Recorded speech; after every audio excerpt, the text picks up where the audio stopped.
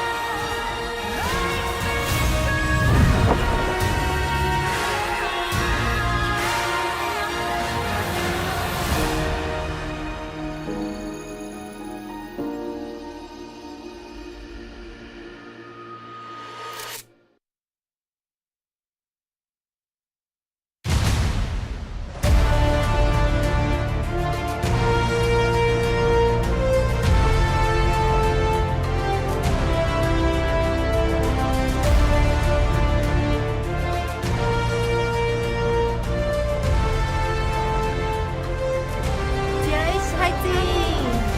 DRX 화이팅! 안돼 화이팅! 오케이브리온 화이팅! 5번 클로자 오케이브리온 화이팅! DRX 브리온 화이팅! Hello and welcome to another day of the LCK. We're here on a wonderful Thursday afternoon. I'm Valdez, joined by Wolf today, and we got DRX up against OK Savings Bank Breon. And this one, it's a couple of teams that, you know, they're stuck in the Rise group. There's not a lot of stakes, but everything matters. Every single match matters because it still is going to go over to rounds 3, 4, and 5. So both these teams still want to come out strong and get the win. Yeah, if we take a look at the standings to contextualize, I do think it's really important to remind everyone that even though Rise is already decided for a majority of our teams, whether you're Legend or Rise, we still have those three in the middle of the pack. I would argue that the already Rise confirmed teams, the matches they have here, matter the most because you can just straight up be eliminated from play-ins if you have a weak performance in Rise groups. So these matches will stack into rounds 3, 4, and 5. And if you don't make it into play-ins, your tournament ends. Whereas if you're in Legend group, you could literally lose everything and then still make a run through the playoffs and win the whole thing, go to Worlds. So it's really, really important to try to turn your tides around if you're down in the bottom of the standings like Bro and DRX are. Just one series separating them right now. So the higher they can get towards the end of this round puts them in a better position momentum-wise moving into round 3. They're obviously going to be competing against each other a lot, so almost feels fitting that in the final week here, 8th versus 9th will happen. And that's where we're at here. Yeah, and Bro's going to go up against Genji. DRX is going to go up against KT. That will be their final matches of this season. Or, well, rather this round, I should say. Still getting used to that here in our first year with the new format. But, yeah, it's definitely very important to get this win because these are matches that you should win, or at least you have a much better chance of winning because you don't want to go up against Legend teams. Those are probably going to be the ones where you're going to struggle a lot. Sure, you can learn, but you're not going to get points on the board up against Genji, specifically for Bro, unless he's got something crazy up their sleeve. Now, DRX will be starting Yehu. It's been almost a year since we've seen him last, and he's been doing pretty well in CL. So a risky choice, I think, considering UCal has been essentially the heart of this team for so much of this year, including back in LCK Cup, but Yehu is definitely a fiery player, has got a lot of potential, and DRX have already proven they're not afraid to shake things up. Speaking of shaking things up, Bull is also stepping in against DRX today. He's only played against KT, and even though we said it was a regulation regarding the loan system, it's actually just an agreement that DNF and KT Rolster have, where it's part of the loan contract, I suppose, for them, that they just do not want them to play against their own team. So Bull's just starting on his own accord today here, replacing Hype. And I'm excited for it because I think Bull has a lot of potential. I want to see him used a little bit more, especially in a meta where we moved away from lane swaps a little bit, and winning that 2v2 matters a lot. That's Bull's playstyle. Yeah, I think he's definitely got potential. I think for a lot of our challenger teams, it's not about whether they can perform on one game. It's about if they can perform over the course of 3 games. You know, I think this is part of the reason why we saw Vikla also sent down, because he can have huge performances in one game, but then game 2 and 3, it's like, where is this guy, you know? So definitely some of those fringe players that are trying to break into the LCK, it's more about consistency than being like a huge star player. And I think Yahoo had some issues with that as well. So hopefully that stint in CL can help him tonight.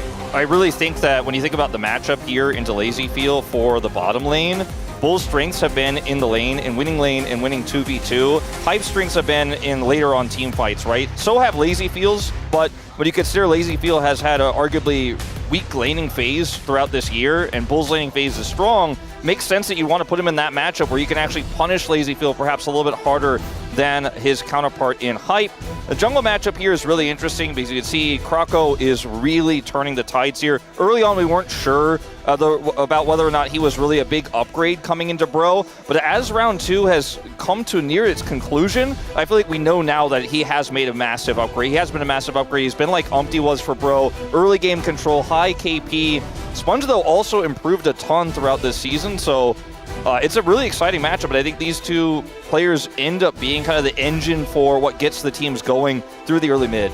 Yeah, especially for the side of Bro, because you have Closer who's also playing really well, and mid-jungle synergy is very important in pretty much every meta, but especially in this meta where you see a lot of, essentially duo selections for those 2 roles. And they played together in the past as well, so they come back together here. Used to be on old Live Sandbox when it was called that, and then obviously now BNK-FearX, but now they're on Bro, and, you know, making waves, doing some good stuff. Sponge, he made that post halfway through the season where he said, please keep believing in us, guys. We're trying really hard. So you know he's got the determination, and I feel like he does have some pretty good consistency, but the issue is that it's consistently really good in one game, and then the next game will be consistently not so good. So yeah, that's I think a roundabout way of saying that, you know, form matters on the day, and you know what version you get is anyone's guess. And moving into today, that will be a big question as well. But Bull versus Lazy Field, that's where I have my eyes, especially in draft, because if you put Bull on something like a Varus, a Kalista, even the Draven he's known for, he usually generates a lead. Even against stronger teams, if he has a lane matchup he's looking for, he has been very consistent. It's outside of lane where he gets heavily criticized for getting caught. That's why the Draven is such a double-edged sword for him, because he generates a lane lead but then loses his stacks because he gets caught or picked, for example. I like him on Varus much more. We've also seen a pretty big uptick for Andil's performances, really heavily criticized earlier on this year. A lot of Pleta enjoyers, especially one Pleta enjoyer in particular, were pretty unhappy with the substitution. There was. I think he's earned his place here on the starting lineup for DRX. Yeah, I think especially because Pleta didn't perform very well, and then they gave Andal another chance, and I think he got the fire put back into him once he was subbed out. He's like, oh, I got to play well. And so he's been playing better, but I do think that Andal and Palu might be the difference makers in this one.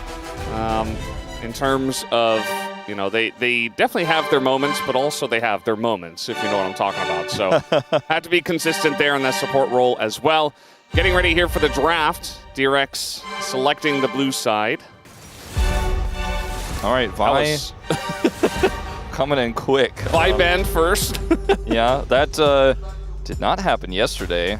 And we did end up seeing a 3-game series that I don't think necessarily would have eventuated otherwise, but Bro will not allow Vi to be played this time around. The Rumble and Yone bans do make a lot of sense here. And Pantheon will be the jungler of choice between the Pantheon and the Xin Zhao, I think was the big consideration. I think Pantheon has kind of risen, though, because his global presence is so relevant, and some of the nerfs to Xin Zhao don't make him irrelevant, but definitely feels like Pantheon is the worst of 2 evils. Let's see what this final ban is going to be here on blue side. Perhaps even a Varus ban wouldn't shock me, considering Bull's playstyle, his champion pool. We'll take away Closer's Ahri instead. Yeah, definitely a target ban. You see a lot of like Talia and then first pick Azir for our teams that are higher up in the rankings, but I think at this level, just want to take away one of Closer's best picks, if not his best right now. Could just see a Xin Zhao lock in here. would be very safe, but otherwise a strong AD carry pick could fit the bill. As Jace also relevant here, but they want the Taliyah, which will also weaken the available Azir that you mentioned with Ahri gone as well. This does feel like, considering the bans, a very wise first pick here. I think the Korean side, all eyes on Bull for this rotation. That's why he's been put front and center on the camera. Can have a response here in mid and a AD carry pick, or you could prioritize jungle and AD carry and save that mid pick for third. It's a lot of time being used here from Bro.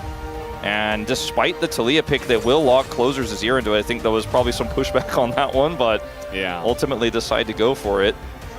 I mean, there's still like everything left up in this game, outside of the bans, obviously. We are playing Fearless, but it's game 1, so he could have gone for a Rise, he could have gone for a Victor, he could have gone for even a Silas. I mean, and instead he's just playing the one champ that Taliyah is really, really good into. I mean, Taliyah is just really, really good in general, but especially against Azir, as Xin Zhao does get locked in because it wasn't taken by Sponge. Now, if they put Bull's pick in that third spot, it would be blind, of course, assuming DRX don't lock in their AD carry pick here, so they're going to look for the Wukong. But it looks like they want to make sure Bull has at least counter pick if he's going to go for one of those aggressive picks. And the fact that they lock in the Xin Zhao here is a great boon for them. See the Scion to come through with this. Wukong gives you insane frontline. There's already so much objective control with this Taliyah. And things are starting to feel a little bit strong right now with what DRX have put together, whereas the Azir, the synergy with the Xin Zhao isn't quite there. And then the Yorick pick here for Morgan shouldn't come as a surprise to anyone, especially with that face-up Scion. But now things get a little bit murky for the bottom lane. Bull won't necessarily be able to pick one of those strong laning picks that he is looking for. Again, he might just break his own playstyle here and play something completely different, but that's not what I'd expect based on the few games on stage here at LCK that he's played. See if he gets targeted here. The Alistar is always a safe bet on blue side as that first ban, second phase. I mean, Varus, Kalista, Draven, definitely where he's going to be looking. They're all available. Yeah, all three of those. I wouldn't put LazyFeel on playing like a Draven, so I wouldn't even be surprised if they try to pick up the Kalista. But against Taliyah, can be a bit of an issue, even with the Scion as well. Not the best tank buster, so maybe going to look elsewhere. And if they just ban Renata here, it feels like you've eliminated a lot of the synergy that Bull could pull out in that laning phase. Because you can't ban all of those other picks that synergize well with Renata that you mentioned, but you could just ban Renata instead. And I think that might be a wise option here for the side of DRX. I'll take the Varus that we talked so much about away first instead. And it could just be Renata, and then he's like, I'm happy to play Kalista, I'm happy to play Draven, what do you got in response, LazyFeel? The biggest problem is the Nico is still up, which is one of the best answers, of course, here for DRX. And this is a really intense moment, and, you know, the Varus is gone. It looks like he's just going to blind the Kalista, and they get to keep the option open between what's left between the Nico and the Renata here. Yeah, and both will work pretty well. I think the Kalista is fine just because you have the Azir, you know, to deal with the Scion, and, you know, it's not great into the Taliyah, but, you know, Bull can probably make it work, the player that he is. I also looking at the Nico. The Nico is incredibly strong into Renata, but it's not a free win by any means. It has to be piloted well. So Nico does get locked here first, and what's going to be LazyFeel's option? A tough one, because again, this is one of the strongest laners from challengers you're going to see in Bull. And LazyFeel has been great out of the lane.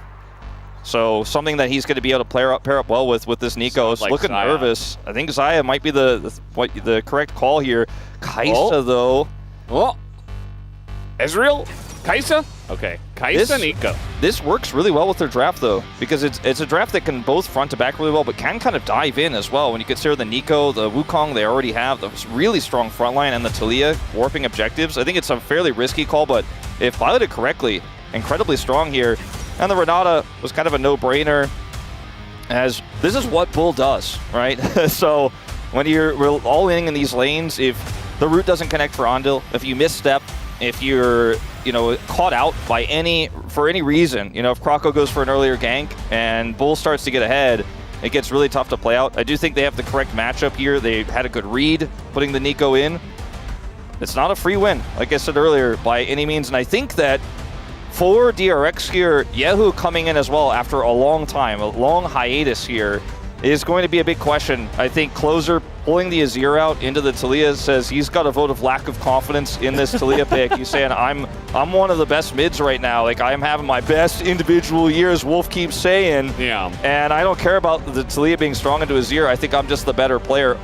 Big confidence in the drafting, and I think predictable drafting, but smart drafting from Bro. DRX are going to be the ones who have to finesse. Absolutely, as we have a lot of fans out here. As came from Frankfurt to watch DRX. And the other guy just came from like just the neighborhood right across the way. That's what he said, yeah. Yeah. Didn't quite come as far.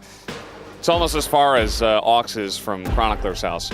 Yeah, so pretty interesting drafts that we do have here. Callista going to Bull in game number 1. Seems pretty good for him. Let's see how it goes here in this game number 1.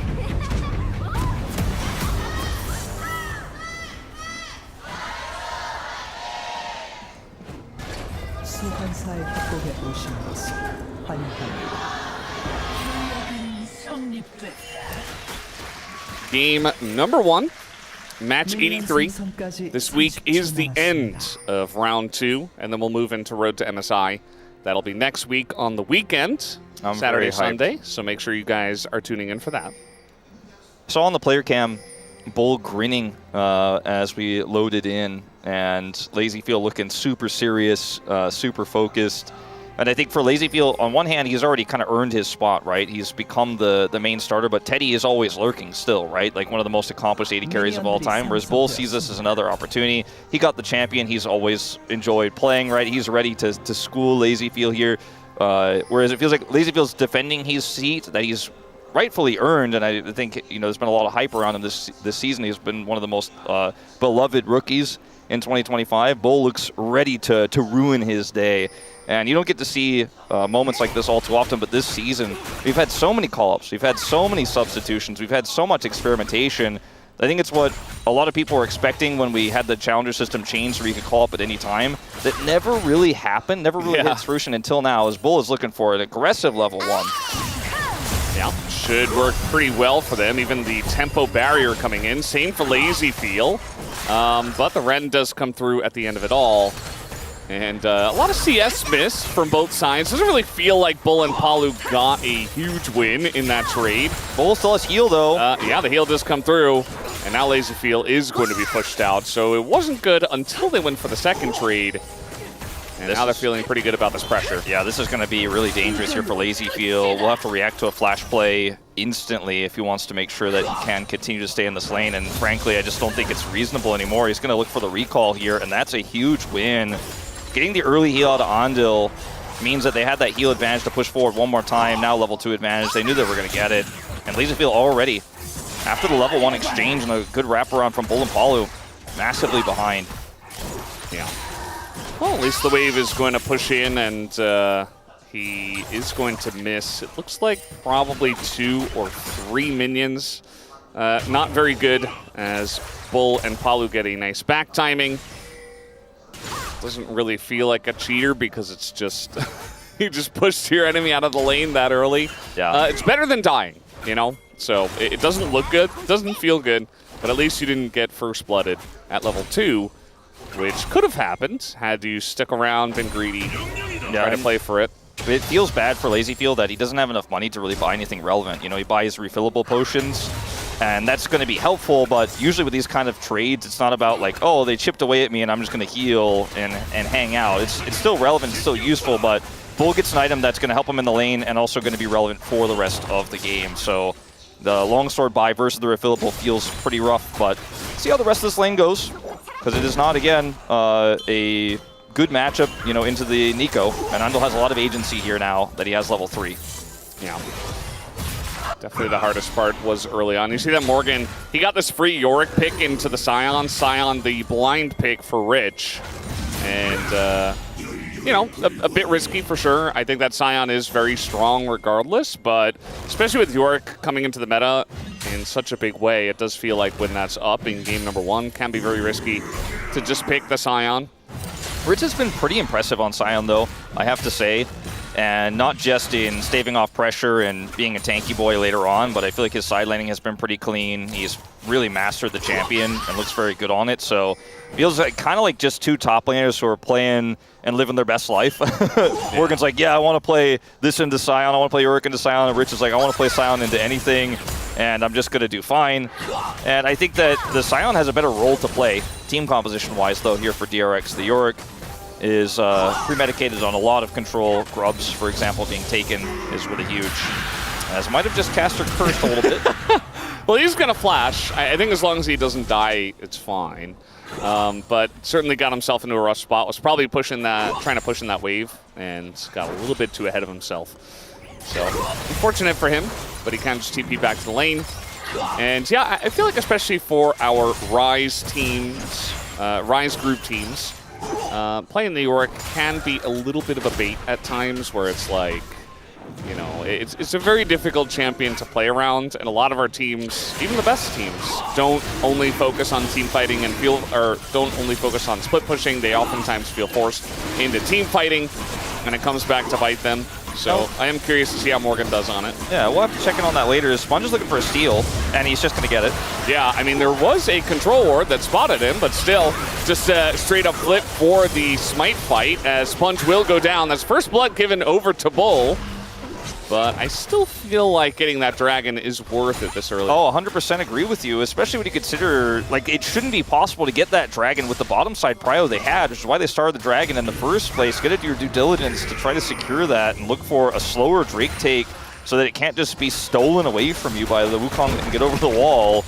Bro did everything they needed to in the bottom lane to start dragon, and was the secure of the dragon that got a little bit murky, as ends up being a longer exchange here, as Sponge just goes over the wall here. They had the controller like you mentioned, but just able to press smite. And then we see Yehu come over here to try to salvage this, but it was a pipe dream.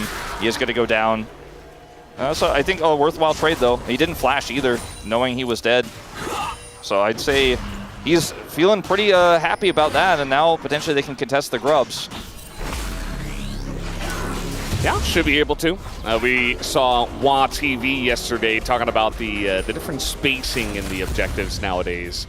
WA TV is here today once again, but we're not going to go over it again. If you weren't paying attention yesterday, you missed it. Oh, we did was like already locking in the timestamp right now, Valdez.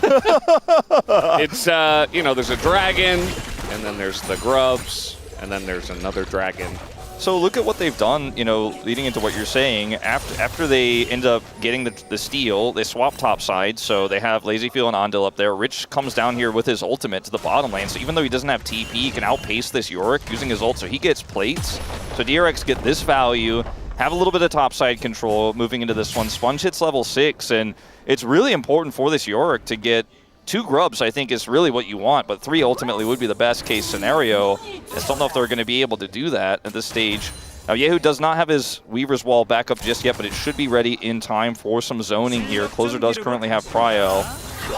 And this angle for Sponge is, you know, fast track straight towards the grubs, and this is going to be a really important moment here. If DRX can get both objectives, it really takes a lot out of Bro's comp.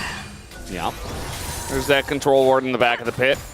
And we've talked a lot about how the grubs aren't all that nowadays, but still feels bad to just lose them for free. And yeah, when you have a Yorick. It's still an objective as well that get you the feats of strength, and as you mentioned, the Yorick, even the Azir can get some side lane pressure, depending.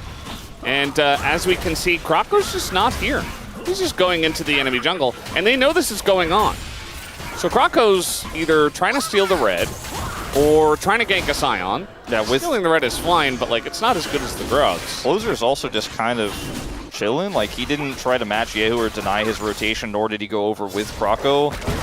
So he's not going to be able to do anything to Rich, and he's just going to catch this wave now. But yeah, 2 objectives going over here to DRX. Feeling really good about what the game state is for them. And even though the gold is dead even, I feel like they played this early game really well. And this Kalista got a little bit of value early and still up 200 gold, but the prio was what they were really looking for, and that steal just put a huge wrench into all the gears of Bro's early game. I love this composition, though, with Kalista Azir, because you do have that scaling later on. The Azir is going to be able to cut through the Sion, as you mentioned in draft. So it's not like, okay, they lost the first 2 objectives, now the whole game plan is ruined, but it doesn't feel like you got as much value as you could have. Yeah. Not really sure what the issue was for Bro and why they were so apprehensive, but it is Bro, so, you know, just a little Bro and brew. I once again today am drinking water. Valdez stays hydrated. Nothing too interesting. I had a coffee yesterday. Whoa. That was T1 versus Hama Life, which we were like, hey, this is going to be so hype. And then Hama just shoved them into the ground. Yeah, you'll have to remind me as a T1 Predator who was, you were also a T1 Predator. We were both technically, yes. Trying. No, I didn't believe that they were going to win. I was a believer, and I was proven wrong, but we don't, this is old history now, but rub it in, Valdez. I didn't mention the Preds.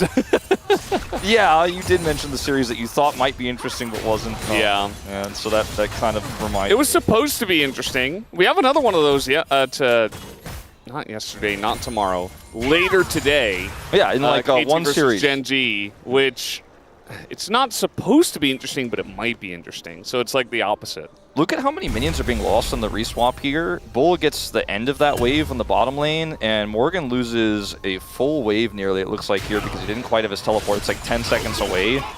And you can see, you know, DRX are just playing the map better, playing this early game really well. And it's these small things like losing half a wave here, losing a full wave there that aren't going to be reflected in your 17.1 to 17.2 gold lead, but it's small advantages starting to be generated across the map, and we're going to see potentially a contest here. I say that Yehu will have to TP in first. Okay, decides to stop his back. He has Weaver's Wall, but they're just too slow, and Bro, this time they're going to get the objective for free, and maybe more. Yeah, I mean, they're going to look for Sponge here, who does have flash and ult, but the flash on him from Krako catches him off guard, and Sponge, he just dies. It just felt like there were so many ways for him to get out of that, and he just elected not to. Yeah, that was a little bit bizarre, especially after just a no contest there. You know, just kind of stayed around the area. You could see there were some moments of hesitation. Like I saw on the minimap, Yehu channels most of his back, then stops his back, but doesn't rotate over. Like clearly there was miscommunication, or at least split calls on that dragon take. Because Yehu had Weaver's Wall, but he wanted to go back and get his first item, or some components rather. Doesn't quite have enough money for first item, but yeah, that just did not work out at all. Speaking of first item, Closer does have his Nashor's Tooth completed after that kill that he picked up there onto the Wukong, so he's feeling very good about his side lane pressure angles in this one, despite not having grubs. I mean, Sponge and Yehu, they've probably played together in the past, but definitely not as much as Closer and Krako have played together. So Lazyfield taking a million sticks into him as the Ren should come through, but the Renata ult is totally going to miss, as we do have Lazyfield to just get popped as Bull waits for it, knows how to play with the Renata, still has the bell, but he does go down after the fact. The Sponge just barely going to clean that one up. Still a winning trade here for Bro. Not sure if it was just a lot of tension relieved in his arms there, or if he was feeling himself after that one, put his hands off the keyboard up into the air. Ends up picking up his third kill of the game there in the end, right before he goes down. The bailout timing really nicely done, despite the ultimate there from Palu really not doing too much. Just Bull really knowing his all-in range there for how much he could actually pull off in this skirmish. So 3 kills to this Callista. That, you know, when you're casting Bull, which only comes around once, like a full moon, you know, when Bull comes through, you just know what you're going to get, right? And we knew it in draft. We mentioned it. Fate's Call comes out here. Good flash from Lazyfield. The Renata ultimate here, unfortunately, just a little bit wide, and yet still Bull is able to time the Rend here on the bailout, gets the kill, and takes out the Nico here just in time with his last martial pose. You can see the arms I was telling him there. I think he wasn't happy with how that all went down. He's probably got some choice words for Palu, but ended up still playing it super well himself. Picks up 3 kills. Yeah, I mean, still worth. He set up the whole play. Nice timing on the ult and, you know, some counter flashes and stuff like that. But I like how he waited until he went into the bailout to press the Rend. It's just 100% secure on the Kaisa. Lazyfield knew he was dead as well, but, like, what can you do at that point? Just try to auto in. And now Lazyfield really needs to be careful about stepping up to the wave without the Nico, because if Nico's there, you know, maybe Bull can like flash on in, but that's extremely aggressive. But Lazyfield was just alone, right? And he just took a bunch of autos, and that's what kind of started that entire issue there. Yeah, now the Blade of the Rune King is done, so not be able to really have any chance of getting out of there, especially flashless, if that engage does, or the exchange does come through.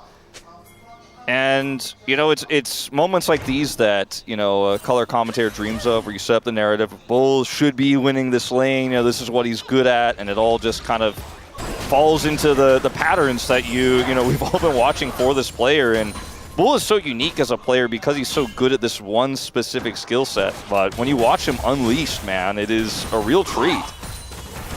Yeah, and we just got to see him be able to bring this lane pressure with these kills and actually be able to carry on into the mid game. As Sponge is going to go for the ults. Feels like more of a zoning ult. Quite literally, just to zone a little space for him to get out. The TP does come out from closer, but DRX had already backed quite a bit. Yeah, the timing of this is a little bit early for a Dragon take. If Dragon's not up for another minute, they're just going to go, well, you know what is up? We'll walk over to the other objective. We were all fighting around a Dragon pit where the Dragon's a little bit late, but we'll take this Herald instead. They still have the Weaver, or sorry, not the Weaver's Wall, the Emperor's Divide. Yehu trying to find potentially an angle here to contest from the left side of the top lane, but I just don't see it. Sponge doesn't have his ult, so you're missing one of your main engage options. They're still going to try to go for it as the wall comes down. Palu in a bit of trouble, but it's Kalista Renata, so yeah, just able to press a button. Trading ultimates, I suppose. Yeah, unfortunately for Yehu and Sponge, the woes of this lack of synergy do continue as Ondil. Going in, Ondil might be in a little trouble. No, he's actually totally fine. Yeah, does get away. Meanwhile, trying to create space here for the next Dragon. Yehu's doing a decent amount of damage here. Health bar is pretty low. And so forcing a fight here without Emperor's Divide will be a little bit tricky. Yehu taking a big chunk of damage though. And now, I mean, Morgan having prio bottom side, perhaps they can actually fight for this Dragon. Yehu does have teleport, but won't have his Weaver's Wall, so he can actually channel this back. We'll see if he finishes it this time. The answer is yes. And this is going to be a big fight here. Both teams not really fully set up, but Yehu having full health here is actually just going to go to the top lane, and I think that might be the contest, or the give, rather. I mean, Sponge is here. He has his ult. He's about to get his flash, actually. The timing was uncanny that he was about to be ready for it. Now we're just having a TP behind them, and again, Yehu doesn't have TP, so he can't be part of this fight. Morgan coming in here on the Yorick, and not the best flanking character, but in this angle, I feel like it's very good, as Morgan is going to pick up the kill. And now they got a Rift Herald in mid, and yes, DRX got the mid turret, but that's all they're going to get. They're going to lose their mid turret, and they lost the Drake. A bit of pressure in top, but Yehu, he just kind of decided, I'm not helping my team. I'm not sure what's going on here. Yeah, I do think there's clearly a bit of an issue communication-wise between mid and jungle in this one. I mean, you called it out early, but we've seen it now like basically 3 times where there've been some indecisive moments for DRX, and Bro just, they won't hesitate. I mean, this is a team that has had pretty good macro here in round 2, and they just pulled the trigger. Sure, they did kind of miss on that Dragon earlier. The Grubs did go over, but otherwise have had full control. And Bro wishes they had 3 Grubs. I think with the game state especially, DRX wish they had some Mountain Dragons, because they're the ones with the Scion and the Wukong in their composition, as this is just a really great call from Morgan. So obviously seeing the TP of the Talia topside, knowing she doesn't have Weaver's Wall, you're like, well, it's illegal for you to take this turret. It will not go unpunished, and we have Rift Herald to counter. So we get Dragon, we get mid-turret trade, and yes, you know, a little bit of extra pushing and some extra farming did go over to Yehu, and he has a 500 gold lead because he hasn't joined these fights and has otherwise spent some time farming. But, you know, when he hits his 2 items, it's going to feel nice, but is it kind of too late? Like, was it worth it is the real question we have to ask. And right now it feels like no. Yeah, it doesn't seem very worth. And I think Bro, every time they get a Mountain Drake, they're going to be very happy. And it's not because they have a traditional tank on their team, it's because they have Kalista. Yeah, Kalista builds tanky. And like, if we go to super late game, we'll have like a Jack Shows, and here's a Weaver's Wall.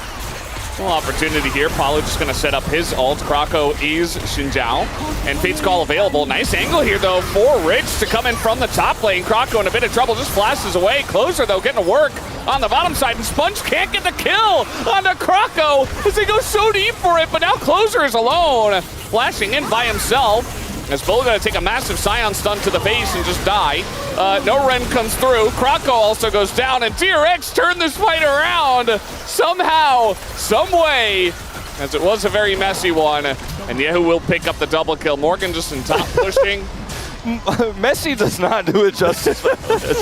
Like, this fight looked like it was going to start off great for DRX, but they chased too deep. And it's the second time in a row where they Weaver's Wall engage onto Palu, who has his ult available, and can be Fates called away by Bull. So, you know, we watch this replay, notice the beginning of the fight looks like, oh, maybe we've got an angle here, and then they chase deep onto Krako. So engaging onto a Renata, normally kind of a fine decision, especially if she's just alone, man. You get an ultimate out, you're like, cool, this is super high value. But she gets Fates called out. Rich's angle here almost saves the play, but Krako is Xinjiao, so killing him is, it's just not going to happen. They don't have the damage. Sponge gets knocked up as well, which is really important. But then on the other side of the fight, Closer hard chases here and doesn't hit his Emperor's Divide, which was bizarre. And then Bull wants to go for some extra Ren damage and just eats the big knockup from Rich and then dies. And then Krako gets shoved back. And DRX, despite some of their mistakes in the early part of this fight, do end up cleaning up because Bro just over-indexed on the wrong moments. Yehu feeling himself, and he is the most fed member on their team. He ends up cleaning up. Now he's got 2 items. Now he's 1,000 gold up over Closer. And if he can just start making the right calls at the right moments, I mean, this Talia could be big in this game for sure.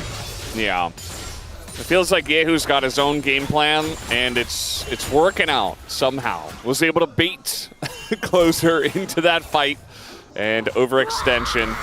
And yeah, whatever it takes. Not sure how he managed it. But yeah, he's quite fed. The rest of his team behind, but not by too much. And I feel like for DRX, next look has to be at this dragon. You got Otacon up available as well. So you have to, first of all, respect the Kalista and Bro's ability to start up objectives, but also you have to get position on them before. Unlike every single other objective we've seen so far in this game, they have to be ready to take these, and Yehu has to be there too. Oh, 100%. And I think, considering Weaver's Wall's up, teleport's up, you know, you have the tools. And also, Morgan isn't deep in the side lane against a Scion that doesn't have TP or anything like that. Like, you have the means to actually fight this straight up, although Rich may be going a little bit too deep here. You do have the bottom lane coming on up, so Morgan in a bit of trouble, but Krako is Xinjiao, and they just turn on the Lazy Field. That is going to be the kill. No knock up here for Andil, and Lazy Field gets one, Rich gets the other. The rotation quicker for DRX. There's just no vision for Bro really on this side of the map, so they thought it's a winning play, but they're really arguably counter-ganked here, essentially, as Lazy Field can engage from so far away with his ultimate, and that's all it takes. Killer Instinct in, and they're just too slow on the play, and there's no response, there's no Closer TP. So if you look at the minimap now, you know, what Krako didn't know at the time is everybody's coming up. This is why Rich is making this play. They baited it, and then Krako's like, I can kill this Kaisa, no problem. But unfortunately, there's just not enough damage here, and everybody on DRX shows up. In live, Otacon taken, it looks like, or at least started, by DRX. Because of that pick there topside, Yehu can just zone with his wall. I think this one's just gone. Yep. It's crazy to see, you know, a couple kills in top lane manage to make its way all the way down to the Otacon, but okay, not even going to smite because you don't have to. Can save it for the Drake. They're going to try to extend to the Drake. This is on vision, though. Can be a bit risky. And now that they started, immediately Bro does come on over.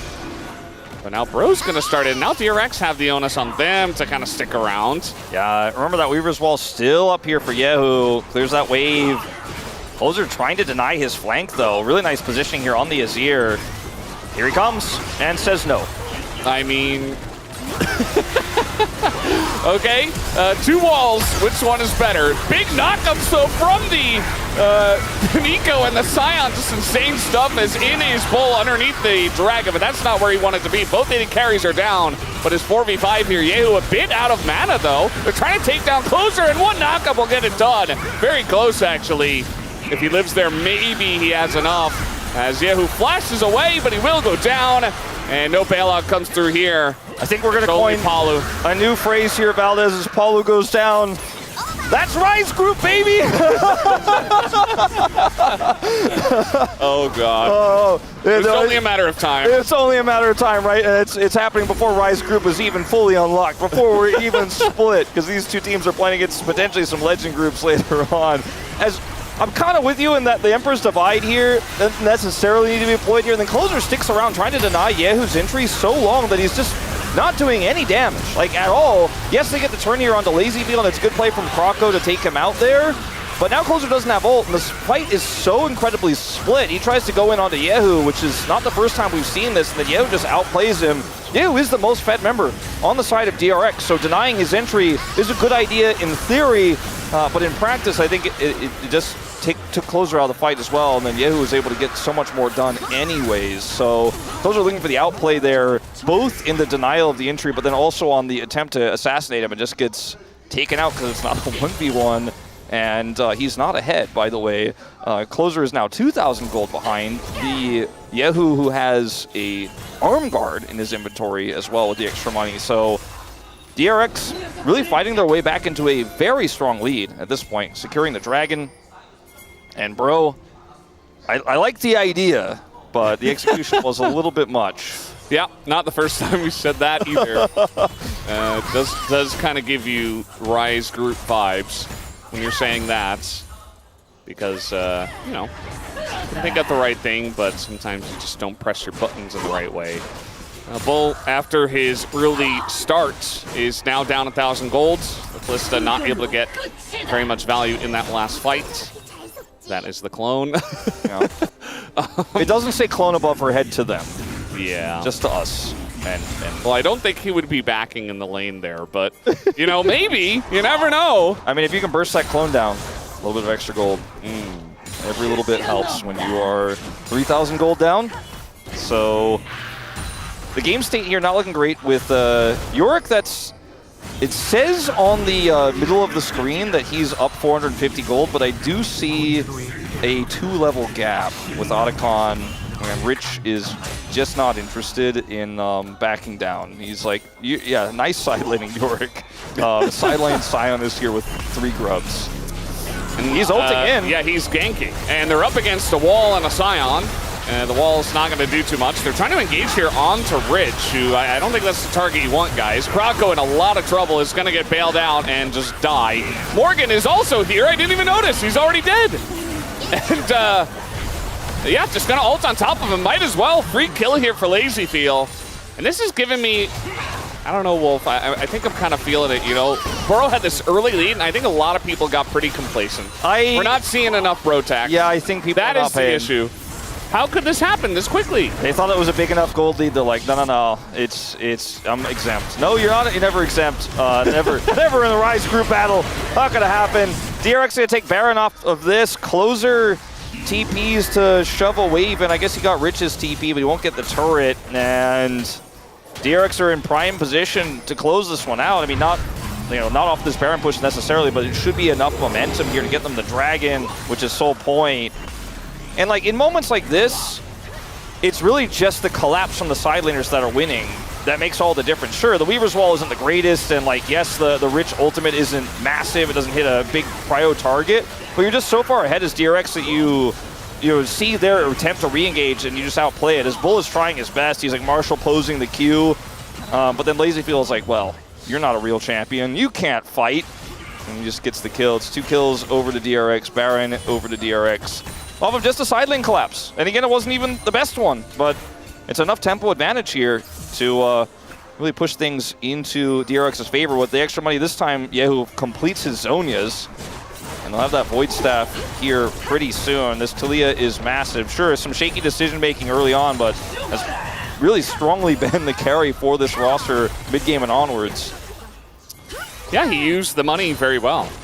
You know, the initial play to give up the dragon would be fine if your entire team wasn't there trying to set up for the dragon, right? Like if you're making the trade and your team's doing stuff elsewhere, that's fine. But yeah, ends up being okay. He's farming, he's winning, he's carrying, and Bull he's great. Is also an item behind now. You know, he was one of the most fed members early on. He had those 3 kills. And he was in prime position to push through the mid game, but the fights were just so broken up, so messy for Bro that now he's 4-3. The gold gap is the largest, technically, in the bottom lane, and he just can't cut through the Scion very well. And it's now going to be a Scion with an extra Mountain Dragon worth of resistances, and Mountain Soul could be on the cards this game, but even just 2 individual elemental Mountain Drakes feels pretty rough when you are the Kalista in this scenario, or the Azir, that's also significantly behind in this game. I mean, both of them can get it done with enough time, But, you know, if you're hitting a Scion, that means that Yehu and Lazy Feel are otherwise just winning the fight.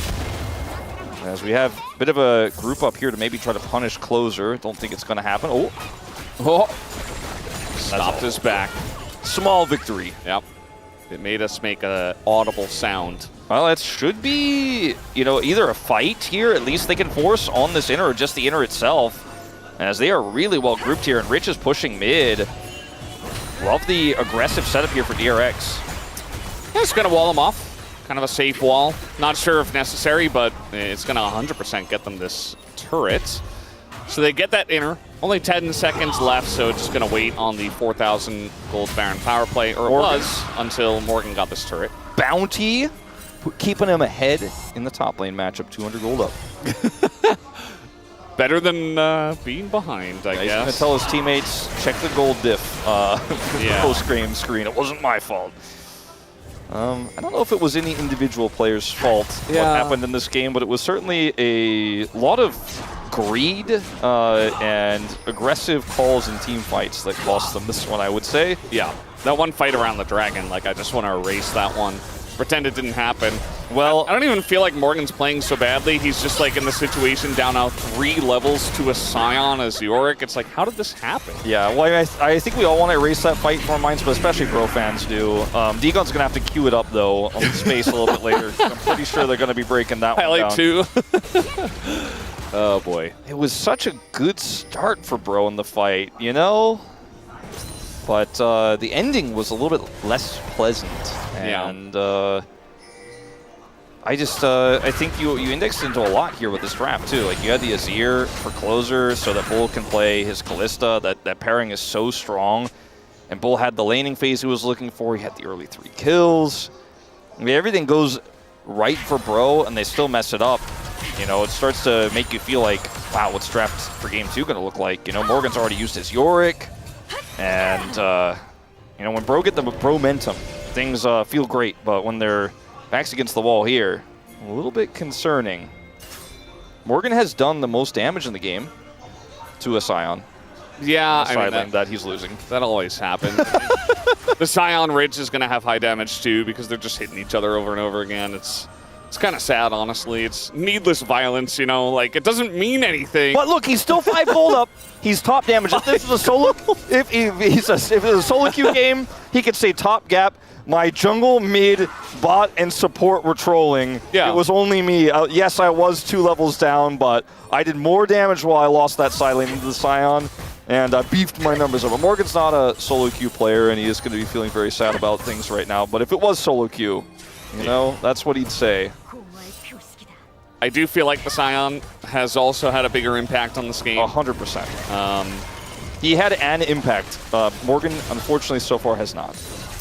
Yeah, it just feels like, you know, that's kind of the way it goes in this matchup unless the Yorick gets ahead and can really pressure the side lane. But. And it's also, I think, you know, one of the games, sometimes Otacon we're like, whatever. Feats of Strength, sometimes we're like, whatever. But this game, yeah, Bro got Feats of Strength. Wasn't that impactful because they didn't, you know, end up winning enough fights to get tier 3 boots on anyone other than their AD carry, right? And Bull is still an item down, so it doesn't really matter. And then the Otacon buff comes through and you're like, wait, Yorick is 2 levels down? It's actually extremely significant in this case. He can't side lane. He's supposed to be able to do that. So the draft, which is already, you know, at that time, like, what, 4,000 gold behind, is just falling apart.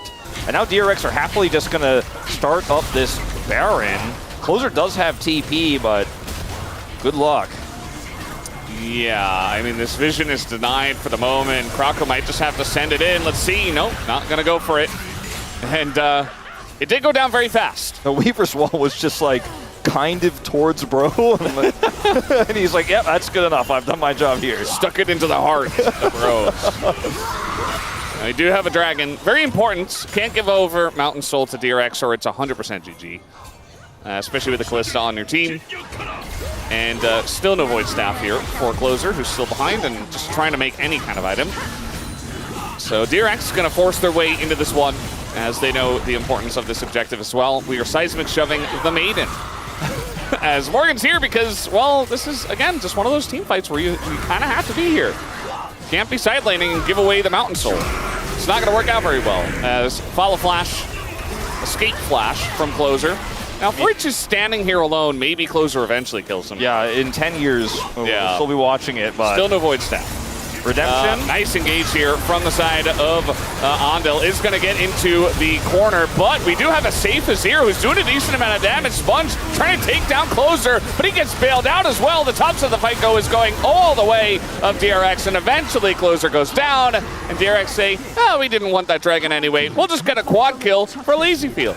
LazyField before the game, looking like he was feeling the pressure, playing this matchup. Didn't go well for him at level 1.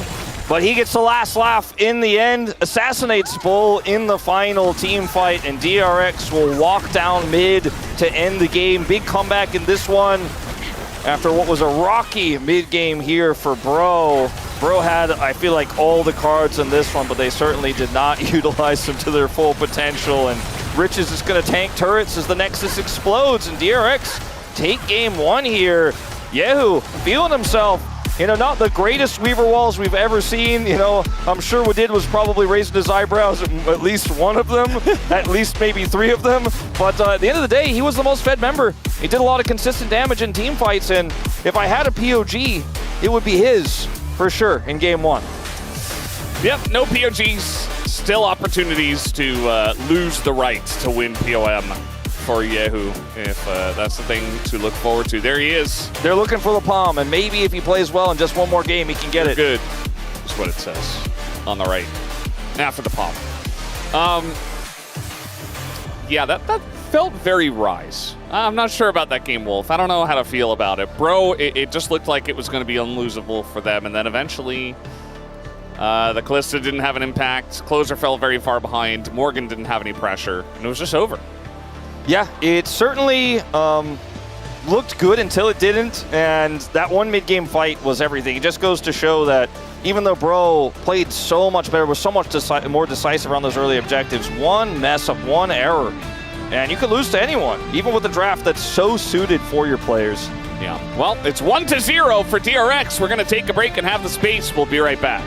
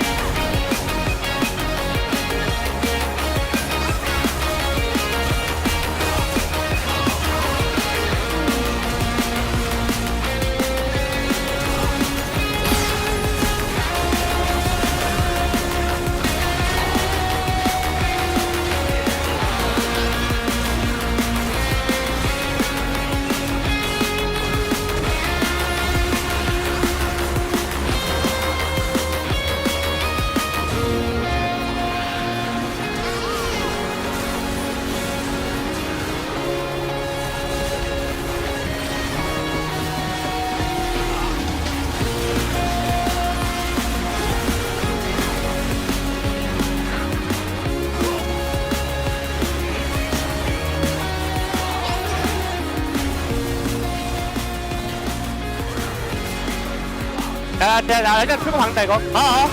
아재로 높여. 야, 가볍게. 시간 안 나.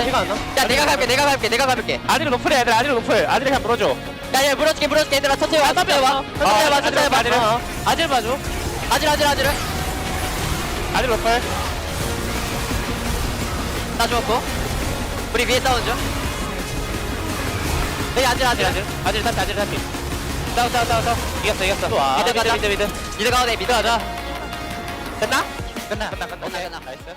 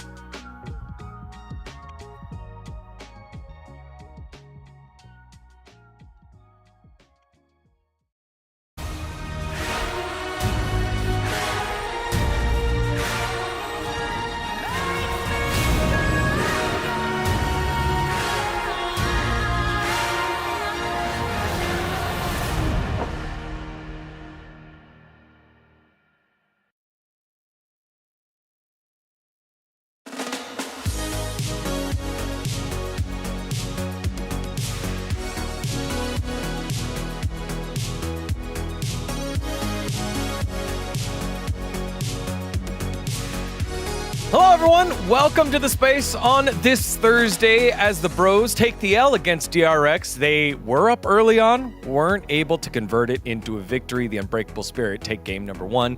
Digon here alongside Ox and Woodid to break things down between these two teams battling in the Rise group. How you doing, Digon? You holding up okay? You know what? It's just like I was saying in chat, it's just game 1 doesn't matter. It's all about entertainment value, getting that ticket value up by sending it to a 3-gamer. All right.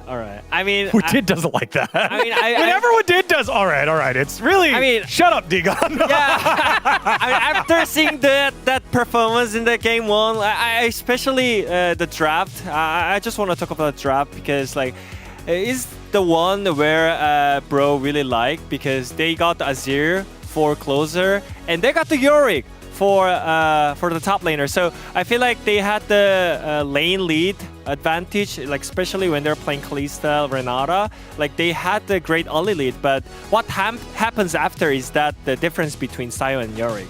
Yeah, I think, you know, the Azir into the Talia, we've seen that matchup go pretty badly before, so not ideal there. But I think the problem with the Sion Yorick is, you know, we've seen Yorick really be such a menace in the side lane, but Bro kept opting into fights without him, which is obviously not going to work out when Sion's there instead. And then like, look, we're not winning these. Let's just bring the Yorick along, which is also not ideal. It's like if you're playing and you're like, we want this Yorick to have pressure, you have to give him space to get that pressure. And they just weren't willing to do that. Yeah, if you're going to play a 4-man group, you got to understand when the other team has 5. Here's our first highlight at 18 minutes down over the Drake pick. Yeah, you can pause here and press F to see the full vision.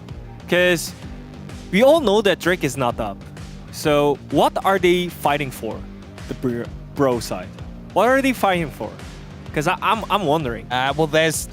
Woodid, come on. I thought you were an analyst. If you look to the left of the screen, there's actually a raptor camp right Oh my there. god! So many chickens! Yeah, that must be it, right? There's nothing else nearby. But our Yorick is on top side, by the way. Oh, is he? Yeah, I mean, he can't join. Oh, well, where's Sion? What happens after?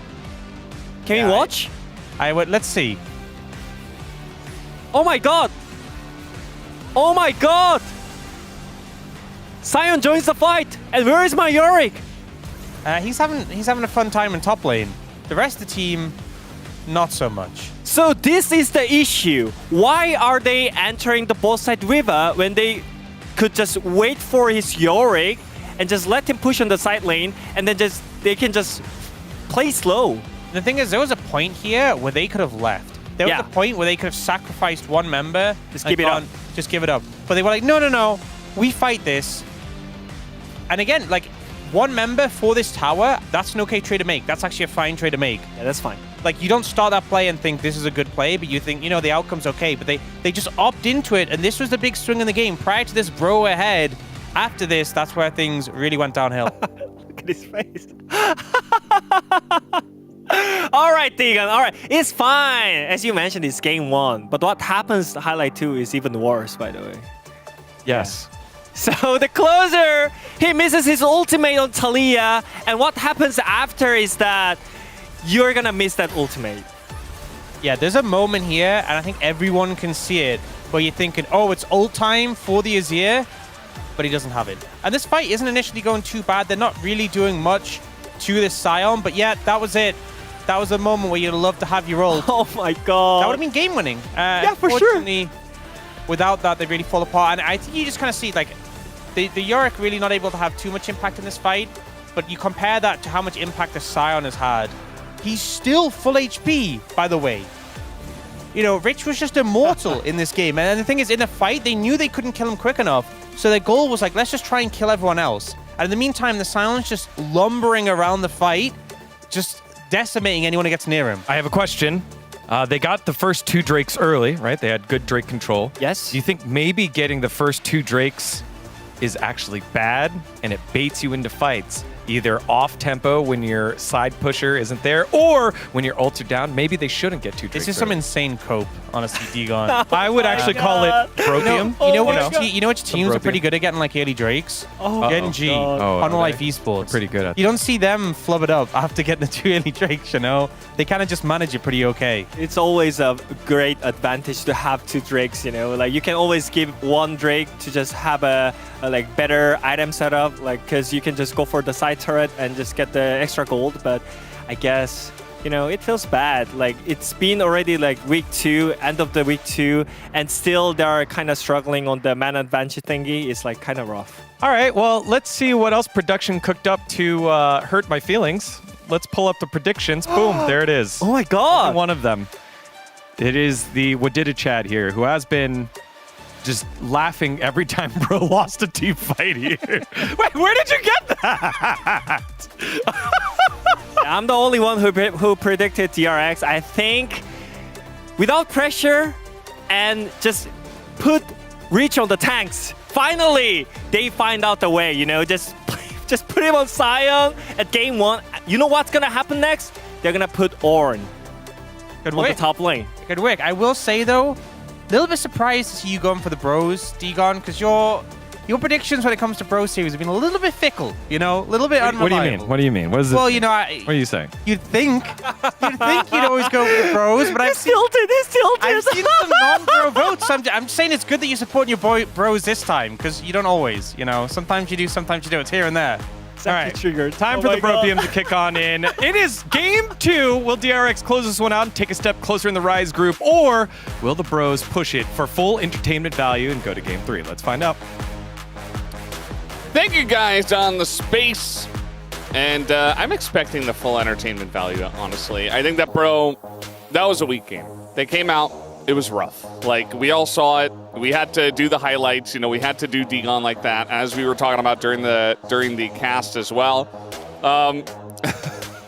So I think they can turn this around. You know, blue side, they're technically, I think, the team that has been preparing, or rather playing better up until this point, until the series. I do agree. I am worried about draft, though, for Bros. There's a man right there. He plays the Yorick. He plays primarily Yorick. He's known to play what else? Yorick. He is also known to play Sion. Both of those champions are now gone.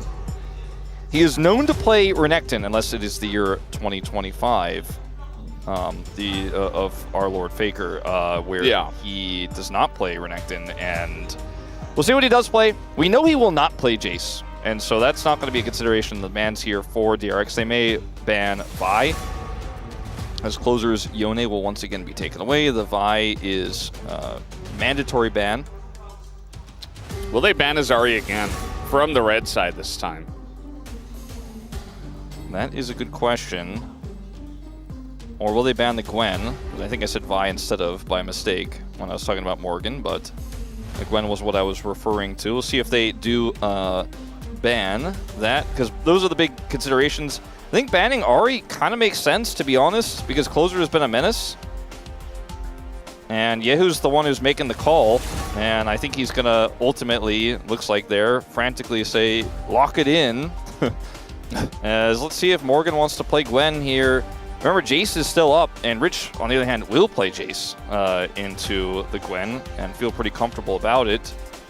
She's looking for a first pick Victor. All right. Little tier listy, but it's cool. Yeah, I mean, I think it's fine. You know, Rise banned, it's definitely up there in the mid-tier list at the moment, and it puts Yehu in a kind of uncomfortable spot where, like, is he going to play Silas? You know, what's he going to pull out here in response? Known to play Hui, but I don't know if you really want to do that in this draft here. I need a lot more things to come true before that pick is going to get locked in.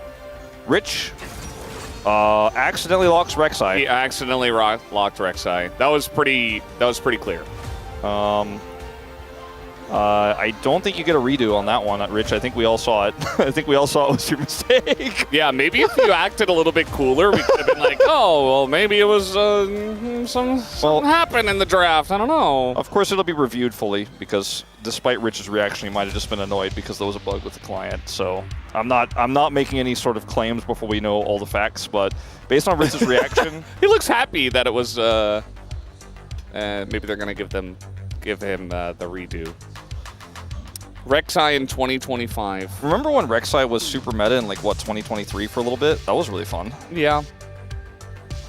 So we'll give you guys the update. I don't feel like appears it's to be a redraft. that bad. You know, it could have been worse. It could have been KT Rolster locking in Zyra, which wasn't meta at the time, and then winning Yeah. after missing every ult. That was weird. Or you could have picked And then like, DRX beat them and then went to Worlds and won the whole thing.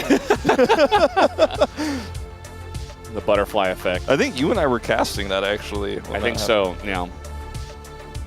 I was definitely there. I could tell you that everyone on DRX is laughing, but if they're not going to get a redo, they won't be. And Bro is not happy with the situation either way. But we will update you guys once we get full confirmation on what did, in fact, transpire here. Because as far as I'm aware, unless there's a bug with the client, if you lock in the wrong thing, you locked in the wrong thing. And it has happened before. See said Zyra pick. We haven't had very many missed bans this year, if like any. I can't think of a single missed ban. That used to happen all the time. I think we're playing Rek'Sai. I think they're playing Rek'Sai. Now where's it gonna go? The jungle, right? It's not Peanut. It's not Cuz. It's Sponge. Did you see Sponge's reaction too? He's like, "What the hell, man?" Well, the funny thing is, yeah, that's the irony. Is I don't want to play Rek'Sai. The irony. Fury's up. Yeah, the irony is like, it's someone else making a mistake, but now you have to play this champion. Imagine in solo queue, somebody like accidentally locked Teemo, and now you have to play Teemo top, where you're like, oh, I didn't want to play this. I didn't want to do this. So I haven't got any official confirmation, so let you guys know as soon as we know. But based on his reaction, I'm gonna take a leap of faith and say we're getting a Rek'Sai. Yeah. And this is gonna get really interesting because Rek'Sai was viable top back in that season. Yeah. I think it was 2023 summer where that was actually the case. As we'll find out right here. All right, lock it in, Rich. It's not Rek'Sai. Okay, well, it's Trundle instead and Jace. Okay, well, he is going to be playing the Jace that I think we all were leaning towards was going to be likely here in this draft. And with the Trundle, it weakens the Ornn pick for Morgan if you wanted to go for that into this Victor scaling composition. So we'll see what ends up transpiring here as the Rumble, under the consideration, was banned in Game 1. Just going to make it through. So a lot of scaling AP damage here. And Bull is going to get his Varus. They're going to prioritize it this time before the second phase where it was banned in Game 1. And for Yehu, see what the counter pick is going to be, because if he has something special in mind, they don't have to necessarily lock it here, and they could just look for an 80 carry pick. Yeah, in that case, maybe you see something like an MF or something that can deal with the Varus in the lane. The Sylas I mentioned is going to be his go-to, though. That is what Zeka played into Faker's Sylas, or Faker's Victor yesterday. Yeah, I mean, he generated massive leads, too. I mean, it was a monster performance out of Zeka. I don't know if we can necessarily expect the same out of Yehu, but I would love to see it, as this matchup can be quite tricky early. And Faker's like Flash was taken away by Zeka in the early levels. Some really nice trading, aggressive plays. See what happens in the second phase here now, because we have mid locked up, top locked up. 80 carry versus jungle here, so you can ban jungles as DRX, like the Nocturne, and as Bro, you're going to ban that safe Alistar, like everyone does on blue side in that first spot, but maybe we'll see an 80 carry ban in the final spot, like the MF you mentioned, or potentially even just a Rel ban, since Alistar's gone. Andil loves Rel too. I think it's a good shout. You know, you could see the Rel picked first in that case. If it's not banned, because then you can just pick MF. It's not like they're going to play Varus MF bot lane. No, not going to happen. Not in this meta. I think those are the big considerations, MF or the Rel. Senna, actually kind of solid ban, I think, given the Sylas that they have. I actually think that's a pretty good ban. Yeah. Don't talk about the hovers. That's what I was told in week 1 of LCK in 2021. And so we'll just wait and see what he does next. Because both the MF and the Rel are available, and it's looking like an Ezreal this one has been, for me, one of the weirdest things that's happened this year is that people have just been, with the lack of lethality Varus we're seeing, you're a little bit happier to play this into Varus, but still feels like a tough one to play out. But people have been so ready to snap lock it every time into the Varus. So, okay, Zed for Krako. I mean, they needed 80 damage. He didn't want to play something kind of, you know, that gets countered by the Trundle, which is a lot of things. That's honestly, I think, the main reason why he picks this, because the Trundle is just so obnoxious if you're playing, and like, if he tries to play Sejuani here, he's literally doing his team a disservice, you know? Yeah. And I don't think he wanted to play Lee Sin into this draft. I mean, there is some level of backline access you could try to get, Paperman? but Paperman, I'm not into it. I think you need something with a little bit more damage. He is made of paper. But this means that in terms of engage here for Bro, you have Rel, which is decent, but otherwise, like, the gravity field and Varus ult or harpoons, like, there's not a lot of CC here. There's not a lot of ways to lock down this Ezreal. So Lazyfield has a ton of agency in this draft. Now, Zed may just be able to blow him up, but in pro play, that usually doesn't happen. It's really hard to find an 80 carry alone, an 80 carry who's isolated, and so in terms of blowing that carry up, it's going to be a challenge. Trying to kill Sylas with Zed is pretty tough too, so Krako probably putting in the reps, and solo queue feels comfortable with this one, but I am not super sold on it. I think it's good into the Trundle, but otherwise the draft feels very risky. Who drew it better? I feel like left was more realistic, but right was... I thought left was like the meme where SpongeBob, it's like the weak SpongeBob versus like the ripped SpongeBob. But the one on the right was just normal SpongeBob. I don't know. Yeah, maybe right slowly edges it out a little bit. Either way, guys, we got Trundle, we got Zed in this game number 2. Let's hop into the rift right now.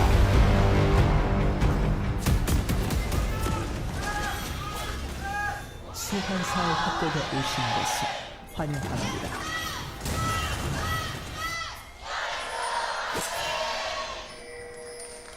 미니언 생성까지 30초 남았습니다. All right. Well, we're getting into this one. So we didn't get the Rek'Sai, but we got Zed. So I kind of feel like we're doing okay. Weirdly enough, we live in a world where Zed is more meta than Rek'Sai. Significantly more meta. Rek'Sai hasn't played the whole season. Was picked once, but didn't see play. Yeah. Again, I don't think Rek'Sai would have been so bad. 미니언들이 I think Zed is... I don't know. I kind of it got some buffs. Yeah. I kind of feel like Rek'Sai, if they picked a different 80 carry, kind of sick with their comp, to be honest. Like, the Sylas, you know, they gank the Rumble. You know, I mean, honestly, even with Ezreal, it's okay. But in LCK, it's not on the tier list, okay? It's not It doesn't common. exist. Everyone thought Fearless was going to fix the LCK, and we'd see picks like Zed. Oh, wait, we're seeing Zed. Let's, you know. Yeah. And Trundle, you know. Trundle is meta now, Valdez. Yeah, but he wasn't the first time he was picked. So teams are like, huh, what are we going to do in this situation? There's not a lot of meta picks available because of Fearless. I guess we have to try Trundle. Comet Varus, by the way. Now, Bull, we've talked about this a lot, mostly on the Challengers broadcast when we used to do those officially and then co-stream, but known for on-hit Varus, even when we didn't like that he was playing on-hit Varus. But now he's playing Lethality in a game where, considering the lack of really strong frontline here, I'm kind of okay with it, especially when you consider you have a lot of other burst damage with the Zed, and you also have a closer for a little bit more consistent finisher. And it also works really well with Equalizer. You hit that Lethality poke, and then Morgan just drops an R button, and either somebody dies or they're out of the fight, either way. And it's also great for lane into the Ezreal. As we mentioned before, Ezreal getting a little bit more popular into the Varus because Lethal Temple was on the rise, so you're not taking Comet. Does have Comet now. Struggling to get the last hits, though. Aftershock. So Bull missed the first one. That was okay, but then Palu tried to help, but yeah, Aftershock got the kill on the minions. So he just missed 2 melee minions casually under the turret. Kind of unfortunate. We do have a pretty early back here from Lazyfield. Yeah. Just early tier pickup from the Ezreal. Wants to get that as soon as possible, but maintain the Doran's Blade, so no tier starts. Tier start's not really viable on Pro, especially in this matchup. They're not going to be doing that. He gets the tier as soon as he can. Will help him out a lot later on. He's not going to get punished for this back. Does not seem. We do see, you know, here in this top lane, Rich is controlling it early, which usually is the case with the Jace into Rumble. And a fast back here as well for Kroko, who has a 2 longsword advantage, but he's still playing against a Trundle. Yeah, about that. We have some trading in mid as well. Saw Yehu go in. Sponge eating a ton of shuriken damage, and he's sticking around. He is going to smite it down, but the red buff is ticking on the Sponge. Follow-up with the flash, and it's so easy! Sponge should have seen that coming. Hold on. Okay, they're going to just kill him then. Yeah, Yehu able to get over.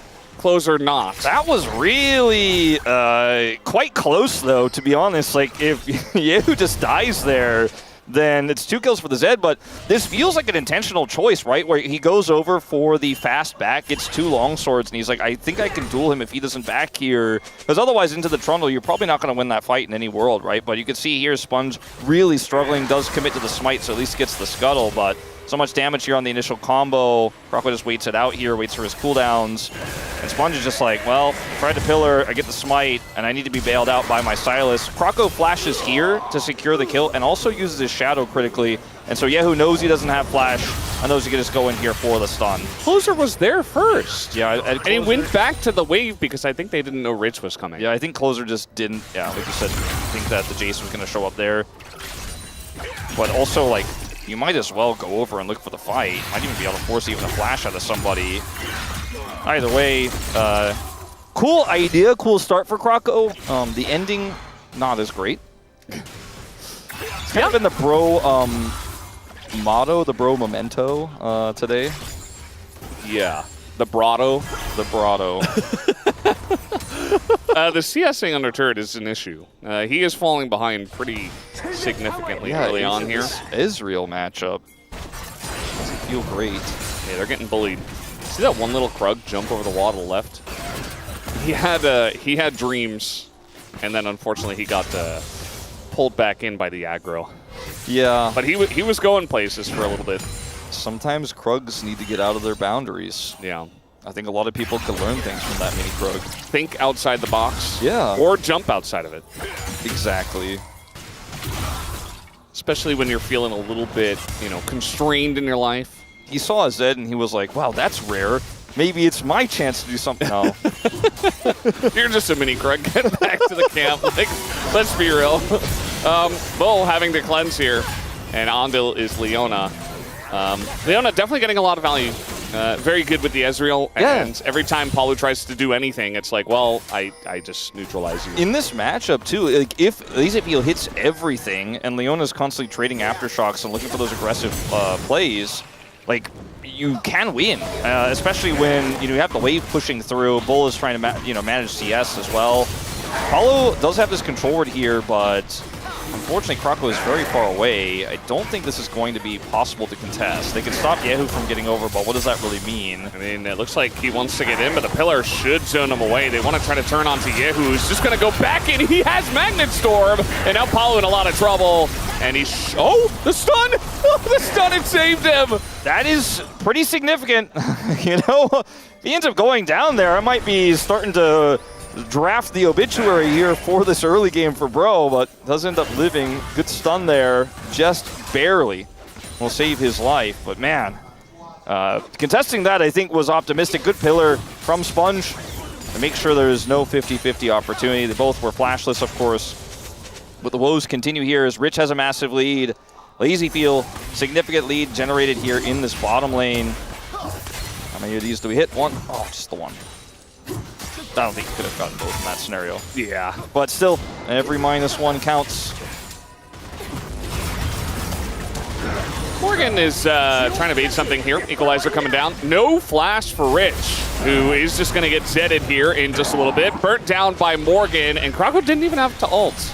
Yeah, that mobility of the Zed just coming back to bite Rich there. Yeah, really hurting him quite substantially. As unfortunately, there's not much outplay you can do there as Rich without flash. And even though Zed doesn't have CC to gank, when you're that far up in the lane, he does a lot of damage, and that will put you in the death chamber of CC, where you can't move or act. It's actually the best form of CC. You can pull it off. Like you said, didn't have to ult, and so now potentially could have looked for a contest here on these grubs, but not enough control over the river, and now closer. I'm trying to get in on a closer, but Paulo is here. Stolen Chaos Storm doesn't do all too much. Just zones them away. We've talked about how Trundle loves to do grubs, but I don't think that was really the reason why he was able to get all three. He's just there first, and there wasn't enough control over the river. Unfortunately, Paulo was coming up from the bottom side, and they just were not able to even show up. So DRX will get the last two there, 2-1. And it's a relatively even game. That Dragon is going to feel really nice. Now with Mountain and Chemtech as our first two elemental drakes, could get really interesting here, what we do end up seeing. Infernal Soul would feel amazing for both compositions, same as Hextech Soul. So if DRX are able to get this next Dragon, feeling really good about the advantage they picked up early on the bottom side of the map. Yeah, we had a couple of Hextechs yesterday, so maybe we can continue with the luck. And we'll see about that. Not too much happening at this moment, so I got a little update from G-Sun about the rule book. Yes. That was updated on March 28th. As might have to hold that thought as Morgan's going in here, but he's getting baited actually as the Trundle is here. Flash available for Morgan, but he just elects to die instead. So Rich, nice job baiting him out there. Good timing from Sponge to be up in the top side. Yeah, pretty straightforward. So tell me about the rulebook. Yeah, so if the player notifies the ref immediately that they basically chose the wrong thing for any reason at all, you can get a redo. You just get a penalty. What is the penalty? The penalty, I think it's just like the basic LCK penalty, where if you get like too many, you get like a warning, and then so it's a warning. You're gonna eventually like lose. Yeah, penalties stack up into losing bans and stuff like that. Okay. Losing bans, losing points, yeah. So basically, it was obvious he didn't want to play Rek'Sai, so as long as he immediately puts his hand up and he's like, I didn't mean to pick that. To be honest, it's fine. As somebody You who get a redo. grew up in the old Kespa era of you type GG wrong, it's a penalty, like, I think it's a pretty progressive rule change. Like, I actually, so true. Like, my instant reaction from living through the Brood War and StarCraft 2 era of those times that you and I also lived through, where players like Innovation would be given a warning and or would lose literally a point in the standings for typing GG in Korean instead of in English. Yep. I'm pretty happy to see like we're moving towards. He obviously didn't want to play Rek'Sai. He's not griefing the system. Yeah. So that's cool. I like that. Paulo does not have ult. Yeah, he's gonna get ulted himself, actually. Kroko goes in and does a little bit of damage to Sponge. Now we got chains flying in from off screen, but they're not gonna really do anything. Lazyfield does have to flash. Oh, very close to taking him down, actually. But still, Lazyfield gets away. Wait, Bull? Okay, they see him. Like, if Lazyfield just backed there after seeing the Varus on the ward and died, I would have been very upset. They wanted to get Bull if Bull like moved into the river. Yeah, because Ando also has flash, so he could have like flash stunned him. Bull has cleanse and like, oh, that could have been real bad. Yeah, I'm kind of glad nothing happened. Yeah, no, I see this. Like, they thought about it for a second and then they made the right choice, so that's good. Ooh, it's all coming up DRX in this one though. It really, really is. Unfortunately, Paulo is the only real form of engage we've talked about, and he didn't have ult, so he was the one who was engaged upon, and he did not make it. Sad to report. He did not survive. Yeah. Pretty unfortunate for him. The grubs. I don't even remember the grubs being taken. No, I do, because Bro got the first one, and then Toronto got the last two, remember, and there was no contest. Yeah, that's just the state of the grubs nowadays. It's like they went down for some, anyway. We're looking for this dragon. We can't take Drake. And Sponge is getting to work on this, but that ult's not going to do all too much, kind of interrupted by the pillar. And now the TP coming in, DRX are just abandoning ship. So they say, we didn't even need this one. Who's going in? Gotta be careful, just an aggressive trade. He's not overcommitting. But yeah, they already have one Drake, so they say it's fine. We'll get your TP and we'll get Rich some money. Infernal Soul as well. You called it. So denying a really impactful dragon. Ooh, that happened. Oh, it's Pan over here. Croco? Okay, he's just gonna ult on in. And maybe a turn here on a sponge, but he's quite tanky here on the Trundle with that subjugate. And yeah, he's just unkillable at this point in the game. Even the equalizer comes down, and it's not quite enough. Finally, Bull is able to get some damage in. Lazyfield coming on over as well. Ondel is dead. They're going to leave him with the fishes, and Yehu is playing Silas. Outplay there with the dash. You call it a miss, you can call it a dodge. I call this one a dodge. It was. And I mean, I feel like forcing that kind of brawl right there, given your engage is limited, into this Trundle is just not the right call. Especially, like, Closer, you are a Victor with one, I think he had one stack of Rod of Ages. So he just doesn't really hurt people. As you can see, he's trying to hurt people, and they will not be hurt. The equalizer from Morgan is a lot more relevant, but yeah, this is just not the kind of fight you want to be taken here at this point in time. Unfortunately, that dodge there from Yehu means Bull does not secure that exit kill. Ends up being a trade, relatively even trade, but I am concerned about what it means that Bro thought that that was the fight to take. Yeah, especially because it feels like Rich is getting a lot of alone time up on the top side of the map. Exactly. He got a second plate, and so he's ahead about, you know, a kill, a first blood, 400 gold. And he has 2 kills already. Also, Yehu going for the Rod of Ages, and he is going to be quite fed in this game. 2-0 and 2. Yeah, one stack behind Closer, but that often ends up being a boon, depending on the timing of when you end up getting that level up. I'm worried about Rich being big in this game, because he got that extra amount of side laning done there, and with lack of engage, like, how do you catch the Jace Ezreal in this game? They're going to be set at angles where both of them can poke consistently. Yeah. He's not going to be poking right now, he's going to melee for him. Yeah, Ondel's going to Hex Flash this wall, and Morgan is going to flash away, but I don't know. Do they have the damage to take down the Rumble? They do, barely, but Ondel is going to go down. TP does come in, so it's still a win for DRX, but a little scary there. Yeah, also the Leona getting the kill versus the Rumble getting the kills. Pretty big trade up, as Yehu's going to get some alone time with this turret. Nothing more should transpire there on the top side, but I think that play, the idea of it was fine, but they were a little bit slow on it, and as a result, it ends up being Morgan getting a kill and Ondil getting a kill. Rich will get some shared gold, of course, out of it. And Bro, after that trade up, are going to go ahead and take this Rift Herald. It's going to be a Herald for a turret. That's feats of strength, though, to DRX, as they were able to get the turret first. Yeah. It feels like little trades everywhere, either cross-map or otherwise, but DRX is barely getting the edge every time. Yeah. They're little. They're very small ones, but we had like a, what was it, like 200 gold lead, 300 gold lead. Now it's above 1,000. And I mean, you're getting the money on the Silas in the bot lane, so that's good. Nice trade up after Leona got the kill in the last trade. And I'm watching an Ezreal make a Varus, Lethality Varus Ghostblade in the mid lane, and that's not a good sign either. Yeah. As Lazyfield found a nice angle there. And, you know, it wasn't kill pressure necessarily, but he's pushed the Varus out of lane, going to crash this wave in. They just have constant control.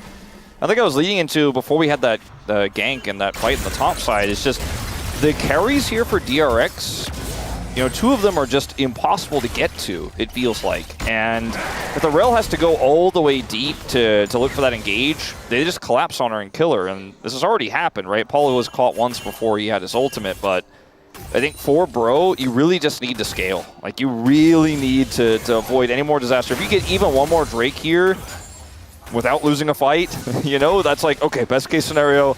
All right, we're getting stronger with this Victor. You have to play through the Victor, the Rumble, and the Varus. And you're going to have to be winning poke wars on objectives. The problem is they have one more poke champion than you.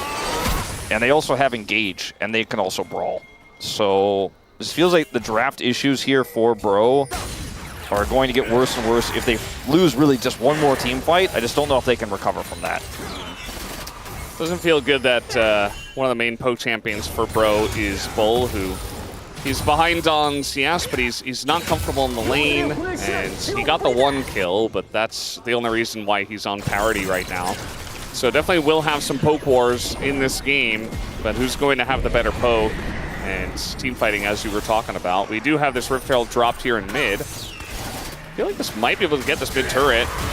Not on the crash, but just a little bit more. Yeah, with this next wave, they should be able to get it. Rich is looking for a flank. He's going to miss that shock blast. That should just be the turret here. And they don't have to hard force. This is a big win for Bro. You can now kind of try to force their way into this choke point and get that control. Yehu could look to TP in. And I think this is a really important dragon fight for DRX. If they give this over to Bro, it gives them so much critical time and damage and scaling to this Victor composition. As it looks like they're just going to trade turret for Bro. Like, Bro? They are going to get the dragon, right? Eventually. Like, now Rich could maybe steal this. Like, okay, he won't, but that was a little bit weird. Yeah, it's like they're scrambling to try to get back on the map, but because of that, they just do it slower. Yeah, so they get the dragon. They buy themselves some extra time. Any Infernal Drake is going to feel good. As, meanwhile, just backing in the bush, almost getting caught. A little collapse here on a Croco, who doesn't have his cooldowns just yet, but he will get them back fast enough to get to safety. Yeah, this is a big win for Bro. Buys them a ton of time, gives them that extra damage for this Victor, but at the same time, it's not. I feel like I'm not super happy with how it happened, you know? Like, they had so much control and they gave up a turret, they did it super slow. Now Rich has an insane amount of power here in this bottom lane with Sponge. You know, a lot of time was wasted for Croco. They're actually just going to get this in there. I think this is a great choice. At least get the Equalizer. So much damage done, and I think they still get it, man. Equalizer be damned. They killed it so quickly. What is Stegon doing? He's fidgeting with his shoe. He's not even wearing Bro colors. He thinks it's Orange Day. He's wearing the Those look like DRX colors, actually. Yeah. Is he knitting? He's knitting a shoe. He's saying 2-0 or something. No, we have an engage here. Okay, hold on. We'll talk about it later. Is Sponge? I think he's okay. He just subjugated the Rel, rather. So, yeah. You know, the old Breon Blade was orange jersey, I think, right? And like a reddish logo. Yeah, they have like orange in their colors. Yeah. Like the original Breon logo, I think, was like reddish orange. Yeah. So, I mean, it's like their off color. It's like their second jersey. I can't really explain the knitting of the shoe, but we still don't know what he's doing there. And why his shoe is DRX colored. I guess Bro are on the blue side, and the shoe is a little blue, so... So that's why Bro lost game one. Yeah. They weren't on the blue side. Well, that whole turret went down in the bottom lane with the pressure that we talked about that was unlocked after kind of delayed Drake take, Croco getting delayed, then trying to go clear his top side of the jungle, and then they just group and kill a turret, just like that. So DRX still pushing a 2,000 gold lead now. Yeah, who's like soft freezing this wave? And that's going to get the cleanse out. Good job by Bull in that trade. That's the kind of stuff you want to be seeing in this mid lane that we haven't seen too much of just yet in this matchup. The cannon, nice. Yeah. Closer is very far ahead with his stack of the Rod of Ages. Yehu is Silas, so I'm not sure if he cares. Like, the rest of the team is coming down, and Bro are very aware of this, so they wanted to get something done themselves, but not even going to get half this turret. Yehu's, just like you said, holding this wave here and just casually sucking up minions. And 2-item spike for Jace hit. 2 items for the Ezreal, not quite there yet, but should be pretty soon. And with Sponge in the area here, Yehu can kind of just do whatever he wants. Otacon's on the bottom side of the map, so controlling that side lane, controlling mid-prio, very important. This Bull is really pushing up because he's got Paulo nearby. He's in the Bull spot. He's grabbing the Bull by the horns. He's by the bulldozing the wave. There you go. Right now. Sponge Nice. is coming over. Croco, I don't know. We don't know what Croco's doing. He doesn't have Shadow anymore, but it's not going to matter. Yeah. But, like, the more time that Bro kind of spend here and lose control over this bottom side of the map, the better it is for DRX for this next Dragon fight and where Otacon is. Like, that's actually significant. Like, that little stall out there, DRX are just like, well, I mean, it's an Otacon angle, by the way. And Rich does not have teleport, but he can just kind of cruise over because they know everyone's just backing there. They know Croco's not here. He is going to catch the mid wave instead, though. Bro? And like he's like, I guess they're not coming. Rich is like, well, I'm not going either. And that's like, it's just like one little jungle interaction like that when you have Otacon on the side of the map where you have that side lane pressure is Like, if you lose control for just a moment, boom. Otacon, by the way. So, not feeling great, and that's still where they are trying to now group up here to punish Yehu. Well, that was unfortunate. Sponge is, he's going to subjugate, and he gets a shield. Maybe he lives. No. Full one ability. Oh, Paulo just pops like a balloon as in goes Croco on a lazy field. Not a lot of peel for him. He doesn't have flash. No arcane shift. And that's what that Zed is there for. Andal just on the run. Looks like Rich also going to go down in mid as now we got a Zed ult coming in from Yehu as he's going to get a kill. Hops back, but not a lot of ways to get out of here. Waiting for his cooldowns. Does get over, immediately stunned, and yeah, just immediatally dies. That's Bro massive. is going to get that shutdown. What is this angle? Orange Degon. He's loving it. And I mean, I was looking at the whole situation right before that being like, man, full momentum against them. But when you watch this angle here, like, bro don't have great engage. But when they have just one engage tool, this is a glass cannon composition that does insane damage. Even the Trundle alone here in this situation can't actually win the fight. Then they go back in, sure, you get the kill on the Rel, but now you've engaged for bro because you've walked too far forward, and Morgan has a massive equalizer here. And then the end of this fight, the fact that Yehu actually gets stunned and no one has to flash to follow is huge. Really cool play here to take Croco out of the fight with his own Zed ultimate, but he ends up dying for it, and bro end up really evening this game back up as this is a really critical moment. And then Morgan able to get the harpoon over the wall to take him down. 4 kills for this Rumble that's super fed. Has the shred as well as, and even got an arm guard. So he was behind a lot of this game, still technically behind in gold, but very relevant now. 10 gold behind. And bro got this a second Infernal Dragon. Yeah, I think that's the biggest part of all of this. I mean, they do shore up a lot of the gold, but it was kind of close anyway. But now they get even closer, and they get the Drakes. Now they're on Infernal Soul Points. They get a bunch of shutdowns, a bunch of gold, exactly where they want it. Into the Varus, into the Rumble. And Croco did a ton of damage in that fight. Didn't pick up any kills, I don't think. Maybe he got 1. He might have, no, he did. I don't think he did, actually. Yeah, kind of unfortunate. I feel like his Zed is quite good, but his KDA doesn't make it look that way. Okay, this is not great for Morgan. Yeah. But he's just going to flash. The Pillar, definitely one of those abilities, much like the Anivia wall, where it's like, if you get hit by that and you're in the wrong spot, you're flashed. Otherwise... and if you don't have flash, you're dying. Yeah. So, clean play there from Sponge. Yes, Yehu has been stunned a few times, but won't be stunned this time. And suddenly we're in this game state where even though Bull missed a lot of abilities and wasn't having the greatest performance in the mid matchup there into Lazy Field where, you know, we got out of lane and he was just farming, the farming matchup, so to speak. He has 3 kills now. He is big, and you know, this comp does a lot of damage, and if it follows in the right place, like, they will kill anyone. They're very deep, engaging onto a Leona.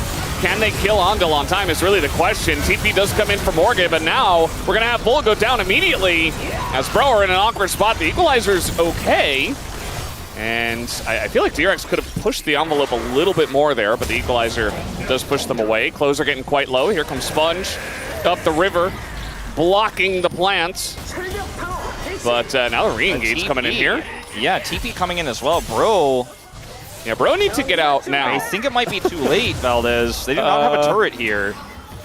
DRX also playing this very carefully. The engage comes in on a lazy field. It will be a ton of damage with the Zed on top of it, as now that's a nice trade. And now Yehu going 1v1 versus Morgan. Tries to re-engage, but misses. He's burning down. It's a kill for Bro, actually.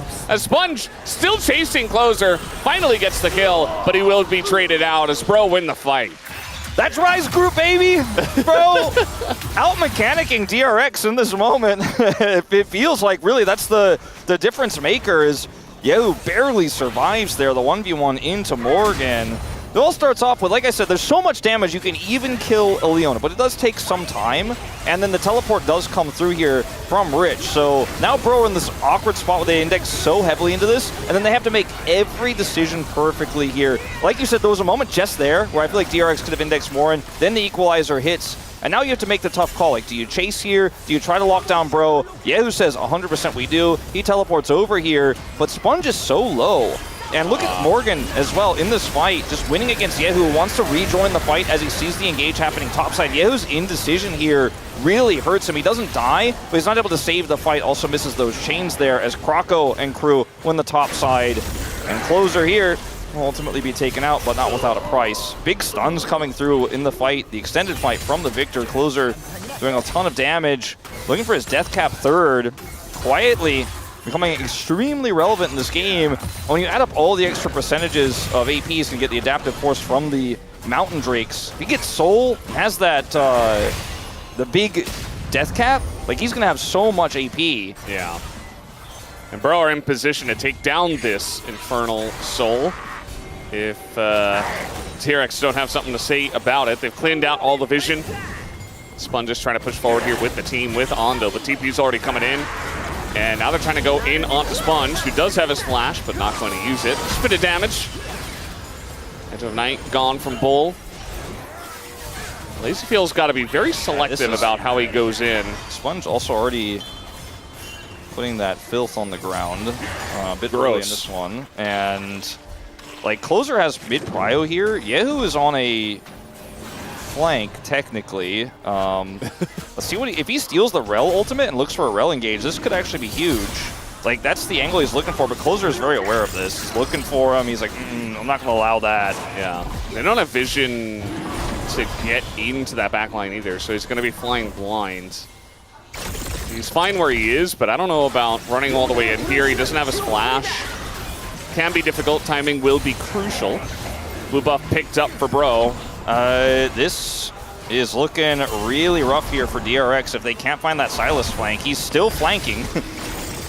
Edge of Night gone. I mean, he's spotted immediately on the flank. Ondel now going to be targeted here on his flank as they try to go in on a Morgan, but Ondel's getting so low. Flash on into Rich, who will be taken out by Kroko, who does take a lot of damage, though. Palu is going to go down. Lazyfield and Yehu are totally fine. Flash on in from Lazyfield. Going to miss that Q, though. It doesn't matter. He's able to hop on in, and our resident Bro is not very happy with this scenario. This would have been the moment for Bro to close it out. Yeah, it was a really awkward angle for dealing with the Silas flank, and Palu moved away, so he couldn't actually quite get the Rel Magnet Storm engage, like the hijack engage he was looking for, but he ended up getting the equalizer as everyone else was engaging onto a Leona.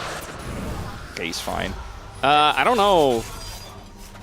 Okay, well, and that was the moment where Bro, like, they could have gotten the Infernal Soul, so much more damage. And I mentioned the AP, the AD, they're already going to get for the individual Infernal Dragons, but as soon as they go on to the Leona here, Yehu makes the choice to go for the Equalizer, which really does both a ton of damage and also zones Bro. Like, look at where Bull is in this fight. He's not hitting anyone relevant. It's just a really great play from Yehu.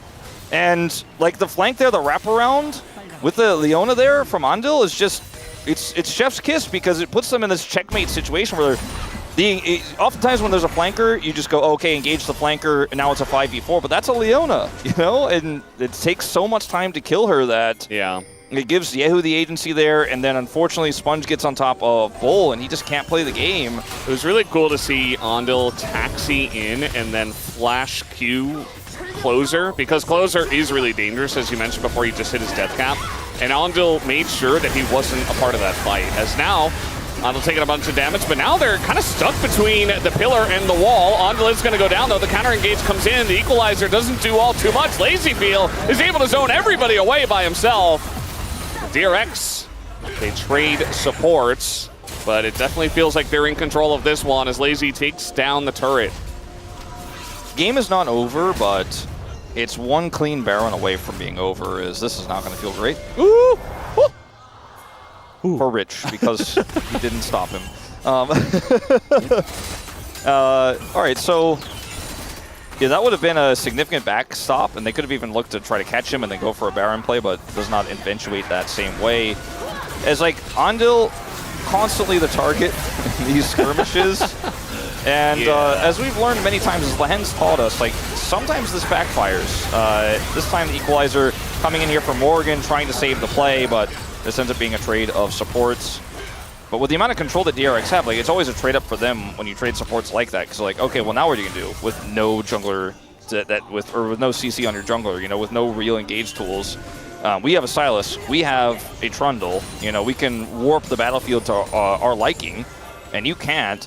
And the Sylas, like, can be engaged on its own, but can also steal all of those ultimates that are important there on the side of Bro to turn it into an even better skirmish. This is going to be a battle for Prio for a moment here, as two big prizes, Bro's Soul and also the Baron, are what these teams are going to be looking for. Control Ward in the Baron pit right now for DRX gives them a little bit more flexibility. And as you see, Bro don't really have deep vision anywhere. They have vision to the left of the Dragon pit. They're going to try to come over here and try to clear up vision themselves on the Baron. It's a Prio fight. That's where we're at here in this game, because these next objectives will decide the game. And DRX have all the momentum right now. Full control over this map. And they're not going to let this vision go without a fight. Yeah, just hold the top river vision. They don't have a crazy amount of Baron damage. It's okay, it's decent, but you know, it's not going to be like bursting it down with a 4-item Kai'Sa or anything like that with Azir in the mid lane. So it doesn't feel like DRX can just rush it down, especially with the game as close as it is. But in terms of control, it's still all DRX. I say that as Rich is hiding on Bush, and he is going to go in on a Croco, but Morgan is down in the bottom lane. As you see a lot of pings there onto him, but they spot Croc on the bottom side, and they immediately start up the Baron. Yeah, Rich is spotted. Rich is just like, I'm chilling. You can't stop me from TPing. Bull can, but I mean, he could just come over here and buy time, stall them out, Yeah, he has and flash. the Baron's just gone. Yeah, they didn't have the best Baron team in the game, but they had a good enough one, and they're able to burst it down. TP's gone. Bro, you already lost the Baron. I think that in a lot of ways, and this is going to sound weird, and it's not a slight on Croco, but I think this game is one of those games that showcases, even with a Zed that has 3 items, he's just not that pro-viable, in my opinion. Like, you remember Canyon played Zed and he won, but we were like, I'm not sure about this pick. Yeah. We've seen it played by players like Pabu in the past, back in MSI, but it's just not been a pick that has really stood out in Pro because you just don't have CC. You have a lot of burst damage, but the lack of utility. Like Sponge, he's down 300 gold. You know, he's not doing a ton of damage. He won't have the damage numbers that Croco has at the end of the game, but he's just got so much utility. Like his ultimate's so high value. His pillar is so much zoning. And Croco has spent a lot of this game like shadow jumping away from DRX and losing tempo, then losing an objective. And like he's really just like he trades his life with the AD carry, and it's usually from behind. It doesn't feel like it's enough. It just doesn't feel relevant to me. I mean, you and I have had this conversation so many times about like, if it doesn't have CC, you can't play it in the mid lane. It has to be something that has some form of CC, otherwise the utility just isn't there. And I mean, look at him go. He's just gonna push Bull away, and CC that's is a turret. CC is king for sure. I just think that's always kind of been the way of modern League of Legends. And there are some champions that can get away with it, like Akali, which is one of the pick that you and I talked about most back then, where I was like, I just don't know if Akali's viable. And it for the most part, is just a niche pick now that like Zeka plays occasionally. And my boy Daystar. Daystar. Don't forget. Daystar was Palm yesterday. Yeah, he was. Rats on picking him up early. I don't know how he managed that, but he did. Thanks to all my voters out there, especially VN Cast. Might have just been a bit of Valdez vote brigading. Not sure. Croco, he doesn't have CC. Yeah, he doesn't have his ability to jump to anyone either. He's going to hop back finally, but taking a lot of damage. Now LazyField taking the 1v1. Bull flashing over, and LazyField flashes into closer and just dies. That didn't have to happen. It didn't have to happen, and you could tell he was a little bit flustered there. But you know what? The end result... That's Rise Group, baby. Yeah, sure, that's Rise Group, baby. The end result doesn't matter that much, as Croco's got his Axiom arc now, so... You know, at least he can try to trade with the AD carry more often, or at least ult more often in general with that one. As, yeah, this fight is just over the red buff here. And for the side of DRX, they just want to take that away because it's a huge amount of utility you can use defensively if you can get that global red. The Leona engage here isn't the best. And then LazyField, that was not the flash angle we were expecting. I thought maybe he'd go up. Yeah. And Q back towards Bull. Let's see what Bull has to say about this.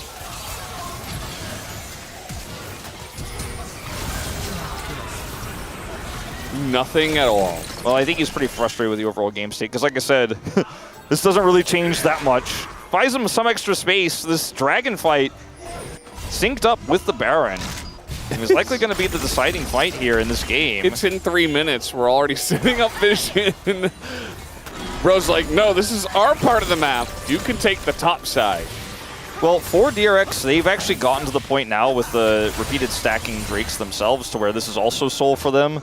So trading Baron for Soul, if that was what DRX decided to go for, I feel like would be a bit of a double whammy choice. Like now they have the Soul to defend your Baron a little bit better, and the Soul is permanent. So DRX have a lot of vision there on the top side of the map. Bro had a lot of early vision over the Dragon, but it's now mostly cleared up. And like you said, I mean, it's important to have the vision, but not necessarily going to be lasting vision, as now side lane pressure becomes really important. Rich and Yehu are trying to set that up because that's what's going to give you the ability to hold on to that vision, is the fact that a Sylas could collapse. A teleporting Jace could come in. And I will remind our players we are 90 seconds away. Getting very deep here into this river. We're invading the top river. And this flank angle for Yehu, like if you make moves like this, bro, and get caught by that Sylas flank, you will not enjoy what happens next, as Palu needs to be positioned well so he doesn't get hijacked. Like that is the main tool Yehu is looking for. There are other good tools, as we mentioned a lot here, but if that Sylas flank becomes a Magnet Storm Rail flank that is also doing Sylas damage, then that's the end of the game. Because bro kept this game somehow, some way, relatively winnable, like relatively playable. They're significantly behind. The goal difference matters less and less the closer we get to like 40 minutes. The gold advantages you have across the board are still relatively small outside of that Sylas one, but it could all just end in an instant if that flank from Yehu does go off. Yeah. One item I'm looking at here is Closer. He went full damage in this game, so he does a lot of damage. But there are a lot of threats on the side of DRX, and he does not have Zhonya's, where Yehu does. Definitely a very important item. We see a lot of players pick it up even third sometimes, sacrificing a bunch of damage just to be able to have it for all the important fights, but it's okay, Zemo frontline for him. Yeah, well, and the poke is real. Yeah, those basically every summoner is up outside of Lazy Field. This is up in 20 seconds here. I mean, this is going to be the game-deciding fight here. 15 seconds on Infernal Soul. And Yehu, like you said, he's pushing, threatening this inhibitor turret, and does have the teleport. They need to be decisive, they need to be fast. They're going in on the Rich. I think he might just die here, but a lot of damage does go to Paulo, and Rich lives somehow. But DRX are being roped into a weird fight. They might just try to keep them around and go for the Nexus. I mean, yeah, Rich could TP. Rich could TP into the base. He's just going to get away with this back for free. Yeah. Bro have to be fast here. They're trying to stop the backs. They're not going to be able to. Morgan is going to back. We got double TPs coming in. I don't think DRX can end this game. I don't think so. Can they win this fight? I don't think so either. Lazyfield's dead. So is Rich. Should be Infernal Soul for the side of Bro now. Snap call to go for the end does not work out. Maybe they just end themselves. I think they can certainly push this inhibitor at the very least. And they don't have any other TPs though. Just take the Infernal Soul, guys. That's a good idea, I'd say. Yeah. They did lose the bottom inhibitor, which means that that's going to have to be dealt with here. But like I mentioned before, the fact that they have this Infernal Soul will help them with wave clear. And now they're going to turn their eyes to the Baron. They can have the defensive Baron buff, and that bottom inhibitor is going to mean very little. I mean, Yehu does have TP, but I don't think he'll be able to end on his own. Not without some crazy heroics here from Sponge and Andil to stop backs. I mean, he is walking towards mid. That wave is not stacked up just yet, but this Baron is fast enough to where I think that if he tried it, they would just empower Baron recall home, and he wouldn't be able to do anything there. So this gets crazy, right? Like, it all starts with this engage on the Rich, as DRX aren't fully set up because they're fully indexing into that split push. The fact that Rich is able to even finish this recall, get the full channel off, is kind of wild. But Bro are like, well, we just want to control this dragon. Oh, he misses! Yeah. And then as soon as Closer is back and the TP comes through from Rich, like, Rich has to all in on the play, as unfortunately Sponge is just left out to dry here. And you can see what happens when Morgan shows up as well. It's the equalizer trade, and then Rich is like, well, and Morgan just instantly goes golden. And I don't think he would have necessarily even had to, but it's Azonia, it's not an arm card. He's going to have that back in just a few moments. And now Bro are in the driver's seat. You know, we've had some chaotic Rise group shenanigans here, but At the end of the day, bro, are fighting for that game 3. I'm sure Degon's tightly gripped onto the chair, or maybe he's got his hands together, or yeah, maybe he's frantically knitting. I'm not sure, but oh, he's grabbed onto the chair. Yehu's going in on a Morgan, but he's alone. Does he even get the kill? I don't know. Oh, he's going to dash away. We got a pillar here. Yehu even just going to flash for good measure. Because why not? You don't need that. This is not really the trade-up I think Morgan was hoping for in that exchange. Doesn't have his teleport, remember. And Yehu still does. Hijack's going to be up in just a second here. That was a very scary moment. Stops the Baron push. It's so much harder, I feel like, for Bro's comp to work because of the lack of engage. Like, they have Rel, which I was like, Wolf, are you sure? Like, they have Rel. But, like, that's all they really have. But they otherwise are this insane high damage comp. Closer got his arm guard. You mentioned he didn't have the Zonias earlier. He went full glass cannon, full lethality, right? Full lethality Zed. Like, they do so much damage, but to lock people down is really hard. But DRX have made a few mistakes where they've actually just kind of face-planted into fights and given the engage to Bro, so to speak. Really need this Baron to get a little bit more damage done than what they have right now, though. 2,000 gold is a lot, but they want an inhibitor. There's that damage. This is what Krako's supposed to try to do, and he dies through all the shields. I mean, he's full build. He's full build. I mean, you know, you mentioned trading your life for it. He doesn't have to trade his life this time. No 80 carry means with the last 45 seconds of this Baron, they can get some real damage done in the base. I think they might just be able to end it without Lazy Feel. You see that Rich is going to have to try to clear the waves. Yehu doesn't really do that very well, not against Baron. They don't have Infernal Soul and Bro do, so they can clear any spawning minions so fast. They have insane poke with this Varus too. The siege is fantastic. All right, we're going to see a Chaos Storm on the ground as Paulo is going pretty deep, but he wants to get that kill on a sponge. Yehu goes in. He's got a Storm up here as desperately trying to clear the champions. Krako getting pretty low himself, one chomp away, but it doesn't matter. Sponge only going to get that kill. And we have a series on our hands here, a Rise Group series going to a game number 3. This is the incredibly close series I think a lot of people expected. Despite the fact that Bro's form, their near win over Nongshim, their win over D+, made them look like the more solid team on paper, I think, and despite there only being one DRX spread, which was, in fact, what did, I think that in this best of 3, most analysts, including myself, you know, including the Valve analyst sitting right next to me, would have predicted this series could go the distance, could be crazy. I don't know. Degon will do anything for a Bro win. It's our co-streamers here at the LCK. Our official co-streamers, Degon and Whatted, just doing a dance. Look at how much this shouldn't be a surprise to anyone with the builds and this composition for Bro and the Infernal Soul, like that they dwarf DRX in damage. The effective damage matters most at the end of the game, the game-winning fight or the game-winning pick onto the Ezreal with the Zed. I could talk all day about how Zed doesn't have a utility, he only has damage, but when that damage pops the 80 carry and wins the game, I'll let it be, Valdez. The best CC is just killing the guy. You know, you put him down, he's not part of the game anymore, and that's exactly what Krako did. 1-1, we've got a series on our hands. He'll have the space after the break.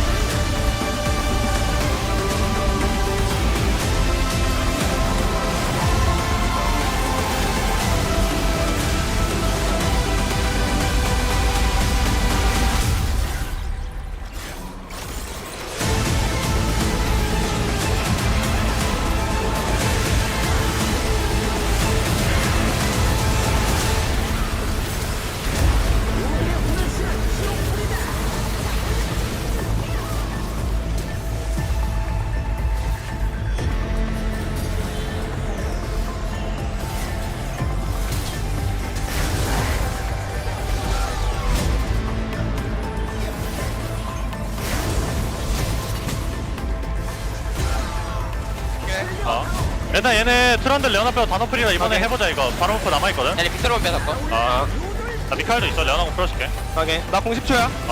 이거 너무 한 발 다 쏘지 말고 럼블 바루스만 좀 나눠서 이거 타워 칠까 봐봐 이번에. 야 제이슨 원콤 내줄게 얘들아 공 5초. 얘들아 트란도부터 안무라면서 너무 빨리 마. 야 쌀. 야 제이 잡았어. 얘들아 쌀. 잡았고. 제이 잡았어. 형 죽어도 돼. 죽을게. 아 타워 그냥 끝난다 이거. 오케이 나이스. 수고했어. 맞아 엄청. 야 타. Rest of Shopify has to scramble. Inspired looking for an opportunity as Busio using his heal there on the Alistar goes in for the engage, and now the bounce house is in full swing. Inspired roaring through the fight over the top, and it's over before it even begins. What a fight from FlyQuest. The explosive engage comes through and they give him no shot whatsoever in that one.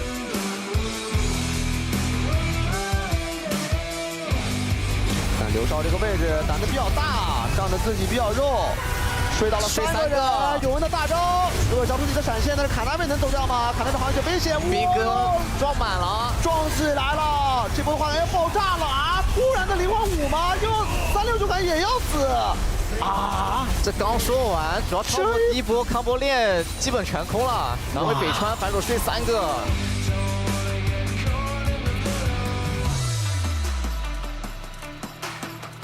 顾夏左边又立场卡住了位置，顾夏躲在暗雾里，再吃到了射线闪现拉，但拉到的是 Courage 开心有无双，还是有撑住第一波的伤害，而且是把 Farmer 往下爆，一波的送后程往下轰，在这一波的交换下，逼过来的 Fade 用暗影施障关注了对方的人头，一波的 Penta 面上河道和海克斯射线，要一波的能量守恒殿下 Penta Fade 这么优良的发育，能够带领自己的队伍要来准备收下亚塔坎。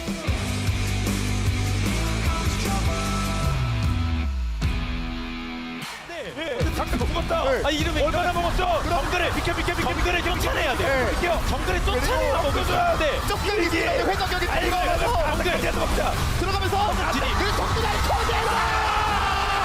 헤디디. 안타깝죠. 이렇게 퍼펙트를 끊었어도 본인들이 정글이 잡혔기 때문에 아타칸을 먹기 위해서는 50을 쫓아내고 먹었어야 되고. 그래.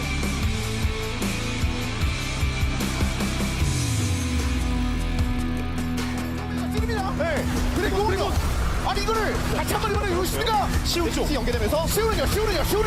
근데 시우 돕니다. 시우 살았어요. 이거 매우 좋고 대신 받아줬어요. 한 번 더 돕니다. 그러면 성대 진영. 차번 제르스의 처음에 가승전. 아 타이파 찌르네요.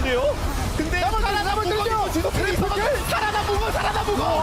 에이밍요. 아니 하려면 트리플들이 잡아서 에이밍 하이프. 한 번 더. 잠시만요. 고마워요 두꺼비군. 두꺼비가 물어떴습니다. 야생의 두꺼비. 아 오늘은 자연에는 힘도 오케이 불연중으로 다가가주네요.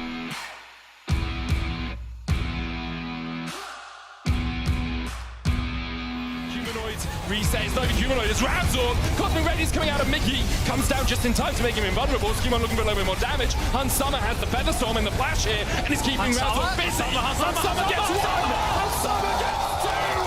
Skimon gets the third. And Humanoid can only stand and watch as G2 grasp victory out of defeat.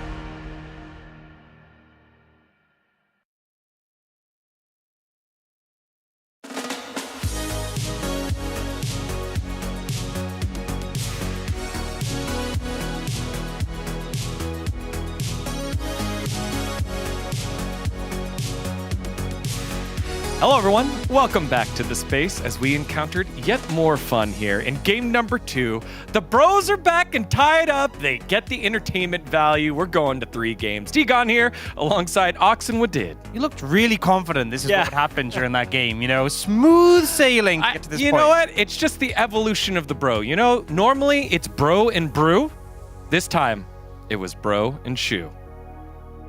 Look at the contrast. I'm so happy. Like he looks so Ken happy. is so mad.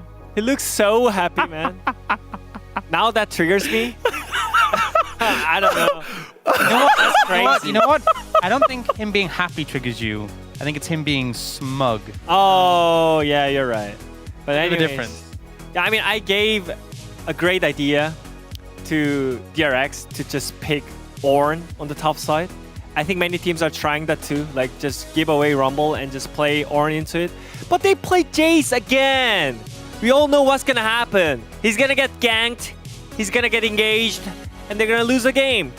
We saw it so many times, and I think I thought they finally realized that, but they didn't for game 2. Yeah, it felt like a game where DRX very much could have won it. It felt like some poor decisions that happened late in the game really cost them this, because they had points where it felt like they were really in control. They really took control of this match. All right, let's take a look at some of the highlights here. First one over at 23 minutes, and this was a fight that kind of pulled them back on in because DRX just kind of fishing. That's disaster. You're fast enough to just run into the brush, but your teammate is not. So you just wait for your teammate to come to the brush and you face check together. And that's how the team works. And it's the same spot that Pro made the mistake. In game 1, but it's this time around, it's DRX. It just feels like teams get ahead and they get a little bit sloppy. You know, I feel like both of them have made this mistake where they feel like, hey, we can do what we want, we're confident. And it just sets them up for a punish. And again, this is another situation where that one pick on its own wouldn't have been as bad, but the whole team funnel in, trying to save them, you know, never leave a man behind. Sometimes, in League of Legends, you should leave a man behind. See, that's right. But in real life, Ox would never leave me behind. Here's highlight number 2, where it looked good for DRX. They were set up for success. They played the map well. They're doing the split push, but the Dragon Soul was on the table. Okay, here I think they put a great side laner, which is Silas. He's pushing bot for free. But why? This Jace is getting engaged. Most obvious engage I ever seen in my life. They knew that they have the advantage. Like, they didn't even start the Drake yet. This is a situation where Bro are forced into a hard decision. Yes. You know? You have time on your side. If you're DRX, all you need to do is just stall. Silas is getting value. Bro eventually have to send someone to answer. It's on Bro to make a move. All you have to do is prevent them from doing so. They allow that engage to happen. They lose the support. Jay sends a blow. And it ends up costing them the game, because the outcome of this was they got Soul. They got Infernal Soul as well, which with their comp is insane. And they got Baron. Yep. And it was just... we saw what they had to do, and that was just chill. Yeah, they just needed to chill out. I mean, as you mentioned, like they had to do something, but in that position, they couldn't like push out the mid lane, or they didn't even start the Drake yet. So they are in a really good position, and I think they saw like every single target that they are facing. So I think it was really easy to just escape and just not getting engaged. And also, Jace had flash in that moment, so I was just so surprised that like they actually let that happen in that situation. And that's where the game fell apart. I will say, though, for a lot of the Bro and Shuin, it was stressful. DRX were ahead. They had control of the game.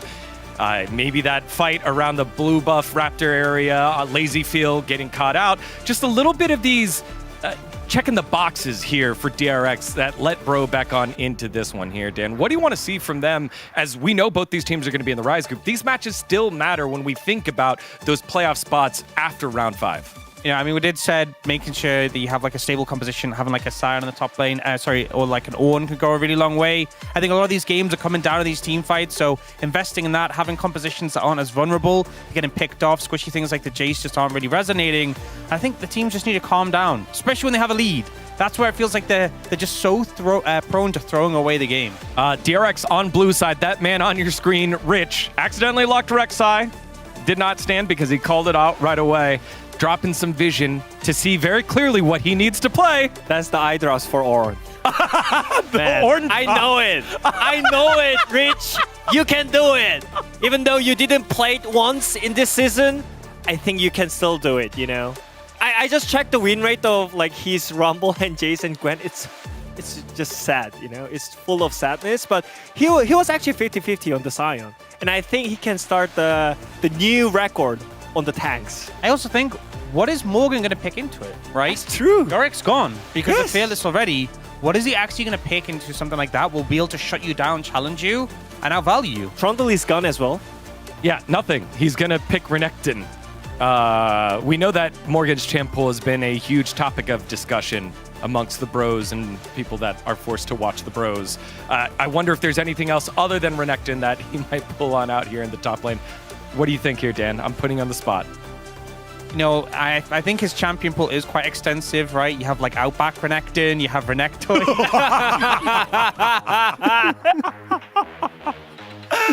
All right, well, the battle of this Rise group clash starts right now. It is game number 3. Winner of this takes the lead moving into round number 3. Will it be the bros after the entertainment value, or will it be DRX closing this one and out? Let's send it on over to the casters for game number 3.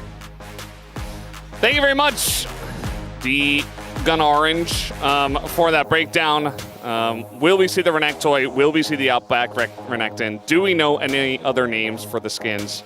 I don't, but I do think that it's the question is funny and it's awkward because we all know that Morgan isn't really prioritizing Renekton or playing it at all right now, but we're not sure if there's any other pick in this meta that he can go to. Like his Rumble has been pretty consistent. His Yorick has been pretty consistently picked by him, and the results have varied, but he's had some of his best performances on it.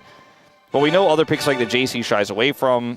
He did end up winning against the Jace, not individually, but they did win that game. Yes. And I think for a draft here for DRX, you know that Rich actually has a lot more agency in this one. I do agree with Wadid that maybe tanks are a safe bet for this player, but we'll see what they have in mind. I think when you look at the draft here for Bro as well, consider Morgan has a very specific champion pool.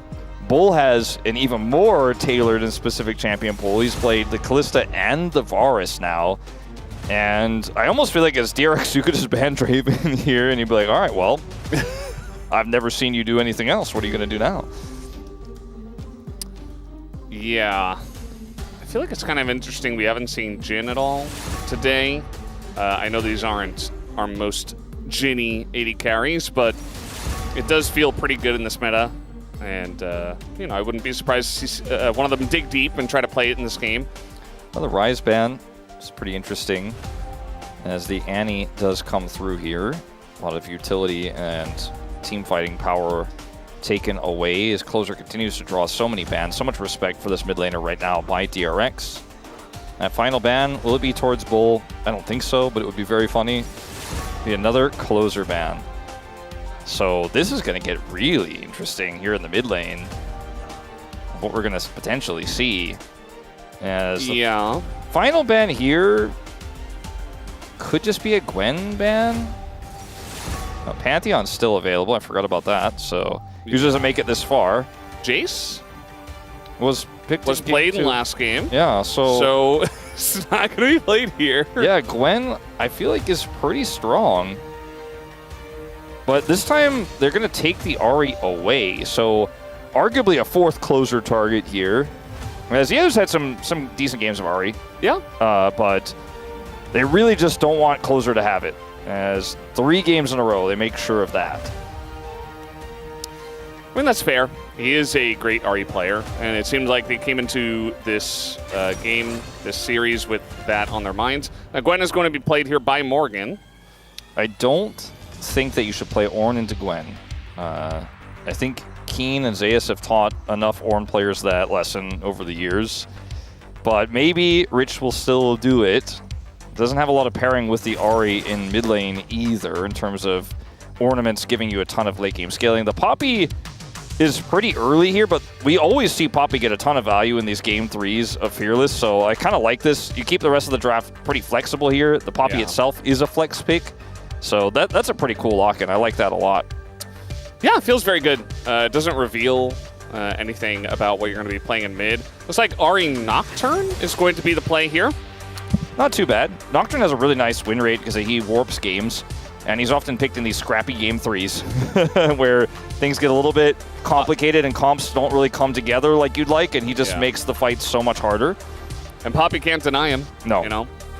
Senna going to get prioritized up here pretty high for Lazy Feel. A pick he's been pretty comfortable with in the past, so not a huge surprise to see that. But it does leave the door open for Bull to try to really hard index into this lane with something like a Caitlyn pick even, if he's bold enough to do it. We've seen Bull also pick that one to win lane and push into some scaling lanes. But all eyes on Closer instead. If he wants to pick a tier list pick, it's going to have to be now. I just don't know what that pick is, really. And the Draven is just going to come through, because guess what? It's Bull. It's Draven. Like, they kept putting the camera on Bull earlier, and I was like, no, wait for R3, because we know he can play Kalista, Varus, Draven, and occasionally Caitlyn. It's crazy to me that in this series like this, where I know this, and we've been watching Bull for so long, that, like, it's not banned away from him, and he gets to play all 3? Like, how does that happen, DRX? How is that allowed? Then you picked Senna into it as well. I'm not saying he's going to win, but you're really giving Bull his best angles, man. He's definitely been given a good shot at showing what he's got in this series, to say the least. He's had some good moments, some other moments. Some targets towards the top lane then are actually a good shout. We've seen that a bit into the Gwen, just try to neutralize it and not really fight it. Alistair, I thought might have been Prowl picked, but instead it's just banned so that it's not R4 picked again. The B4 Alistair ban is, I wasn't sure if they banned it or if it was just burned into my monitor. But and I think they did ban it. I got confirmation. The Gnar ban here is pretty interesting. Also banning Jax away from Rich. So just giving Morgan a little bit more protection there on the top side, because the range matchup into the Gwen can be annoying. The Jax of the Gwen can be very volatile. And perhaps Morgan just wants to really have full control there. And like I mentioned earlier, I don't think Rich wants to play something like an Ornn into this. It's just too risky. Now they have a Senna, so it helps a little bit in terms of like the comp's identity, but you also picked Nocturne. So I don't think that's really what he's looking for here. And that top matchup might end up being something super fiery, like he could go Kennen or Closer looking for a Corki. That is tier listy, actually. It's at the bottom of the tier list. You have to kind of really scrape and reach deep. But Chovy's the only person who puts it higher.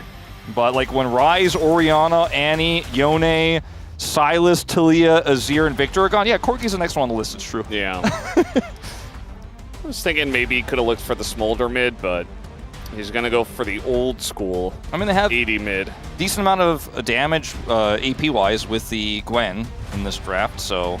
Send a Nautilus. Send a Nautilus, bringing it back. Except it's not going to be the Nautilus farming. Rich pulling out the Ambessa, an old and not a good in terms of win rate here. It was 25% yesterday, now has dropped below 25% win rate here in the LCK, has been our least successful in terms of percentage of games played and percentage of games won top lane pick. Poppy will get sent to the bottom lane as Krako locks in the Sejuani to round out this draft. Great synergy with the Gwen. And they will swap that. I'm very confident. There we go. And I look at these two drafts, and obviously it's Game 3 Fearless, and things get a little bit murky, things get a little bit tougher to suss out, like in terms of, you know, when you see two comps like this that aren't necessarily as meta or as strong, which team won out? Sometimes you have to really look into who the players are and what their skill sets are. And when I do that, and I look into these players, I feel like I like Bro's draft way more. Sure, Yehu's Ari, I do trust it. I think LazyFeel has some mastery with Senna, but Bull gets his Draven. They have a lot of ways to set up picks in these team fights. And the fact that the Gwen is there is a lot of extra damage. Corki's very safe. It feels kind of hard to mess up what Bro have done here, and if we keep getting its Rise group baby level gameplay here, I just feel like the comp of Bro is so much easier to play in that type of scenario. Just here for the vibe. Also, go KC, go OTP.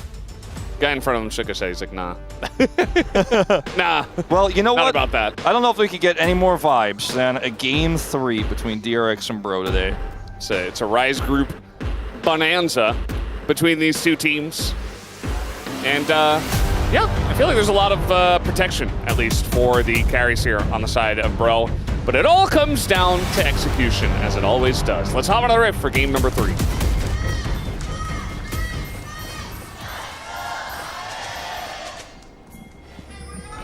수환사의 협곡에 오신 것을 환영합니다. Game 3, DRX versus Bro. 미니언 생성까지 30초 Who 남았습니다. will be the winner at the end? Will it be Wadid, the only DRX predictor? Or will it be the Everybody professionals? Yeah, everybody else, including Vigon. Well, you know, there was a time after like the second round of Gwen nerfs for like a day or two where we all postulated, we all wondered, we all thought, we had a little ponder. We were like, does Ambessa do well into Gwen now? Is it okay? Because it kept being picked into Gwen, especially early on this season. And we all collectively realized the answer is no. It doesn't do that well. It's a very skill-based matchup, very tricky to play out. Ambessa, so difficult to get value out of the ultimate because of how it works. You can't choose your target, hits the furthest away target, so it's a very niche pick. It requires a lot of coordination with your team. It's got a lot of dashes. It was really strong on release, right? We saw it have a ton of success even as far back as Kespa Cup, but it just really isn't working right now. And it was the first pick that Rich heavily started playing earlier on this year when he was struggling in Fearless. So he's played it a ton. I just don't know if it's going to be the X factor that DRX need in this game. Because that's the part of the draft that's the biggest question mark for me in terms of execution. I feel like everything the Bro has, simple. Rich, like I said, he's played it a ton. He unfortunately only won a single time. But level 2 is not looking good for him. Yeah, Morgan not really able to push it too far, but he does get the stack up. And now he's going to push it a bit farther. And zone him off the wave just a bit here. Doesn't look like he'll deny any XP, but Morgan's still going to be winning this one, and then you factor in the Sejuani. He's not a bit Valdez. He's actually really trying to win the lane. Oh. I see. I didn't realize. I couldn't tell. He's like actually trying his best, Valdez. He's just like, I'm messing around, man. Meanwhile, Sponge is playing Nocturne, so he's just going to be farming the jump. Yeah, he's trying to hit level 6 so that he can be relevant in this game. And until then, that will be all he's doing is farming. He's just trying to do other things. Chance of success a little bit lower. So at least Yahoo got the last one there. Closer has a lot of experience playing Corki mid. It was very popular. We do have Chorky, which is Chovy Corky. Do we have Clorky? We'll find Any Clorky enjoyers? How about Corzer?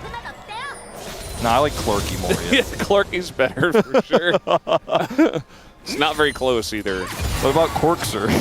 Corker? It's okay. Corkers? Corkersy? Well, this is definitely going to be a Bro and Brew game. Oh yeah, it is. They have double AD carry. The tension is risen. It's a bit of a scaling Senna situation. Bro is Bro. They don't want to lose their Draven stacks. They're going to play really safe and wait for that perfect moment, which probably won't come for a really long time. There's a ward here. Rich is chilling. And stakes are high.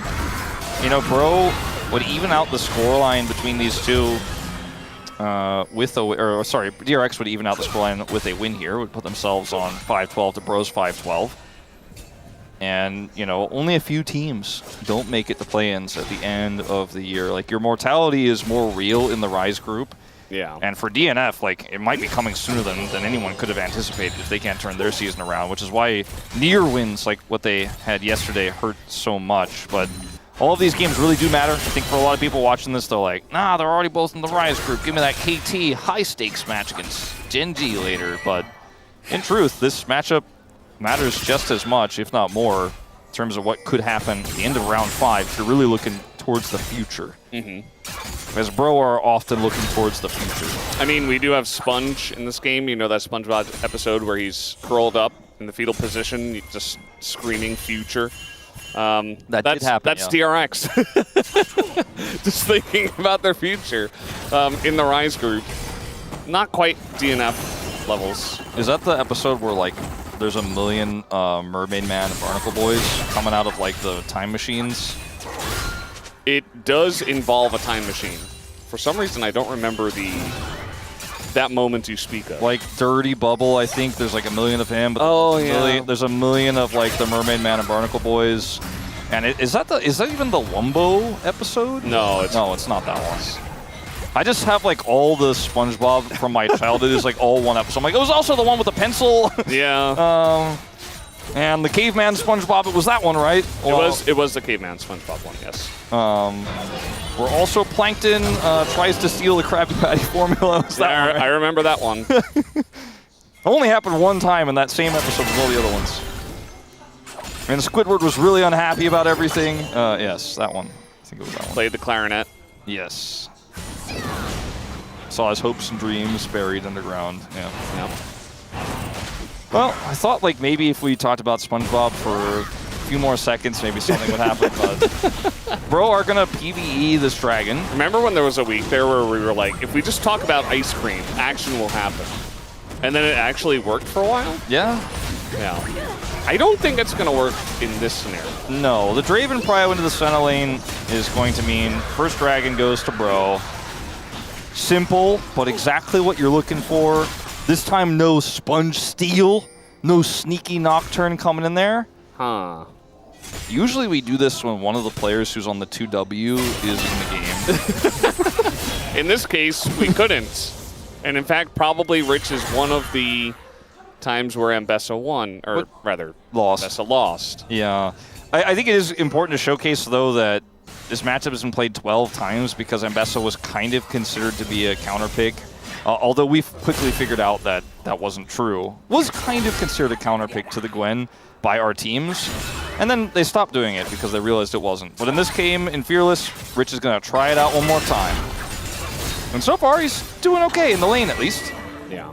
I don't think it's all about the lane. I think it's a lot about what these two champions offer in team fights, which is very different. Consistent damage for the Gwen, and often engage in kind of crazy brawling and bruisers type fights for the Ambessa. But sometimes that backline access can be game-changing, especially into a comp with a relatively immobile AD carry like the Draven. You know, maybe that one Rich ultimate could stop him from getting his big cash in. It's a lot of maybes, but I mean, I'm setting up the scenarios, Valdez. Gotta set up the scenarios for at least one of them to come true. You know, that's kind of our job. It's like, you know, which one of these scenarios is going to come true? I feel like the scenario where we sit back and we wait and we bro and brew. Hold on, though, because like two junglers on the top side, Sponge level 6. Nah. Oh, do you see that? Champion damage. Sponge did not spell shield the knockback. He doesn't care. He's got his fear. He elected not to.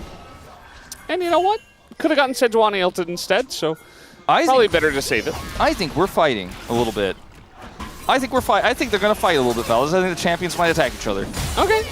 Let's see. We got ults coming on from both sides, actually. Full-on engage into that backline as down goes Sponge immediately. This is the episode where SpongeBob dies, I guess, as down he goes, and now Yeo's in trouble. And, bro, they pulled the trigger so quickly that DRX could not respond. Palu sacrifices himself for a good engage. You know, it was the second time in a row. The first time he's able to get on top of Sponge, then the second time it is a lot more relevant during the actual team fight. Puts them into 1,000 gold. The advantage here, as well as will be the triple grub secures. Oh, house. Man. Uh-oh, yo. Looks like he had something happen there. He was gesturing to the ref, so hopefully it's something simple like a hardware issue that will be easily resolved. Because today's the day of, you know, Rek'Sai mislocks and who knows what can happen next. This series is like, we got so many people here. It's a banger matchup. It's like a packed audience. I mean, bro's suddenly getting super famous thanks to a great name, cool players, Closer having his best individual year, and Dagon all over FM Korea. And DRX 2022 World Champions. Of course, the fans are going to still support. Yeah, it was almost did a Morgan there for a second, but as soon as we know what is happening, we will let you guys know. Although I did promise that earlier about the the mislock from Rich, and we were a little bit late on letting them know. We let them know a little bit later, but it's okay. Eventually, they were informed, Valdez. Whitey, yeah, is what that says. DRX jerseys, really good drawing of all the players there. Yep. Good meta as well, you know, keeping the sign in front of the face. Show me your cool play. Okay. We've seen some cool plays. I do think that there's a sign right there that's not being utilized. You know, to the right side there? She thought about writing something, but maybe someone took it. Maybe like what that guy had, she was like, oh man, I was going to say that. So she just didn't make one. I was going to say, show me your cool play, okay. Yeah. Well, we got confirmation his glasses were foggy, and so they needed a... No, I don't know, guys. They're not testing the headset. He looks like he's getting locked back in again. I have almost those exact same glasses that he has. That's wild. Like, even the little golden parts of the edges. Maybe you got it from the same place. They might be the same glasses. What's the word for an eye doctor? Ophthalmologist? Is that correct? Maybe? I think that's right. I think that's right. It sounds correct, but I don't know. Reported in-game bug. That sounds like controversy, Valdez. That sounds like I did read delay. I did read the bug list, but I didn't memorize it, so I'm not sure. I always read it and then I'm like, oh, I don't know. We're also, you know, not able to acknowledge the official bugs, so that they're not repeated by players in ranked games. But yeah, sometimes we do, of course, when they come up like this. So Digon, importantly, he let me know it's an optometrist. Optometrist. What's ophthalmologist then? Is that a thing? I thought that was also a thing. No, I first thought was optometrist, but I was like, I'm not going to embarrass myself. But then Digon was like, of course it is, Wolf. He just said ophthalmologist.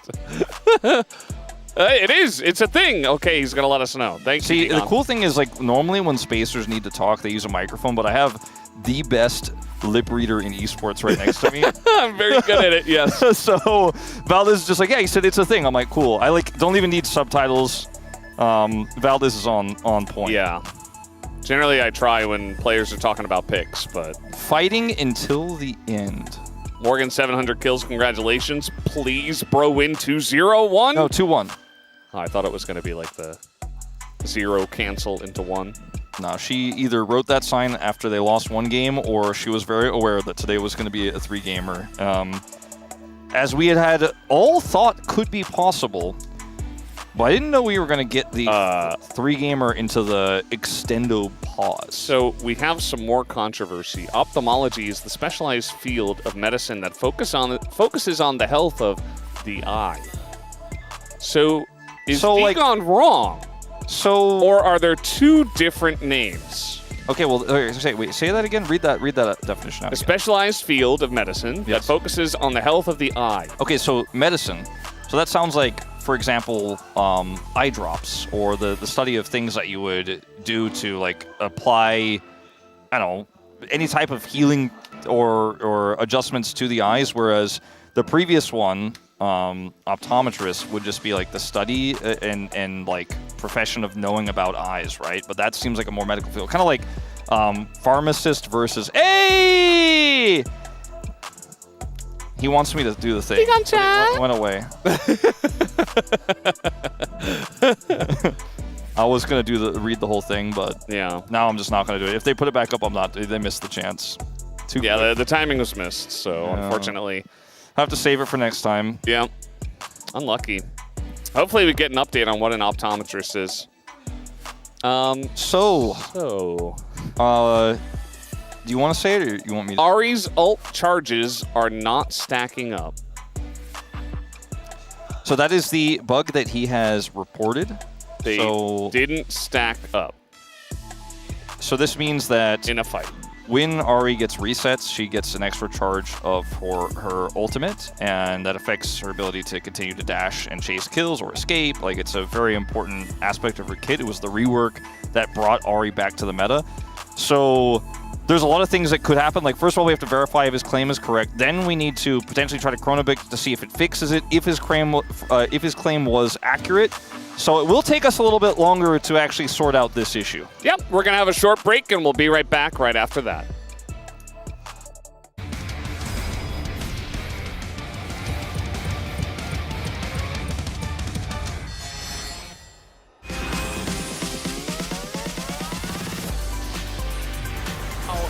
The dive coming in, and Yukal in a lot of trouble. He's taking damage, goes golden. But Canyon is in the back line, Keen's in the back line, and they're just tipping away at these front lines. Canyon is going to be taken out finally, but look at the health bars of DRX. Ruler only finally gets here, and now the real damage will be coming through as Bud incredibly tanky, but he's looking for lazy deal. He's getting the jump offs. As the explosion should go off and kill Rich. There it is, and he takes down Hondo. And that is exactly the fight that Genji were looking for. Parker kills no Penta. I know Ruler's going to complain about that one.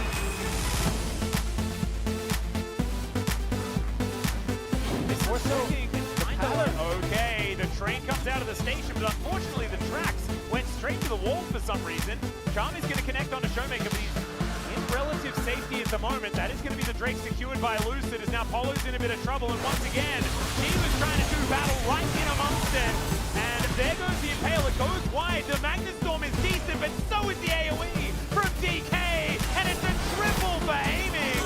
Hype is now in the back of this pit. She is surviving for so incredibly long. As the charm comes out, the Arch Blaze comes on in, and the Gromp is going to kill aiming.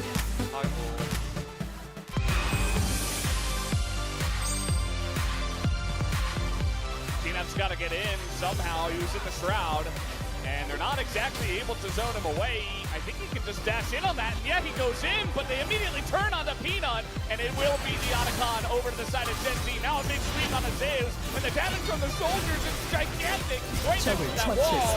As Canyon gets the win somehow at the end of it all. He does it again. Toby goes down. Toby Penta ankle. As yeah, they're going to try to block for him.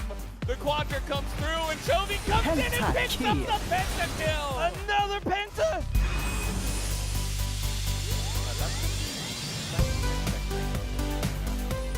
I'm slowly starting to come on. Yeah, beginning to leave. Here we go again. They are going to find the one guy that they are looking for, that is Bulldog, and he gets speared right at the very end. As it doesn't quite matter though, as Berserker, the last auto from Baker, gets him down.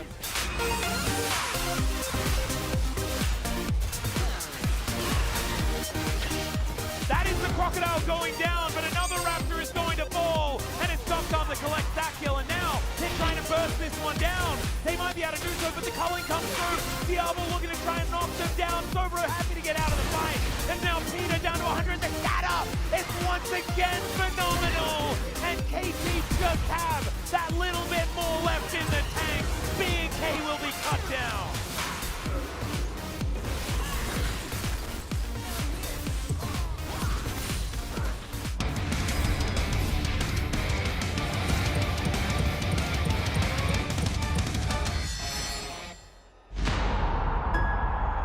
传奇该如何铸就？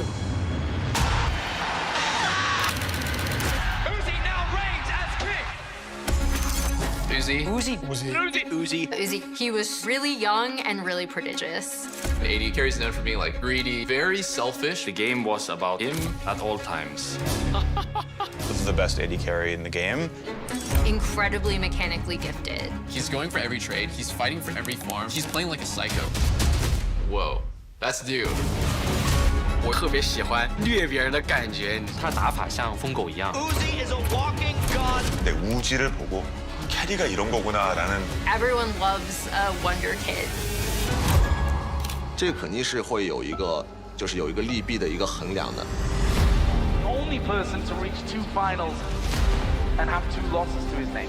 Uzi is denied another title. 太多次觉得可以的事情都没有做到。 People wanted to see him lift a trophy. 就觉得自己还可以赢一切的对手，我都不会怕。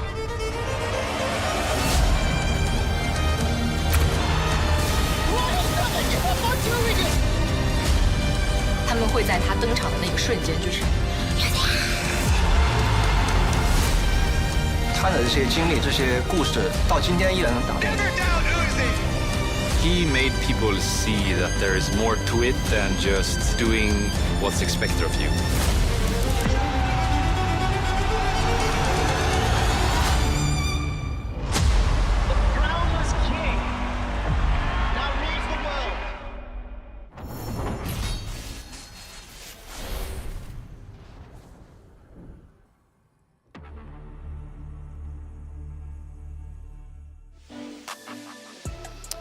Hey guys, we're back after this little break. So we have some information about the situation here. We are getting to go back into the game as we are going to chrono break back to about 8 minutes 30 into the game.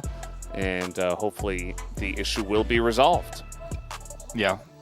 I don't want to jinx anything. I think the worst case scenario obviously would be that it doesn't happen a second time and Yahoo is unable to get his ult charges and we have to pause again. But this is probably a decision that, you know, that Bro has agreed to based on what happened. Otherwise, they will not be happy with it as, you know, the way the fight went. But either way, that's the decision that's made. I think everybody's ready to just get back into the action. And I know you and I definitely are, because starting to go down the rabbit hole of eye medicine was, you know, not really what I was hired to do here and not really like what I'm good at. And so we are going to be getting into that as soon as the chrono break is ready. If you guys are not familiar with chrono break, it redoes the game from scratch and does all actions at a really high speed. So you have to repeat every action to get back in. So that's kind of the loading process here. That's how the game is coded. It's very common for esports games to be done like that. That's why often chrono breaking and similar types of you know, resuming from replay do take some time in other esports as well. Yep. Bo looks like he's hanging out, probably thinking about lifting some weights. That was one of the highlights of the season. Yeah. You know, him flexing, Degon also flexing. A very good celebration. I'm not sure if it won celebration of the week, honestly. It might have been one of those weeks where there was just like a supreme amazing one, and unfortunately theirs was in the same week. Either way, it happened. I was glad it happened. Yeah, I mean, I think we might see it again if they're able to close out the series in a decent spot at the pre-pause location. But the game has since been paused, and remember, like, the fight was started off with a Poppy engaging, getting a stun into the wall, and the fight was essentially really won at that moment.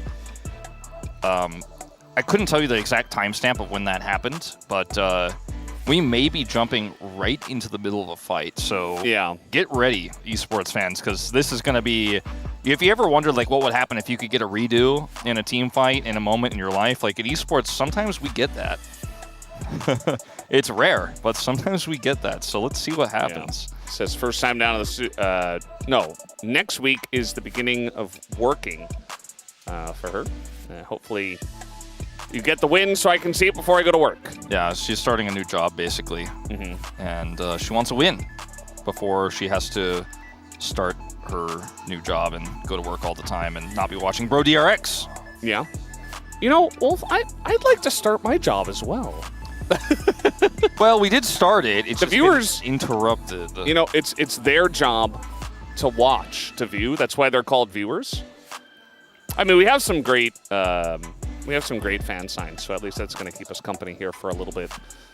Yeah, but, I thought it'd be fun to kind of rewatch that fight and go into scenarios of what could or may transpire moving forward. But we're going to watch it in real time, hopefully soon, as it normally takes, at this point in the game, about 5 minutes to get the chrono break completed.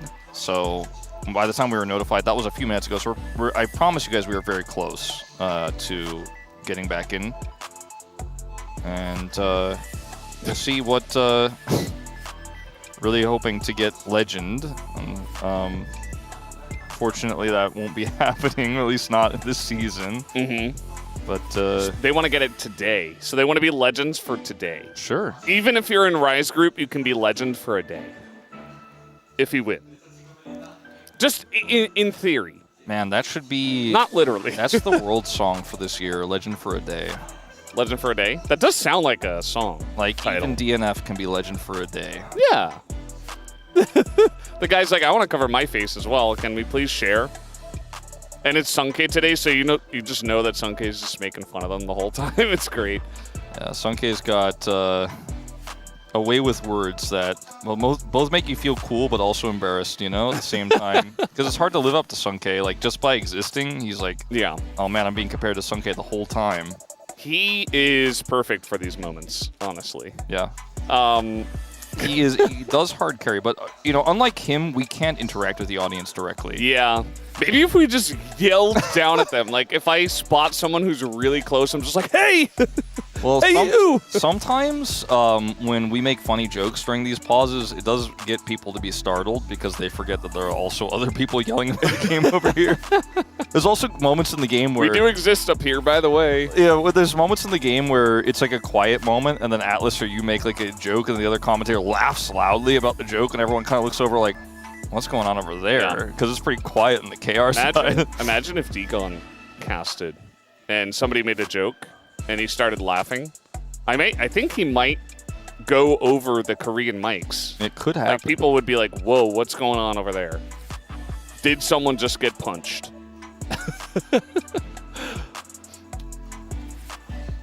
Very happy for Palu's Poppy. I am too. I think Poppy deserves more respect. Honestly, he is making the most impactful game, or most game-impacting moments so far in this game. So, like, he had the attempt earlier, then had the big team fight one. Degon, hello. Hello. I need to ask a question about this. Yes. Why would my laughing lead to, did someone get punched? No, it's just like, It's like what? It's what kind like of laughing somebody, is punching, Valdez? No, if you get punched really hard, like you exclaim, right? You make a really loud sound. So people who don't know that you're laughing might be startled and be like, whoa, what just happened over there? Did somebody get punched? I mean, I think I don't know, man. I think Degon's laughing could be considered gut-wrenching, at times. Well, you know what? Okay. Here's the what deal. did he mean by that, Degon? I don't know what he meant by that. Chat saying bullying, but more importantly, when we do round 5, if we do a cast, I would like to try cast with you two. Okay. Yeah. With us, I'll accept specifically. This. Yeah. Yes. The Valve analyst. The Valve analyst. Maybe we'll flex play-by-play. Who knows? Okay. You could be. Wolf, you guys you just imagine him. Maybe. Can you just imagine him like right here between us with that big orange shirt on? And like we're trying to get him to be involved because he's sometimes Degon he gets checked out during the desk because you don't have to watch every moment, but he's just here knitting. Okay, like he's knitting while we're trying. Degon, come on, the big play's happening. Poppy going in, and Degon's just shoe knitting. I can shoe knitting, It's bro and shoe. I'm just trying something new because bro and brew has just been done before. It's been seeped. But yes, let's do the TriCast. I'm very excited to get to wear the LCK badge too. That's something I haven't been able to do. All right, so how about... Do you think your big muscles can fit in this jacket? All right. Just curious. Hold on, hold on. I'm just asking the questions that FM Korea wants to hear. That's true. Hi, FM Korea. Let's set a date, okay? The final going on a date round robin matchup between Bro and DRX, like round 5, Bro DRX. I want you to be here with us. Okay, I'll see you We there. have to relive this moment. All right. Just round 5. Let's do it. Let's make it happen. G-Sun made a claim that her muscles are bigger. Yeah. Anything you want to say to that, Degon? G-Sun was flexing earlier in the cafeteria before we started the day. two witnesses right there on the desk as well. Oh, G-Sun works out. Yeah, G-Sun's definitely doing good work. Sometimes I get confused with G-Sun and Bull. Those G-Sun biceps, definitely on Bull's level. All right, I just wanted to check in with that. Continue reading the signs. I would like for you to try to get one of the fans' attention. I'm sure you can do it, Valdez. I believe in you. Let's get somebody up here on the space, or the caster desk.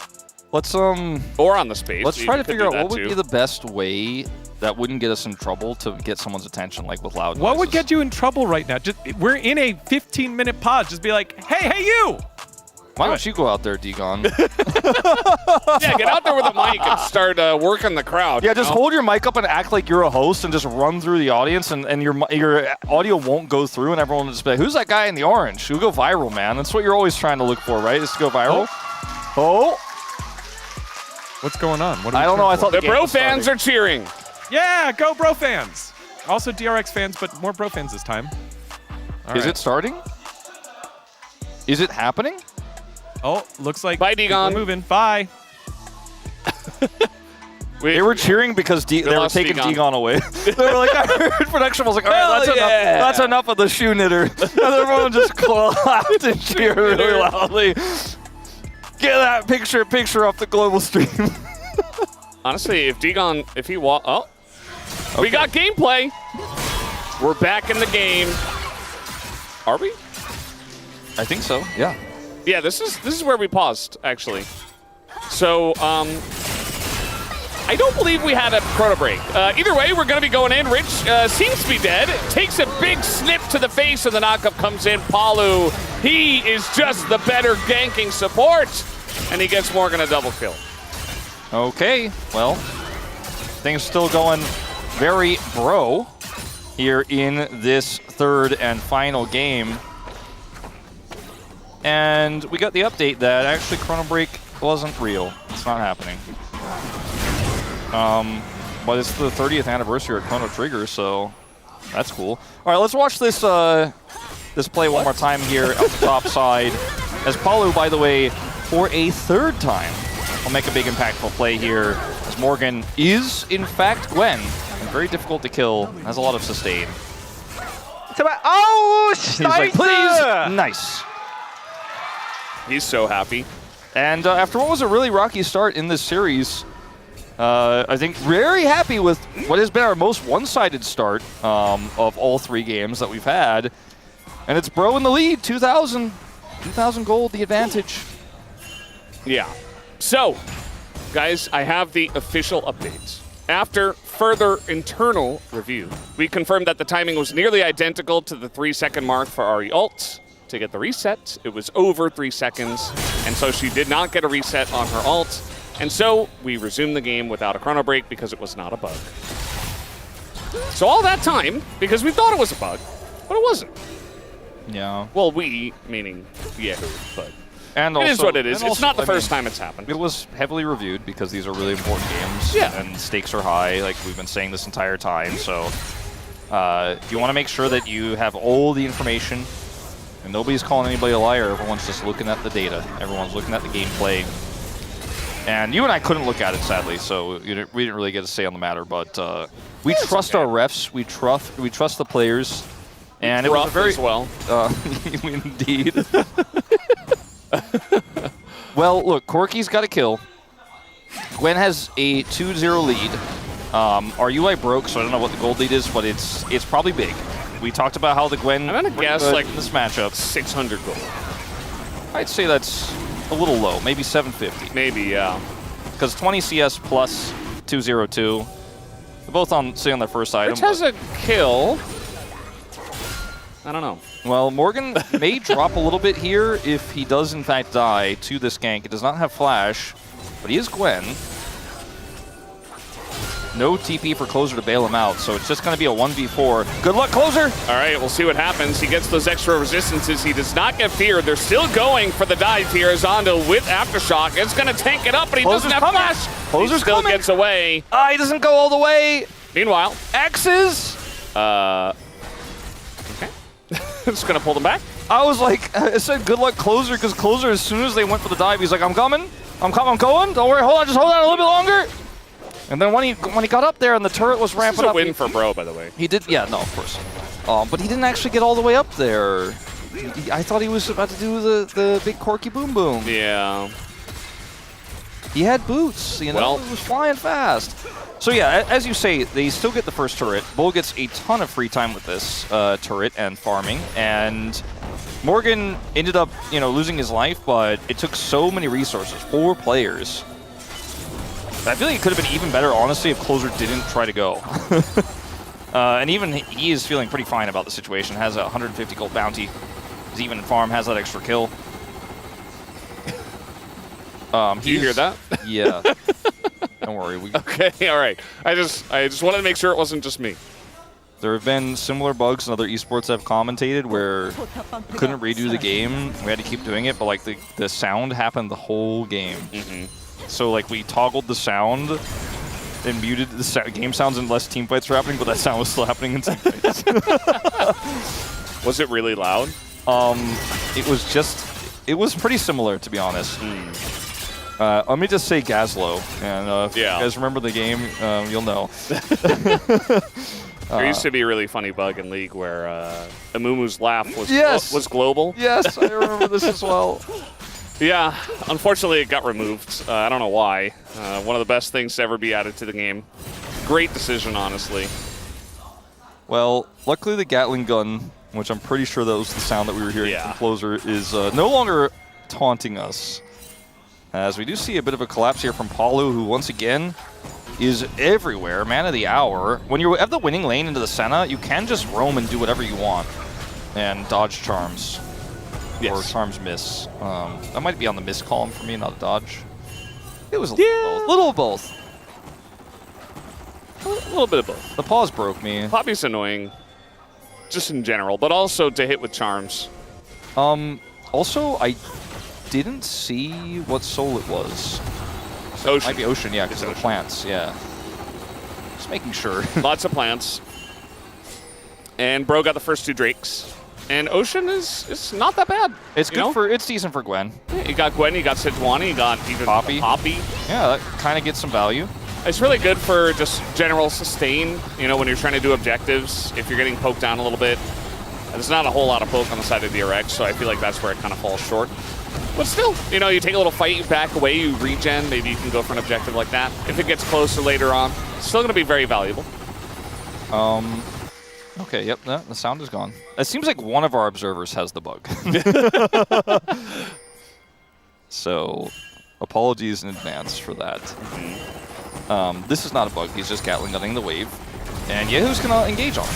Yep, not going to hit the charm, but still a ton of damage coming in onto the Corki. And yeah, Closer's going to go down. That's a shutdown. Closer, or rather, Krako does have to flash just to get out of there. Well, they both flash, and it was a really cool flash from Closer. A clash, if we're going to go back to our memes from earlier, but it does not end up saving his life, as cool as it was. Clorky. Flashing and Clyde. Denied the cannon. Yeah, that was a small victory, but you love to see it. So, Dragon is going to be up here pretty shortly. In terms of vision control right now, Bro has all of it. Palu has like 3 wards he just put down there. There is, I don't think there's any angle Sponge can show up from that they don't know. And he doesn't have ultimate, which I guess would be the only way. And they have Herald Prio. So Bro are looking for Soul Point here pretty soon. Going to be the mid turret that goes down first. Bull going to have this charge right behind him. No punish on the Draven. And they're just chilling. I mean, side lane control is Closers. Yeah. It was a very cool play there on the top side. They ended up getting 2 flashes, but that alone isn't enough just yet for DRX to get back into this game. Yeah. There's the Dragon, and they have all that vision control. So, as DRX here, you just really don't know anything. It's pretty free. Sponge or Ondil, or together, they need to move forward and get vision. They can't really do that. Rich's top lane, I think they're just agreeing to give this one away, which is okay for now, but there's going to be a lot of pressure here in 5 minutes. Yeah. Would have felt better if, he got that before the Dragon, and that got them feats of strength. It did not, as feats of strength are already Bros, but still, money in the Ambessa's hands, or pockets, or wherever she keeps her wallet. Feels good. Moving towards the second item. But ultimately, Soul Point here means Bro can play this game however they like. They're completely in control of how these next fights are going to go. For example, when Otacon is getting set up for when a Drake is up, they can just go, well, we'll focus on that instead. Otacon very impactful objective, especially when it comes to side laning champions like Gwen versus Ambessa. The levels matter a lot, as Rich showcased on the Scion in Game 1, shutting Morgan's Yorick out completely. This is very obnoxious. Yeah, he's just being annoying, but it's the correct move. Especially when nothing's happening. Yeah. You know? Like if there were an objective, or you want some pressure, or something like that, like sure, push out the wave, get map pressure, but in this case, just deny some minions. It Why denies not? minions, and also it keeps him farming at the most safe place, where his jungler is, where he's next to his turret, and he's just going to casually continue stacking, because right here is where he is at his best, like where he is the least vulnerable. So, love to see moves like that. Bull really understanding one of his 3 champions that he plays in pro play here in the LCK that he got all 3 of. This is the 3rd one, and he's showing again that he has that intelligent play. Yeah. And it is a bit of a quiet moment here, a bit of a lull state. As for DRX, you're super far behind, but you can't catch Bull. You don't have a lot of deep vision anywhere outside of the top side of the map where Closer knows there's that vision, and he's just playing incredibly respectfully. And we're just going to be waiting for that next dragon. Like we mentioned, going to be up around Otacon. And the Otacon will be up for like 3 minutes earlier, 2.5 minutes. But it's a chill bro and brew game now. It's a DRX and drink. Yeah. It's a bro and brew. Also a bro and brew, apparently. Closer is dead. Not a lot of help for him, as eventually Paulo does come over. We got a TP as well, but it's kind of wasted as the play is already done. But yeah, another pick on a Closer. I think that's really the only thing that DRX can do, so I like that they are doing it. I don't think anyone's going to be able to punish Bull for this push, but DRX are going to try to get this Otacon on spawn here. It's on the top side of the map, which is where they just made that play, so they have full control. This is just a really smart play from DRX. They isolate Corki, Ritz hits the ult, and I mean, Bull has his own ultimate, but they just don't have anything to fight with this. Morgan did not have teleports coming up just now. They're going to try to get Rich in return, but you know, I feel like in this draft, it's kind of okay for the Gwen to just get a turret in exchange, especially considering that they didn't have the ability to fight for that. I think this is definitely the right call. Like, a lot of people might be going, oh, bro, just let him have it, but I think this was the play that was going to be the highest chance of Bro getting something back. And it's on the bottom side of the map where they want to have control for this next dragon in a minute 30 anyways. We did do a jump cut as soon as the Otacon was taken, so we'll take a look at experience in a moment. Is on life, they're getting more. Yeah, we're fighting in bot lane. That's just going to be a flash away from the Poppy ults. So Rich will live. Bit of a follow-up on Apollo. No depth charge here, but potential for another hook to land, and also the Nocturne to come on in, and Paulo starts running the other way. As he knows, he is dead. Unfortunately, that's going to give that kill over to Yehu, who really loves it. Take a look at Yehu's items here. Already has the death cap. Yeah, he's second. Going straight into that one.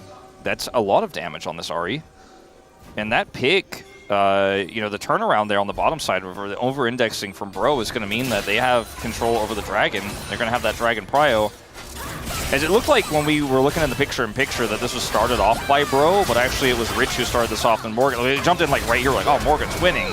Apollo flashes in, they actually don't get the kill, and then Yehu shows up, and things change. As Apollo's so deep, cannot get away. Ando plays as well. Nocturnal comes out just for the additional damage. But this is a really big pick, and it is going to, of course, with all the damage onto Morgan, give them that prio. Morgan goes straight to top lane. His teleport is up, so he can join the fight. Does have his ultimate coming online as well, but DRX, this is their dragon to lose at this point. Yeah. They have a lot of control over this area. They got Senna down there. Morgan's waiting. You know, maybe TP's in for the fight after taking the turret down. But just thinking about it for now. There's the turret, and now he's TPing. So yes, we will be fighting over this objective, but they're already on it. It's too late, I think. Yeah. I mean, they're zoning them away as well. Yehu trying to do his best at that, but this objective will go the way of DRX. Smite comes in. Fight trying to be forced here by the side of Bro. They're going to get their Gwen in it. As the Paranoia is used, and it looks like Ando might be sacrificed here. If they can get this kill over to Bull, that will be huge. I think that's exactly what they're looking to do. They definitely should, and they will. That's a very good call, as he does get a massive cash in. Has 2,100 gold now. Yeah, that was pretty huge, and that puts him at 1,500, maybe even more than that, over his counterpart in Lazy Feel. IE is completed on the play, so massive here. Now, I really thought if you had this moment for Bro, should have ulted instantly Croco onto Yehu there. Instead, waits for a moment as they're trying to close the gap and then misses his ultimate, doesn't even hit Andil. And then the Paranoia actually used really well here for the disengage for DRX, but unfortunately Andil going the wrong way to escape, and the kill will go over the Bull, pick up all that money. Bam, that's Infinity Edge. And basically Infinity money.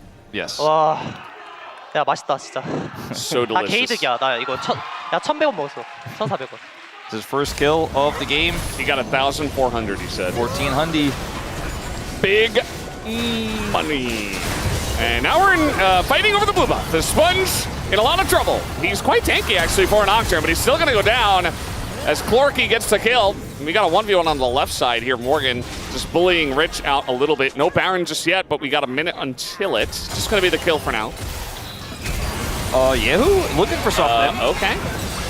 He's making plays. He's trying to do something. He's going back in, and he's got one more charge. He's going to be keeping a close eye on that one. The charm is very good, but can they get the follow-up? Yes, they will actually. Lazyfield going to get that one, as now one stun could do it. Morgan just going to snip him to death instead, as they do go very deep for this, but now Rich is here. Looking to get the follow-up. The Zambesta could go crazy in this fight, and as Bull is in a lot of trouble, he will be going down. Clorky can't get away.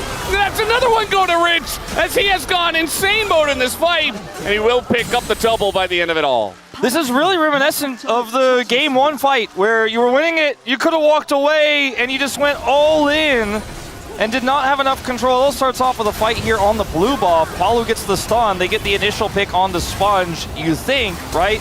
Ultimately does go down, but then Croco gets charmed. And here, you could just walk away. You could just walk away, right?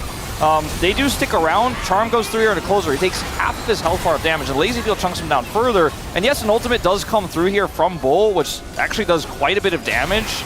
And that, I think, might have been the moment where they're like, okay, Bull's ult, we got the turn here, this is going to work out. But Yehu actually has the dash, buys some additional space here, and Lazyfield avoids everything. Rich is re-engaged, gets the knock-up onto Morgan, and then Lazyfield and Rich just clean up the fight. No one can get on top of that root, keeping Croco just far enough at bay.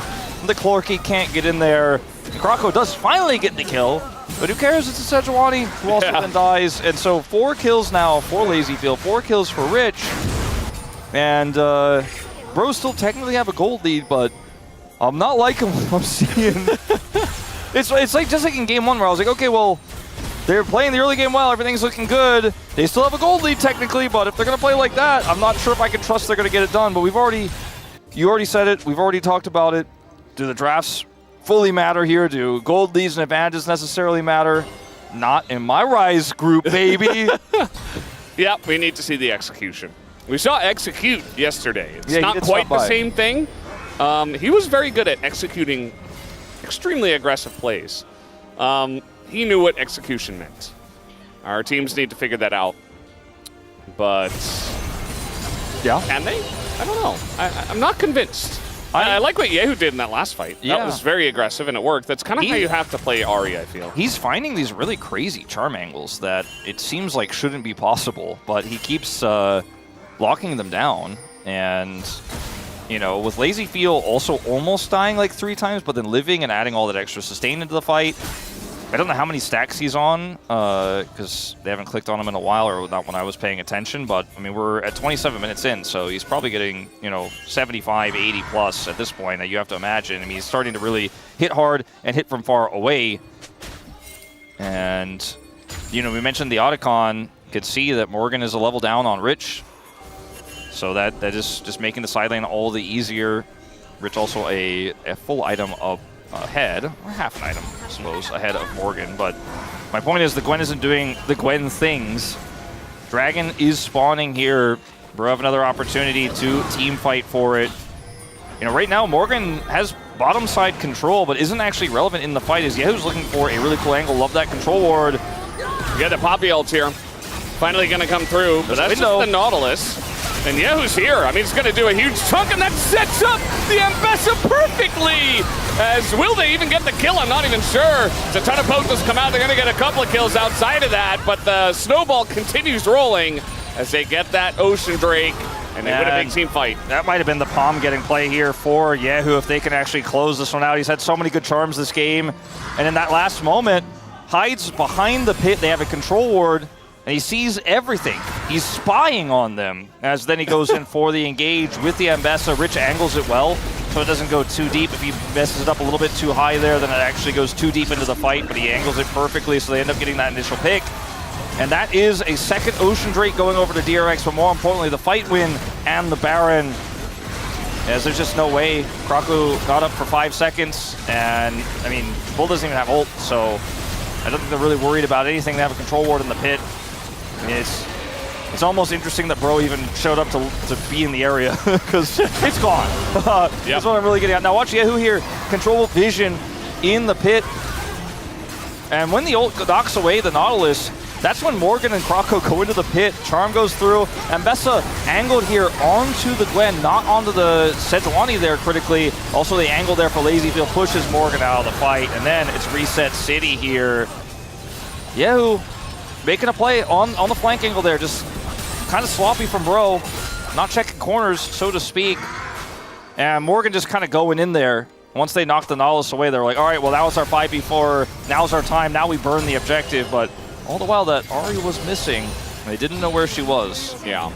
Like a traditional flank, I don't think would have done a lot, but you mentioned it before, like the Ambessa, if it gets set up, it can be very powerful, but that's exactly what he did. He was hitting a front target from a weird angle, but it's a guaranteed charm, essentially, if they don't know where you're coming from. So it just sets up the Ambessa perfectly, whereas if LazyField is in their face or even flanking, maybe Rich isn't in range, or, you know, they can dodge the charm, they can flash it, whatever they want to do. So just a really intelligent play. And you have to be, Yehu. I mean, there's really, at this point, almost 3 carries for Bro, but you have to be really well set up to use them. If your comp is getting picked apart piece by piece like that, it's a really scrappy fight, then it doesn't matter that you still have a Draven, that you still have a Corki.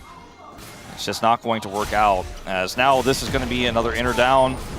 DRX, 4,000, 5,000 nearly on the table here for the gold lead that they have. And I mean, this push continues, and I don't think Bro really have a ton of opportunity here. They have some flank wards, but you don't really have engaged flankers, right? You have a Gwen and you have a Corki, so if they see you on the flank, they just turn on you and kill you. And even if they don't, I don't know if you could really make a play here. They kind of just have to sit back and watch their inhibitor turrets go. I mean, they have plenty of flank wards, but I just don't think that sending Morgan into the backline there is a recipe for success. Nor do I think leaving the inhibitor up and walking away is necessarily a recipe for success either, but I think they started to get scared about flank wards. Yeah, and I mean, we don't have the exact timer on the Baron, but maybe it's getting pretty close to timing out. Either way, they just elect to not go for it. They had a huge wave in bot. I feel like that bot inhibitor at least. Yeah, I thought gone down. I thought that was kind of a shoe-in. A Bro and shoe-in. There you go. Finally got that tie-in to the Degon side story. Yeah, the shoe knitting. The Scimitar and the Executioner's Calling here for LazyField. He is a big Senna. Like, this might be the biggest Senna we've seen. I mean, Viper had a monster performance on the pick. I think they ended up ultimately losing in that game, but I think this is like the most late game, fully scaled up and ready to go Senna that we've seen. And LazyField's performance on it so far, even his ults and his timings, his angles have been pretty good. So for Bro, need to somehow find an angle. 92, wow. That's big. It's a big number. They need to somehow find an angle to where they can, you know, punish Yehu. Like, if Yehu ults in, try to look for a charm, Krakow instantly ults him, or Flash Arctic assaults him, kills him first, or they get on to LazyField somehow. Then I think the fights become so playable, because you have 3 carries, you know? You have to be the one that gets the first kill, though. If you start to fall apart, there isn't a front line if Krakow dies first. If Morgan gets picked, the damage profiles don't really work out as well as you would like them to. Rich is so tanky.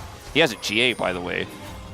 And, you know, Bro really need to find some angle, some sort of potential pick. LazyField, aggressive. Look at how much range he has, though. it's not even that risky, I guess. They can't do anything about it. I mean, not with Scimitar, not with his team right there, not this late in the game with this much range. Like, he is just a fountain laser right now.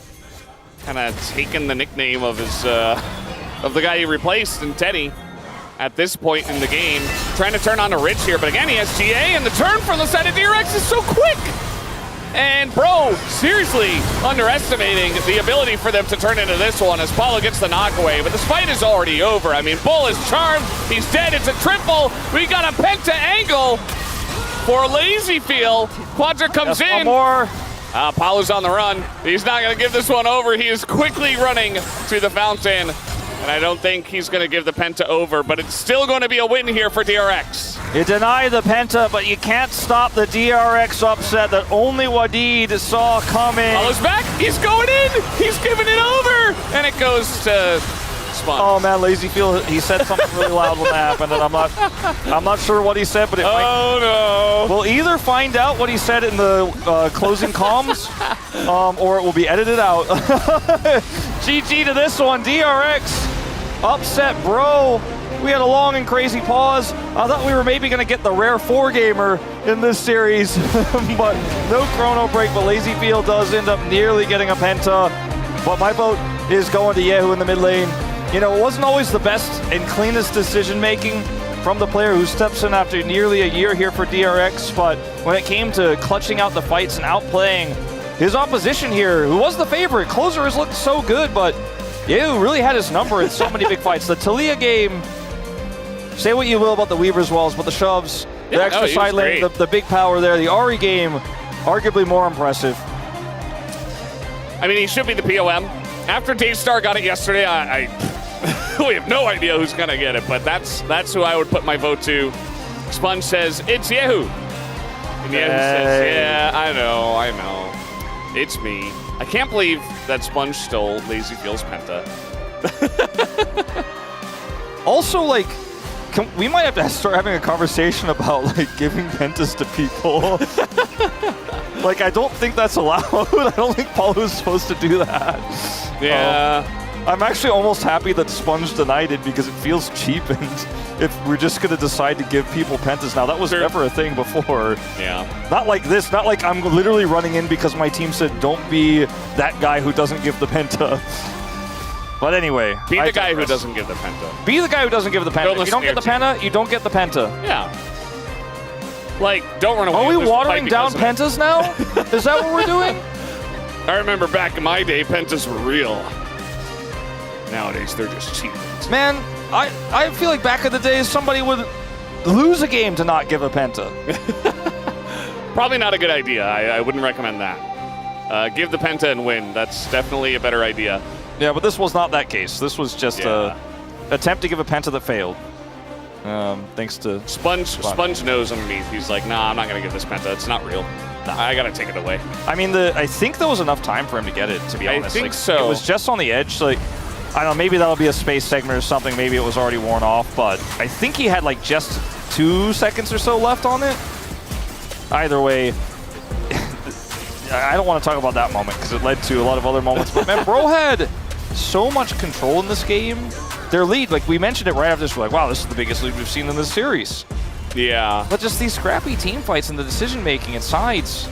The Bull cash-in. Bull gets the 23 minutes of Blue Blades. And then we end up in these fights where Bro overchase. They overforce. Like this is the fight. This is the big moment, right? Like everything misses. Rich comes in for the re-engage. LazyFeel just kites back.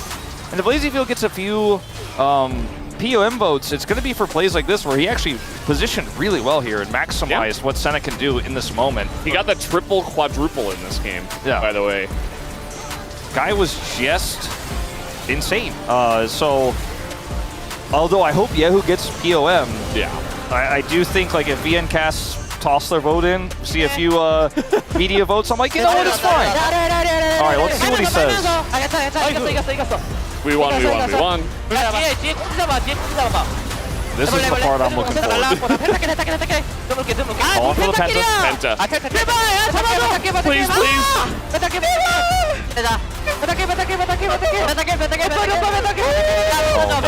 no.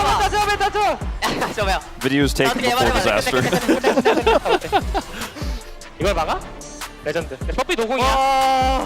But then Apollo has a change of heart. 야, 레전드 라인. 펜타 아니야. 펜타야. They think it's not a penta. They think it's not a penta. Jonas Strong had different ideas. With the zooming on the sponge there. Oh, man. So you know what? Maybe Palu was giga big brain. He's like, I'm not giving you the penta. Oh, I'll give you my life. Oh, too bad you missed the penta angle. Maybe that, I don't know. This series. Yeah.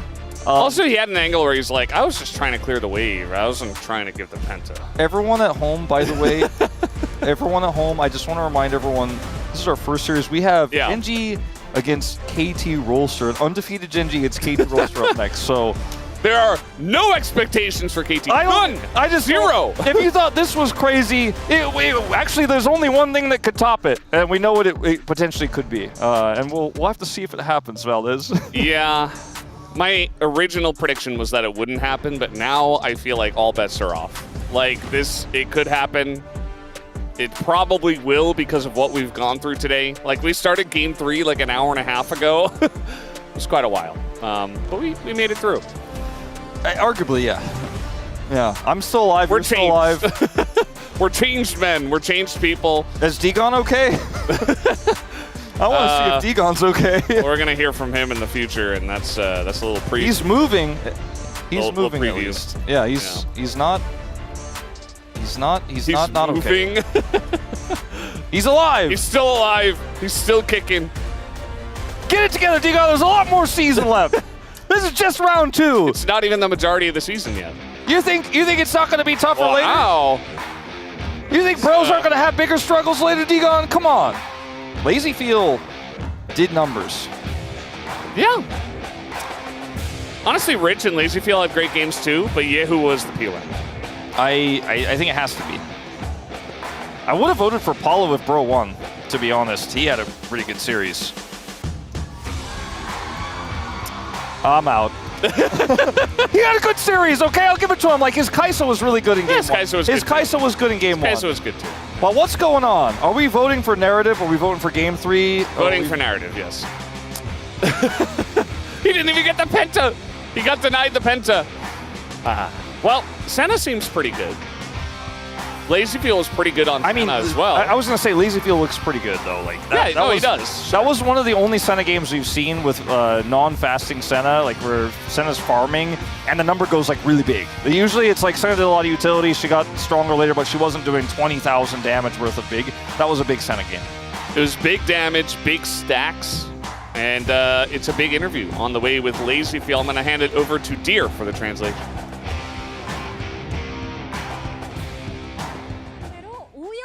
Thank you very much, guys. This is Deer for the POM interview translation. We are here with LazyFeel on the side of DRX. Congratulations! This is your first POM and everyone is going so wild for you. And with the round 2 coming to an end, you took a meaningful victory. How do you feel? Ở tuần thi đấu cuối cùng cũng như là chúc mừng bạn với lại cái POM đầu tiên. Thì không biết cảm xúc hiện tại của bạn như thế nào? Dạ thì lần đầu tiên em được POM ở LCK nên là em cảm thấy rất là vui ạ. LCK에서 POM 받는 게 처음이라서 행복이 터질 것 같아요. Now, this is my first POM in the LCK, and I am just bursting with excitement, and I'm so happy. And so far, playing on the stage in Korea, how has your experience been? How are you liking it playing with your teammates? Bình thường mình ở nhà với nhau như thế nào? Bình thường thì em với mọi người sống cũng bình thường là không có gì khó khăn hết, nên là cũng không có gì đặc biệt xảy ra, thì sống rất là vui ạ. 네, 저희는 어려움 없이 잘 지내고 있습니다. You know, there are no difficulties. We're really getting along very well, our whole team. And today, Yehu played as the mid starter today, and with not enough time to play together, what was the practice process like? Thì thật ra em với Yehu đã đánh ở LCK rồi, nên là khi mà Yehu có được con up lên thì em nghĩ là cũng phối hợp bình thường đấy ạ. 네, 사실 저랑 예우 선수 2군에서 같이 지낸 시간을 좀 To be honest, I think us having experience playing in CL with me and Yehu, I think despite the lack of practice in LCK, I think it was really easy to get used to and adjusted as a team. And Kalista has been a popular pick lately, but she's still a high ban card. So with DRX giving her away in game 1, what are your thoughts on Kalista? Vì team của em đã gặp Kalista rất là nhiều cả đánh giải hay là đánh trong luyện tập, nên là em tự tin với việc bên kia sẽ beat Kalista và sẽ có tướng để đối đầu, nên là team em không nghĩ về nhiều Kalista rồi. 네, 사실 저희 팀의 LCK에서도 또 스크림에서도 상대로 칼리스타는 To be honest, on LCK and during scrims, I think we had a lot of experience with Kalista. I think we were just comfortable giving Kalista away, and we just mainly focused on just playing out our own game afterwards.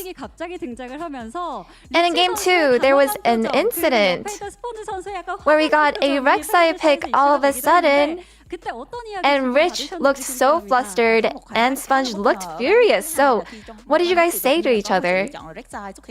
Thì lúc đó là mọi người có thấy được là cái biểu cảm của tuyển thủ Sponge lúc đó là không có được vui lắm ấy, có vẻ là anh ấy hơi bị giận một tí. Thì không biết là tình huống thật sự lúc đó như thế nào? Thì lúc đầu thì tính bích cho mình là tên đồ, nhưng mà anh Rich ảnh bấm vào khu rừng, sau đó tìm tên tên đồ thì tên đồ không có ở đó mà nó nằm ở vị trí top, nên là nó đã random bích và Rek'Sai. Thì lúc đó chắc là Spongy ảnh bất ngờ nên là ảnh hơi hoảng. 사실 그 당시에 그 화난 거보다는 좀 당황했습니다. In the moment, we weren't really, well, Sponge wasn't actually angry or furious. He was actually pretty flustered, and it's because 정글에서 Rich, 다투셨으니까 트런더는 안 나와가지고 그래서 랜덤으로 because 되었으니까 we were supposed to pick Trundle. I think that's what really made him really flustered, because we were just talking about, what we were going to play top and jungle, and because Trundle wasn't the one that we saw on the screen, I think that's why everyone was a little flustered there. And in game 3, the enemy picked Draven after seeing your Senna, revealing their intention to take Prio and play aggressively in lane. So what was the game plan? Thì em nghĩ là khi mà team của em thì sẽ không nghĩ về Raven đâu, nhưng mà chắc có em nghĩ ra về Raven, nên là khi ở lượt 4 và lượt 5 thì em tính kêu mọi người là ban thử đi, nhưng mà không ngờ đối phương bút ở lượt 3, nhưng mà em cảm thấy là Gumayusi trong tay của Raven trong người Gumayusi Kera mới đáng sợ, nên là em nghĩ cứ farm là win thôi ạ. 네, 사실 저희는 드래곤은 예상하지 않았는데 저만 Draven wasn't an expected pick, 생각하다가 근데 상대가 3비에서 but we were just thinking, there's no way maybe there will be a Draven, but obviously the enemy played Draven, and in my experience, Gumayushi's Draven might be pretty scary. I think this time around though, maybe it wasn't as intimidating, so that actually made the game a lot easier. And in game 3, we almost got your first pentakill, but we got a Sponge penta steal instead. So are you okay with this? Em chỉ quan tâm tới chiến thắng, nhưng mà lúc đó em có kêu penta thật, nhưng mà em nghĩ chiến thắng thì sẽ quan trọng hơn, nên là có ăn thì cũng không sao ạ. 네, 사실 그때는 제가 펜타는 in the moment, I did call for that penta. I said penta, but in the end, what matters the most, what I care about the most is that we win. So no, I don't resent Sponge. And there's only one match remaining in round 2, and it is against KT. What mindset will you play with? Em nghĩ là phải thi đấu tốt và lấy chiến thắng cuối cùng để lấy tinh thần và luyện tập cho giai đoạn tiếp theo ạ. 저희는 꼭 열심히 하고 그 다음에 We will try our best 기반으로 그 다음 and make sure that we win. 좀 더 열심히 하고 좀 더 좋은 결과를 보여드리겠습니다. 감사합니다. And we'll make sure that we do even better moving forward. Thank you so much for your support. And that's the end of the interview with Lazyfield, and back to the space. Thank you.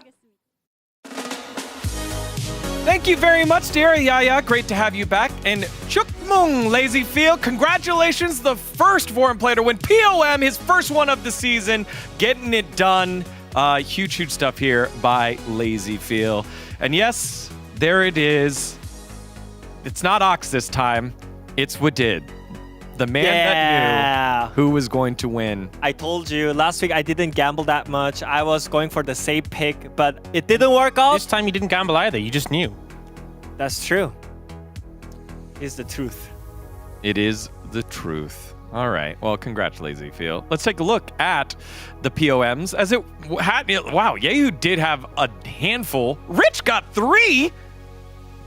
I think Rich, the Scion, and the Ambessa, I think both had really strong performances on, so I get that. I know the Jace has some rough moments, but I think the problem is with POM, the losing game, everyone's going to have some rough moments. Like, I think Lazy Feel and the Ezreal got caught out sometimes.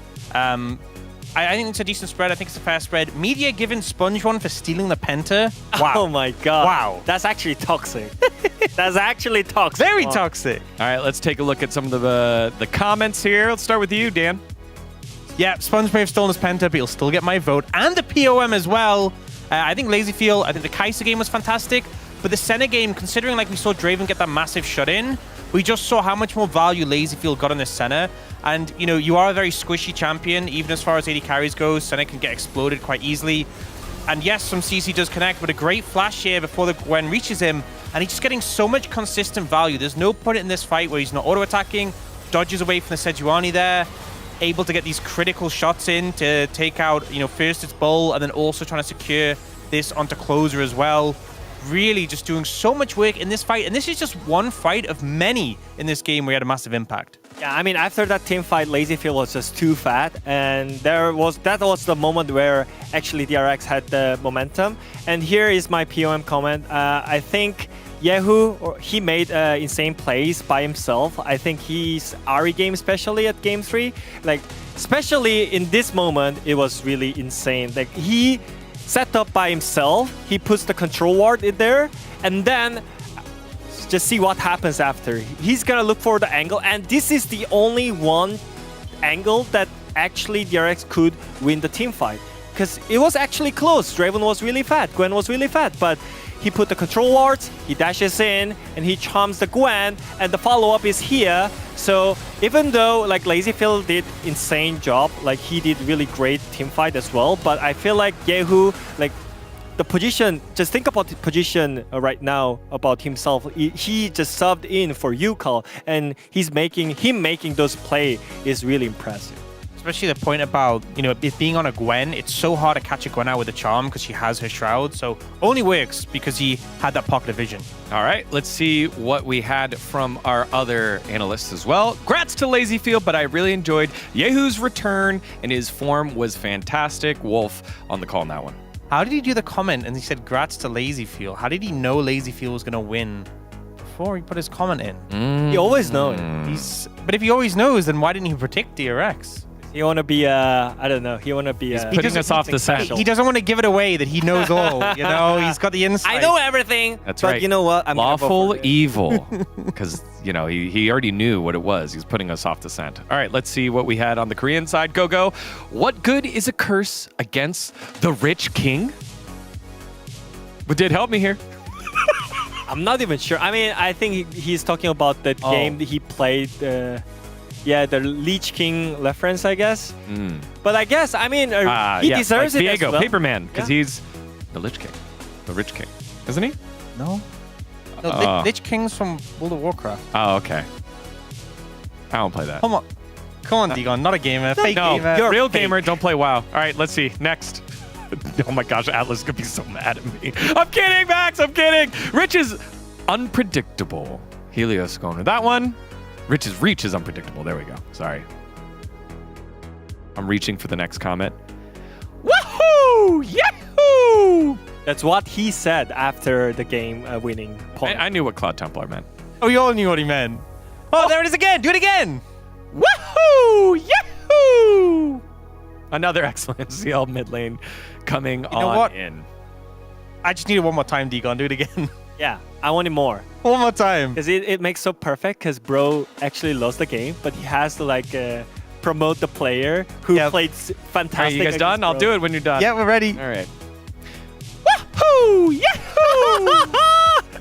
In that face. So much joy in his eyes. You can see all the joy in his Next time, eyes. bros. But today's not the day. All right. Congrats yet again to LazyField for getting the job done and moving DRX up the Rise group. Again, these matches will carry on over to rounds 3, 4, and 5, so you don't want to end up being in that 9th spot. DNF have a ton of ground to make up, but BNK FearX, Bro, and DRX seem to be the ones fighting for that 8th and 7th place slot here. Yeah, I mean, bringing in Yahoo after you've been locked in the Rise group, maybe a little bit experimental, but I think you're seeing that it's worked. And as you said, these wins still mean a lot. And now DNF, I think their position's looking pretty rough with how much of a gap they're going to have to make up just to equalize with the other teams in their group. I mean, it's time to step up from those silly mistakes. You know, we have seen so many like small mistakes that they made, like about the man advantage thingy. I don't want to see that like after this. All right, well, you know what? That was just series number 1 that had it all. Had the pause, had a 3-gamer, had a 1,000 gold cash out by Draven, and still some throws from the bros. But next up, the team that broke Gen G's perfect season streak last year, back to try and do it again. It's KT, it's Gen G. We'll see you in just a little bit.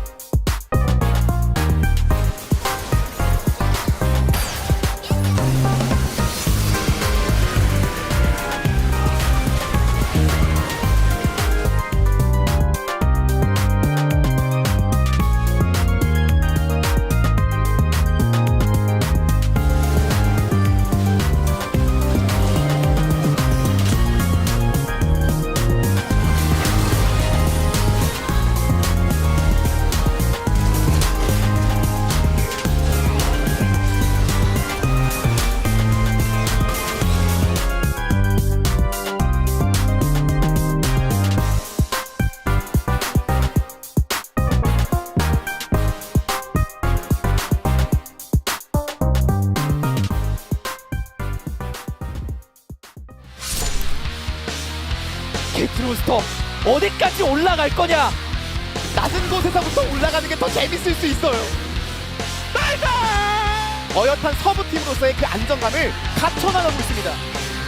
DRX가 저게 확정됐다고 해서 져도 되는 건 없잖아요. 그러니까 이 선수들의 고점만 터져준다면 약한 팀이 없다 이런 얘기도 나오고 있거든요. 갈 길이 바쁜 두 팀 간의 대결이고요. 1승의 값어치가 정말 크다는 얘기겠죠. Doesn't kill me, makes me stronger.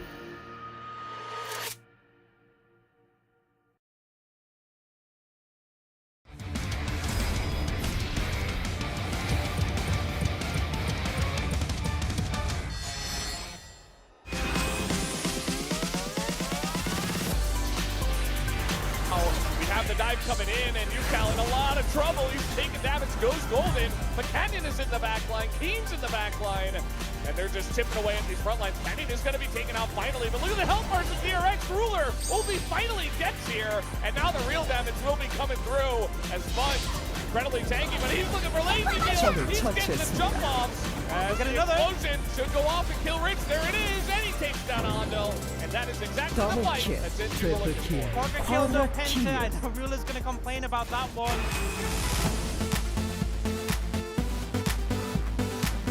It's more so the power Okay, the train comes out of the station, but unfortunately the tracks went straight to the wall for some reason. Charmy's going to connect onto Showmaker, but he's in relative safety at the moment. That is going to be the Drake secured by Lucid, as now Polo's in a bit of trouble, and once again, he was trying to do battle right in amongst it.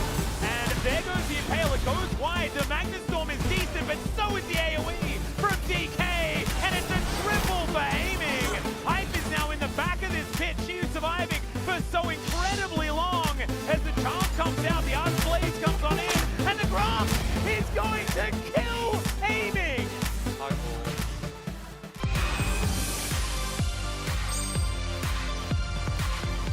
Peanut's got to get in somehow. He was in the Shroud, and they're not exactly able to zone him away. I think he can just dash in on that, and yeah, he goes in, but they immediately turn on the Peanut, and it will be the Otacon over to the side of Gen Z. Now a big sweep on the Zeus, and the damage from the soldiers is gigantic right next to that wall. As Canyon gets the win somehow at the end of it all. He does it again. Toby goes down. Toby picks an ankle. As yeah, they're going to try to block for him. The Quadra comes through, and Toby comes in and picks up the pentakill. Another penta.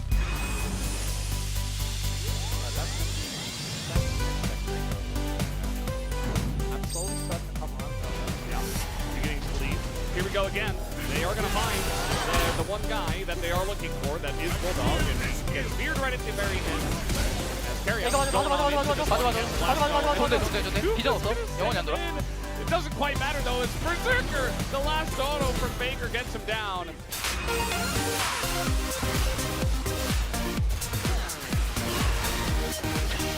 That is the Crocodile going down, but another Raptor is going to fall, and it's dumped on the collect that kill, and now they're trying to burst this one down. They might be able to do so, but the culling comes through. Diablo looking to try and knock them down. Sobro happy to get out of the fight, and now Peter down to 100. The scatter is once again phenomenal, and KT just have that little bit more left in the tank. B&K will be cut down.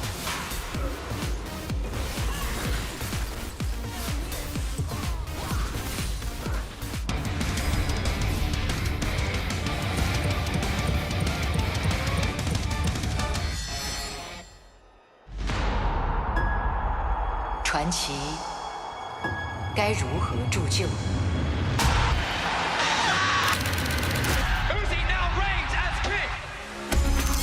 Uzi. He was really young and really prodigious. The AD carries known for being like greedy, very selfish. The game was about him at all times. This is the best AD carry in the game. Incredibly mechanically gifted. He's going for every trade. He's fighting for every farm. He's playing like a psycho. Whoa, that's dude. 我特别喜欢虐别人的感觉，他打法像疯狗一样。 Uzi is a walking gun. 내 우지를 보고 캐리가 이런 거구나라는. Everyone loves a wonder kid. 这肯定是会有一个，就是有一个利弊的一个衡量的。 The only person to reach 2 finals and have 2 losses to his name. Uzi is denied another title. 太多次觉得可以的事情都没有做到， People wanted to see him lift a trophy. 就觉得自己还可以赢一切的对手，我都不会怕。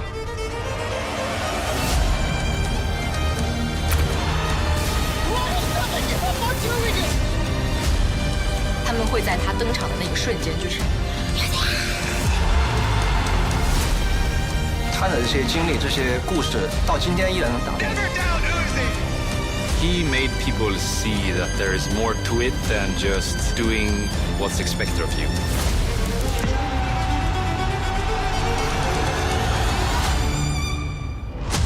The crownless king now rules the world.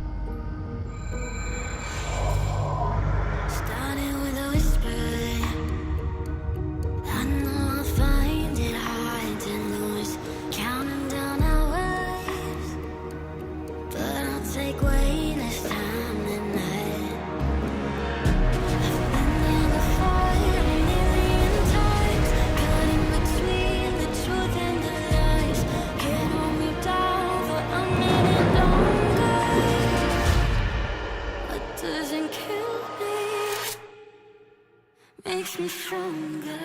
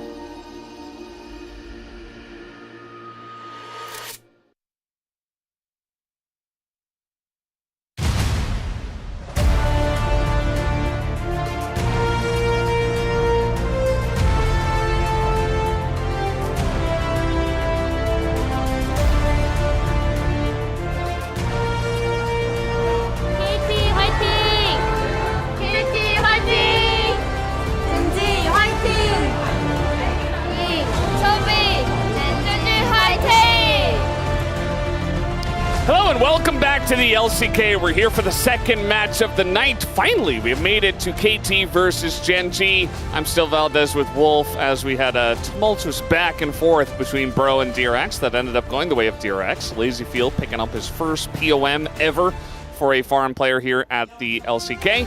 But now we move on to KT versus Gen G, which there's a clear favorite, but then there's also KT, who sometimes do things occasionally, Wolf. They do about 50% of the time do things. So this is the matchup everyone's been waiting for, because if you look at the standings, this is where we were before, where we've been many times, where Gen G are undefeated.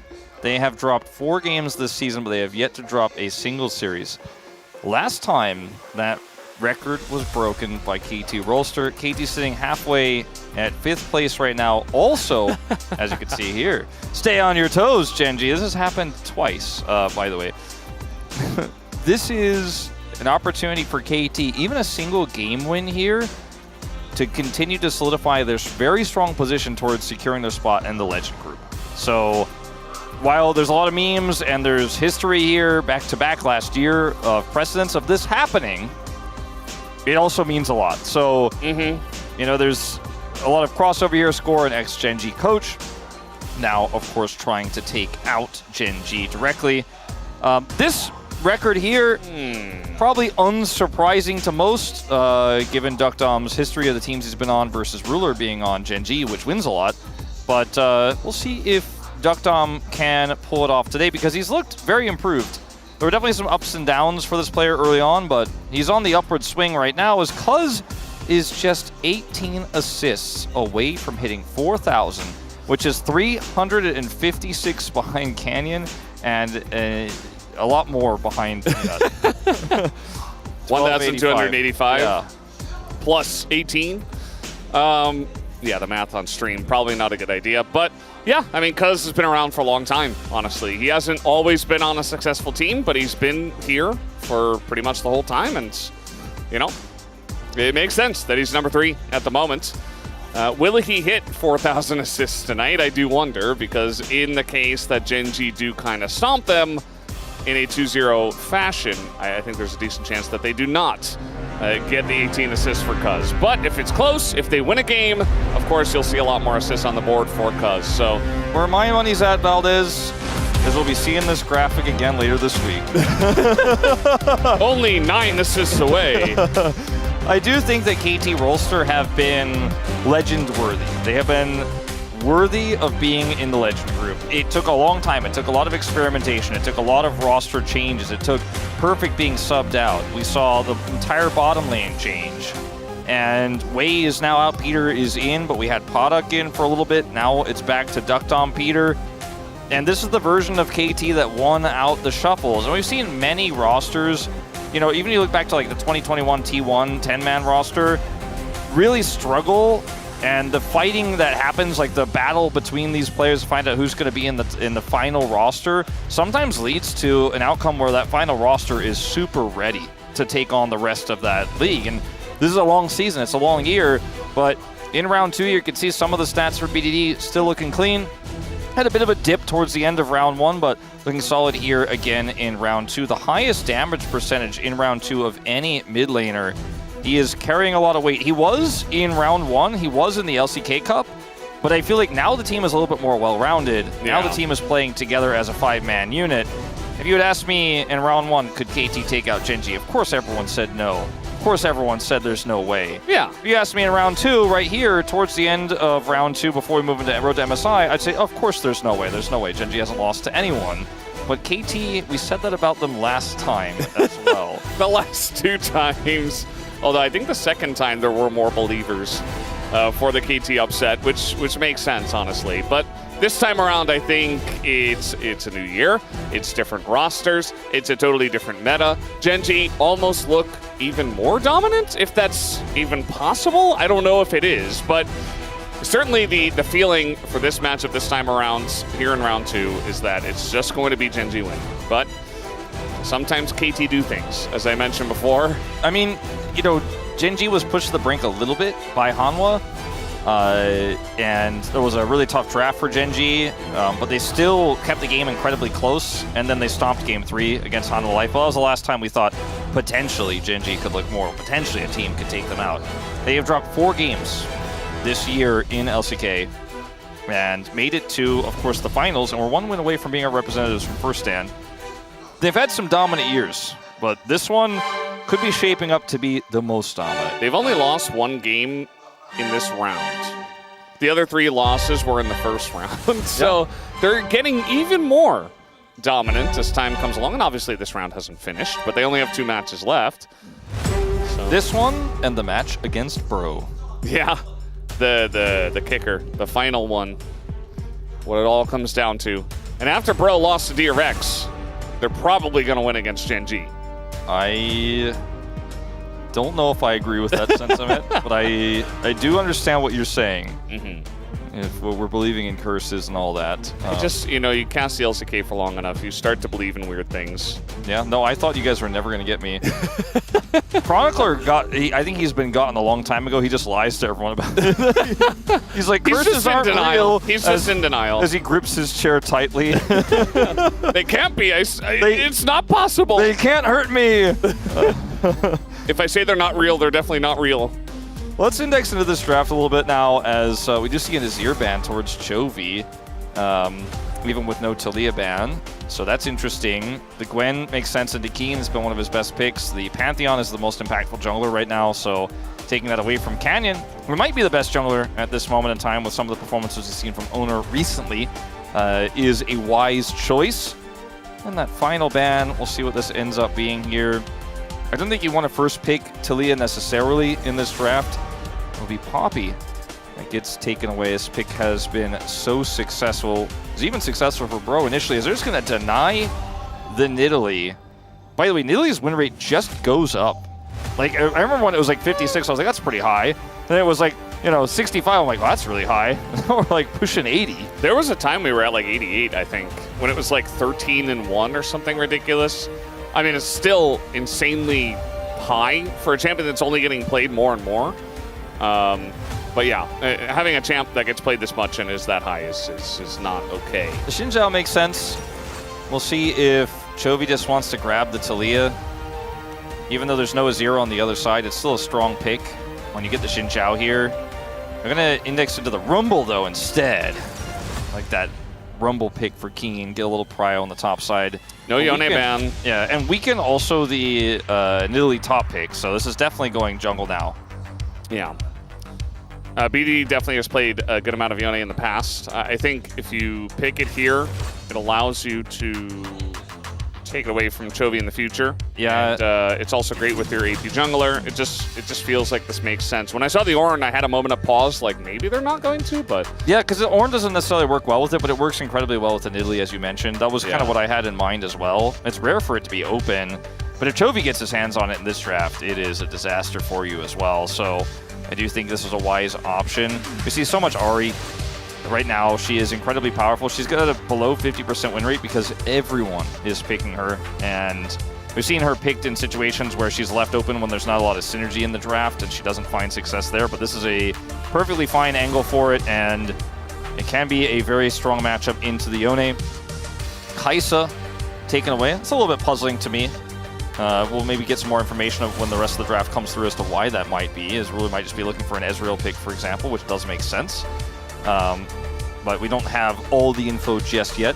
Might mean an Ezreal ban does come out in that final spot for KT Roaster. The Kalista is gone. Varus is still up. So, you know, you could ban that as well if you really want to make the Ezreal pick feel safe for Ruler. Considering a support ban, though, it looks like. Nope. Maybe. Ezreal going to be taken away, so... Interesting. What are we playing here, Ruler? He's liked his Jhin. I mean, a lot of our top AD carries have liked their Jhin. It definitely feels like fantastic setup with Rumble. You know, Jhin Rumble. A lot of pick potential. Can be pretty weak against the Ornn, though.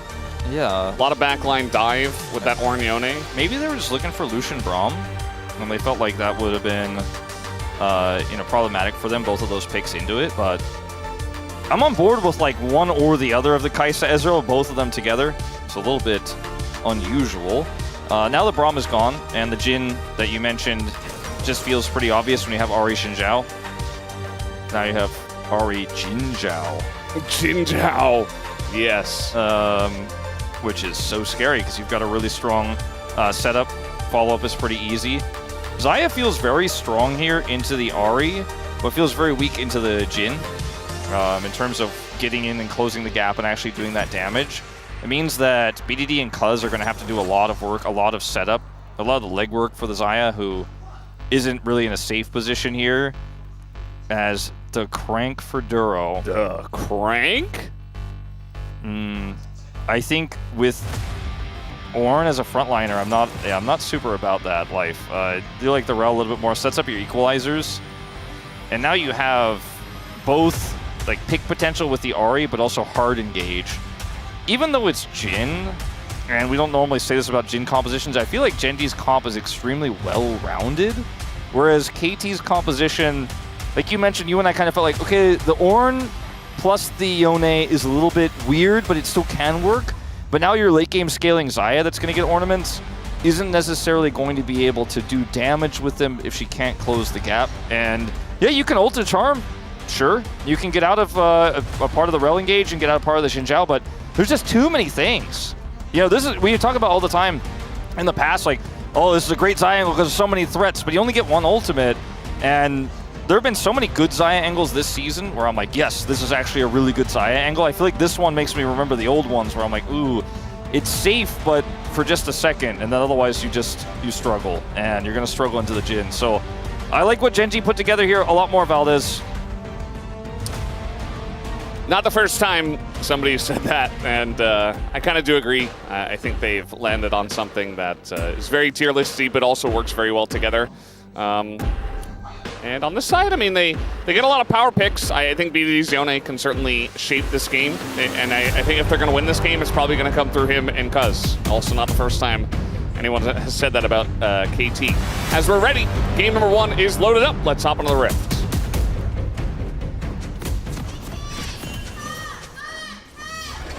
소환사의 협곡에 오신 것을 환영합니다.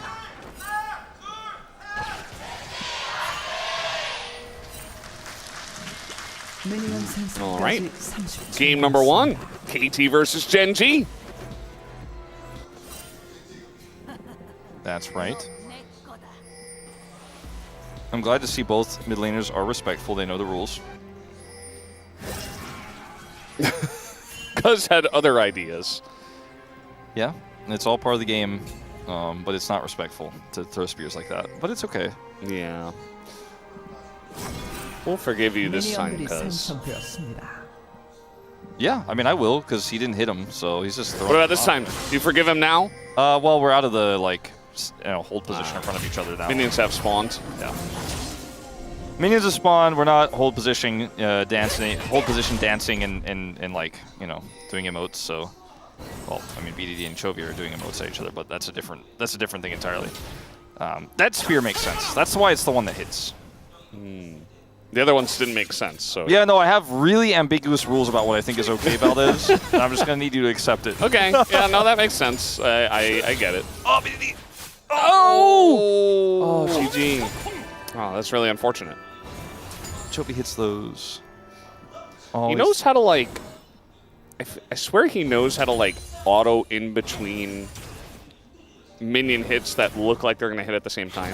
Like, it's definitely possible. Like, I know that you can do that, but, like, he's just so good at it. Maybe that's his secret. Do you ever feel like, okay, this is crazy. This is just this crazy feeling I have, but sometimes when I'm playing with Legends, you ever feel like the game sometimes forgives you? Where, like, you're like, oh, I missed that one, but then you get it anyways? Yeah. And like, I feel like there's like a small forgiveness thing in the code that's like, no, it's, you know, you were close enough, you can have it. Like, I've never even like Googled this. Maybe it's a thing everyone's like, yeah, of course that's the thing, Wolf. But I'm like, I don't know. Sometimes I feel like I feel like I would have heard about it. Chovy knows it if it's real. Is what I'm getting at. Like, Chovy's like, nope. He knows how to abuse it. You're like, nah, I know how to. You're like, I think he missed that one, and then it's like, pa-ching, and he gets it. Ooh, I like that charm. And he doesn't even miss the minions. He did miss one, though. I'm not sure which wave it was on. That's all I'm really watching right now. But it's okay, because he's only missed one so far. Foxfire timing, then the Orb of Deception to harass and also secure the CS between autos. He's chovying so hard right now. He is really chovying. Ahead 7 CS, wow. He's 50% ahead. At 3 minutes. Just when you thought the LCK broadcast could not glaze Chovy harder. Because? It was all a bait all along. But yeah, it's Fione Nidalee, and if Fione does not get the knock-up into a spear, Ari is never dying. Perfect is doing a good job in this Ornn Rumble matchup in the top lane. Holding his own up there as, okay. Mid-trade, he threw out the orb to get the last 2 minions. He's so focused, man. He's so in the zone. We got a little dive brewing here. And let's see who does get the aggro. It is going to go over to Duro, and a ton of damage already comes out. The CC layering was perfect as well. Very clean dive to pick up first blood here for Duro. You could see that Cuz was heading over, but he's not able to get there in time to affect the play. Look at the stop any subsequent follow-up dives here onto Duckdom, which I don't think Genji were really interested in anyways. But that is a kill onto Peter, like you said, that goes to Duro, so not the craziest scenario of all time, but still a small CS lead given over to Ruler in the Chaos as the wave crashes and they look for the dive, so he's generated a significant lead, also has that assist, of course, even though it was split between 3. Peter's going to try to find something here. Nope, just a charm. Well, he's going to give the heal to BDD. That must have been what he was going for. BDD has already used his Unbind, but Duro's not going to go in. Yeah. So yeah, we've been having fun watching mid lane quite a lot. I do think, you know, the probably you're going to get early from the Ari versus Yone is bound to happen. And that does mean that maybe Genji can look for this Drake. We do have a trade up on the top side, actually. Fire going both ways as Ornn, a couple more autos, he'll get it. He had to flash, but he flashes late and dives to Duckdom, who wasn't even part of the fight. That was a bit of a jump scare. I just thought, oh man, Perfect can maybe flash auto him. Let's see how quickly Keen reacts. And then the flash ranged attack is what does him in there from Duckdom. And that's a TP to go back to the top side here from Keen. As still a bit of supportal combat here in mid to see where the lane swaps do end up eventuating. As Canyon, with that prio he has in the bottom lane that they've had this whole time with Ruler, is going to at least be able to get this Drake. Yeah. I mean, just the fact that Duckdom's top 2, it feels like KT knew that they were not going to fight over this Drake, so they just say, well, we'll just give it up. It's a lane swap bonus, you know? Duckdom's going top side, he gets a huge kill. Keen does not have flash, and he's very far up the lane. and just dies again. So that is going to be now 2 kills to DuckDump. I mean, he didn't have vision in the river, so he didn't know that was coming, but I think he could have predicted. And now Ruler is disrespecting the Ornn. It is going to miss, but if that hits... If that hits, I mean, Perfect has flash. I think Ruler is just dead, 100%. Yeah. And he flashed so early that, like, that was... If Perfect plays that, like, 2% better, I think it's a kill. But end of the day, Ruler will at least be able to thank his lucky stars that he does get out alive, but now is flashless. Is KT a bit of a day out in this one so far? Keen, a little bit of disrespect in the top lane, getting punished. Yeah, I do feel like Gen G are not exactly respecting KT very much just yet. Not true respect. Yeah. Not the... They're also having a day out, but it's the kind where you, like, start early in the day and you're out in the sun all day and you've, like, had a couple of beverages and... Yeah. Yeah. It's that kind of vibe. Yeah. Which can be fun, but it doesn't win you League of Legends. Monday is kind of... Or, like, KT's that Monday looming responsibility, you know? Yeah. All right, nice little unbind there. Going in on to Peter. Ruler with taking a bunch of damage. Assist as well in there, trying to get involved. This game is not really what I had on my expectations after watching the draft, where it's just a 2v2 in mid, as Chovy's putting on so much pressure here. The supports have been surfing through the mid lane this entire time, and the lane swap eventuating in 2 kills for DuckDump in the early game.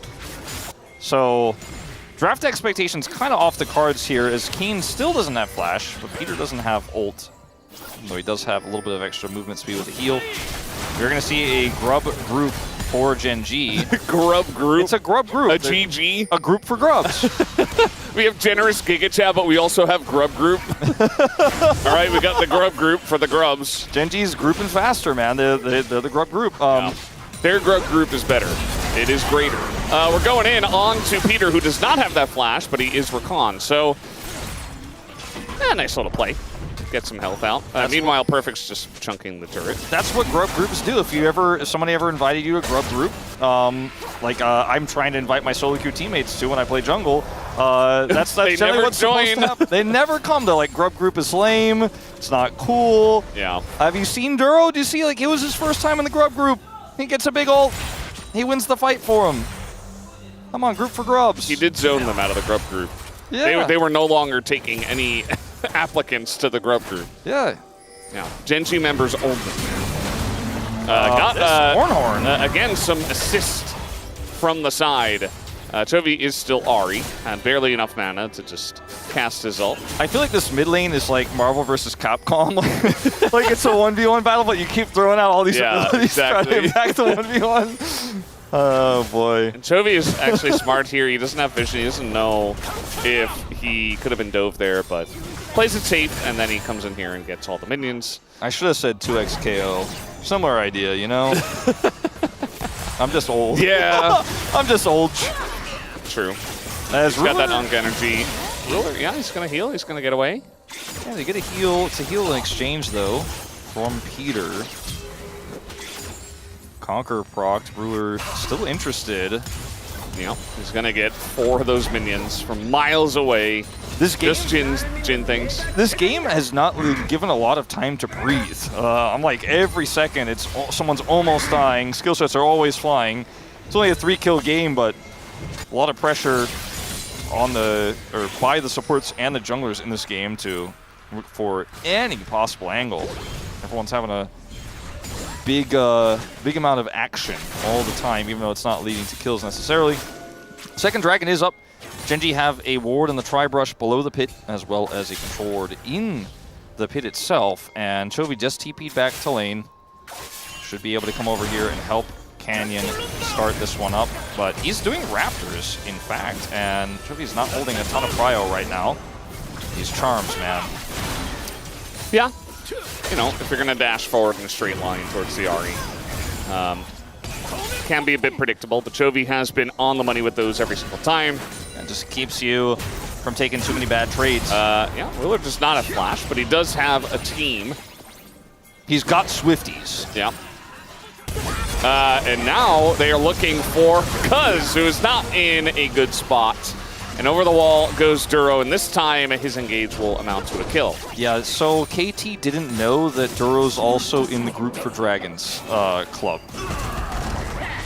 Group for Dragon. There has to be a word for group that starts with D, right?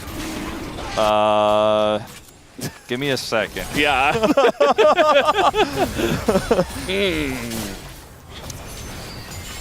No, I got nothing. Dragon. Drag him to Dragon. Dragon Dungeon? No. It's just not hitting. It's not good.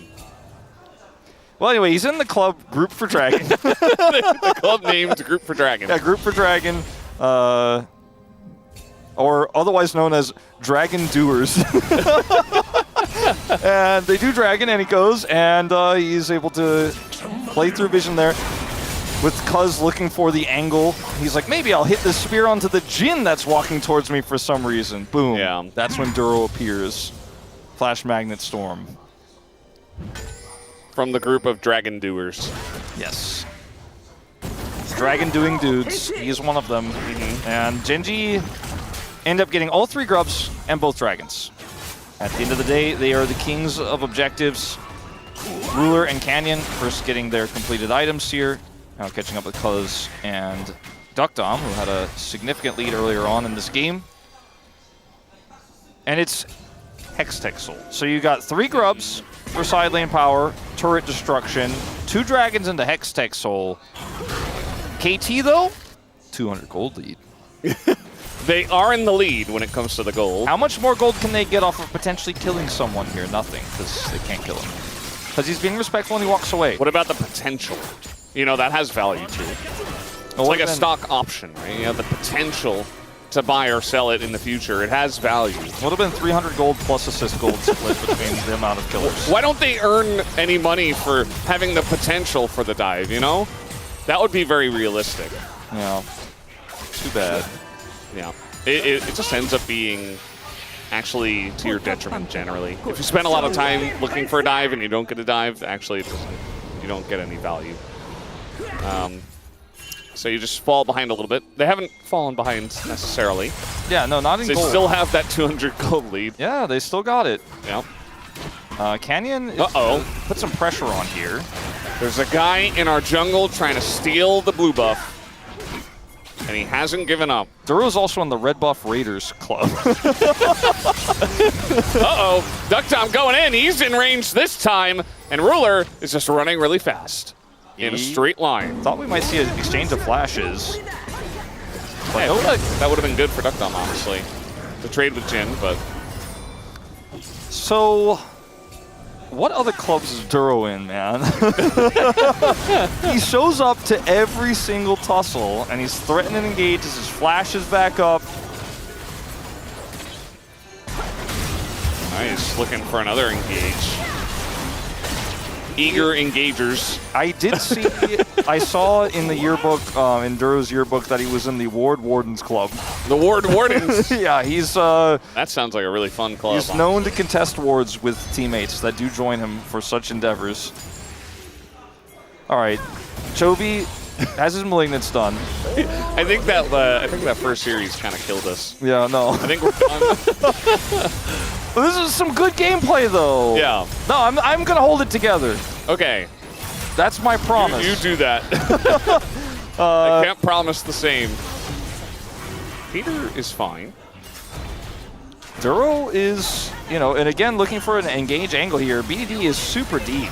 He is in trouble. Yeah, we got Shinzao here. Canyon elects not to block it, even with his ult and flash available. They want to turn onto Perfect instead, who is Ornn. And you know what? With enough CC, they can get that job done. They say, let's just start from the front, and then we'll go to the back. And now Canyon's going to use his ult. Peter in a lot of trouble here, although Chovy in a bit as well. But it was a bait all along as Cuz goes in, and he will go down immediately as now the engage comes in on a BDD, who is not going to get away. And we still have Jhin ultimate.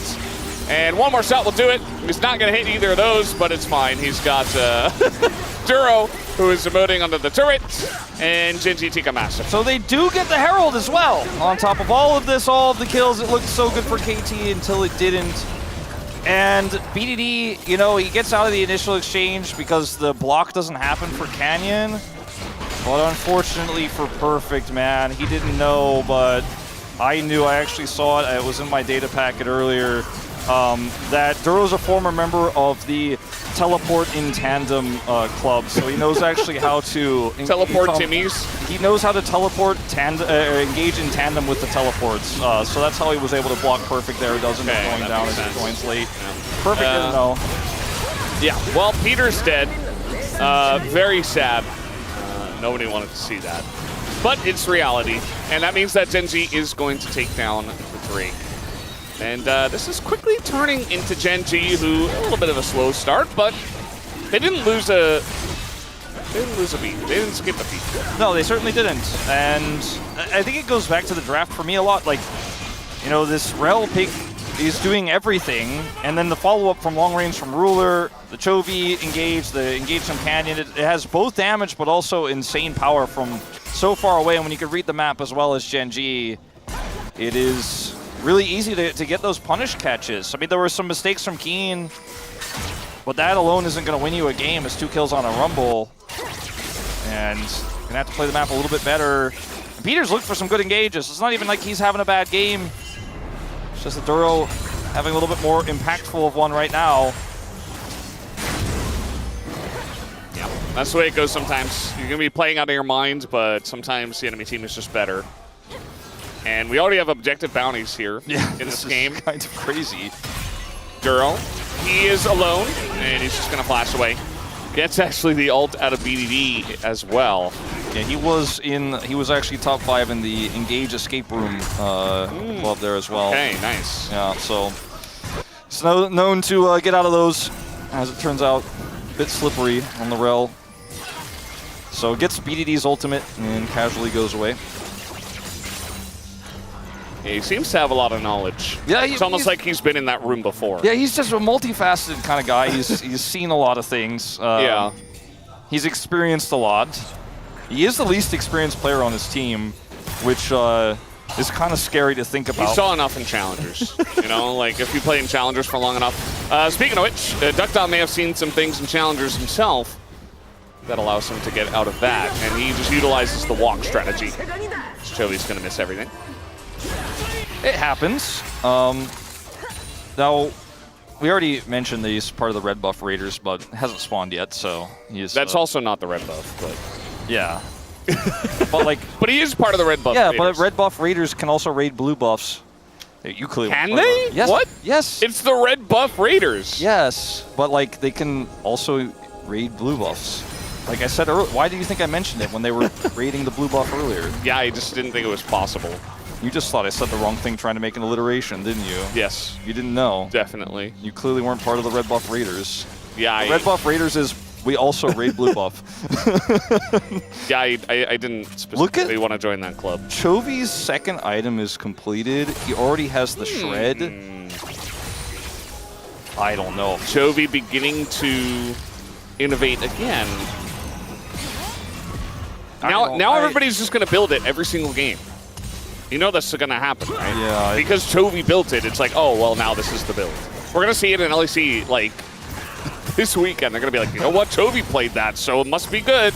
Honestly, it seems pretty good, to be frank with you, Valdez, but I think you kind of have to have a pretty significant lead and really good coordination and a strong team to back you up in order to make it work, but... He's not even that far ahead. No, it's like 700 gold. It's like, for Chovy, that's quite low.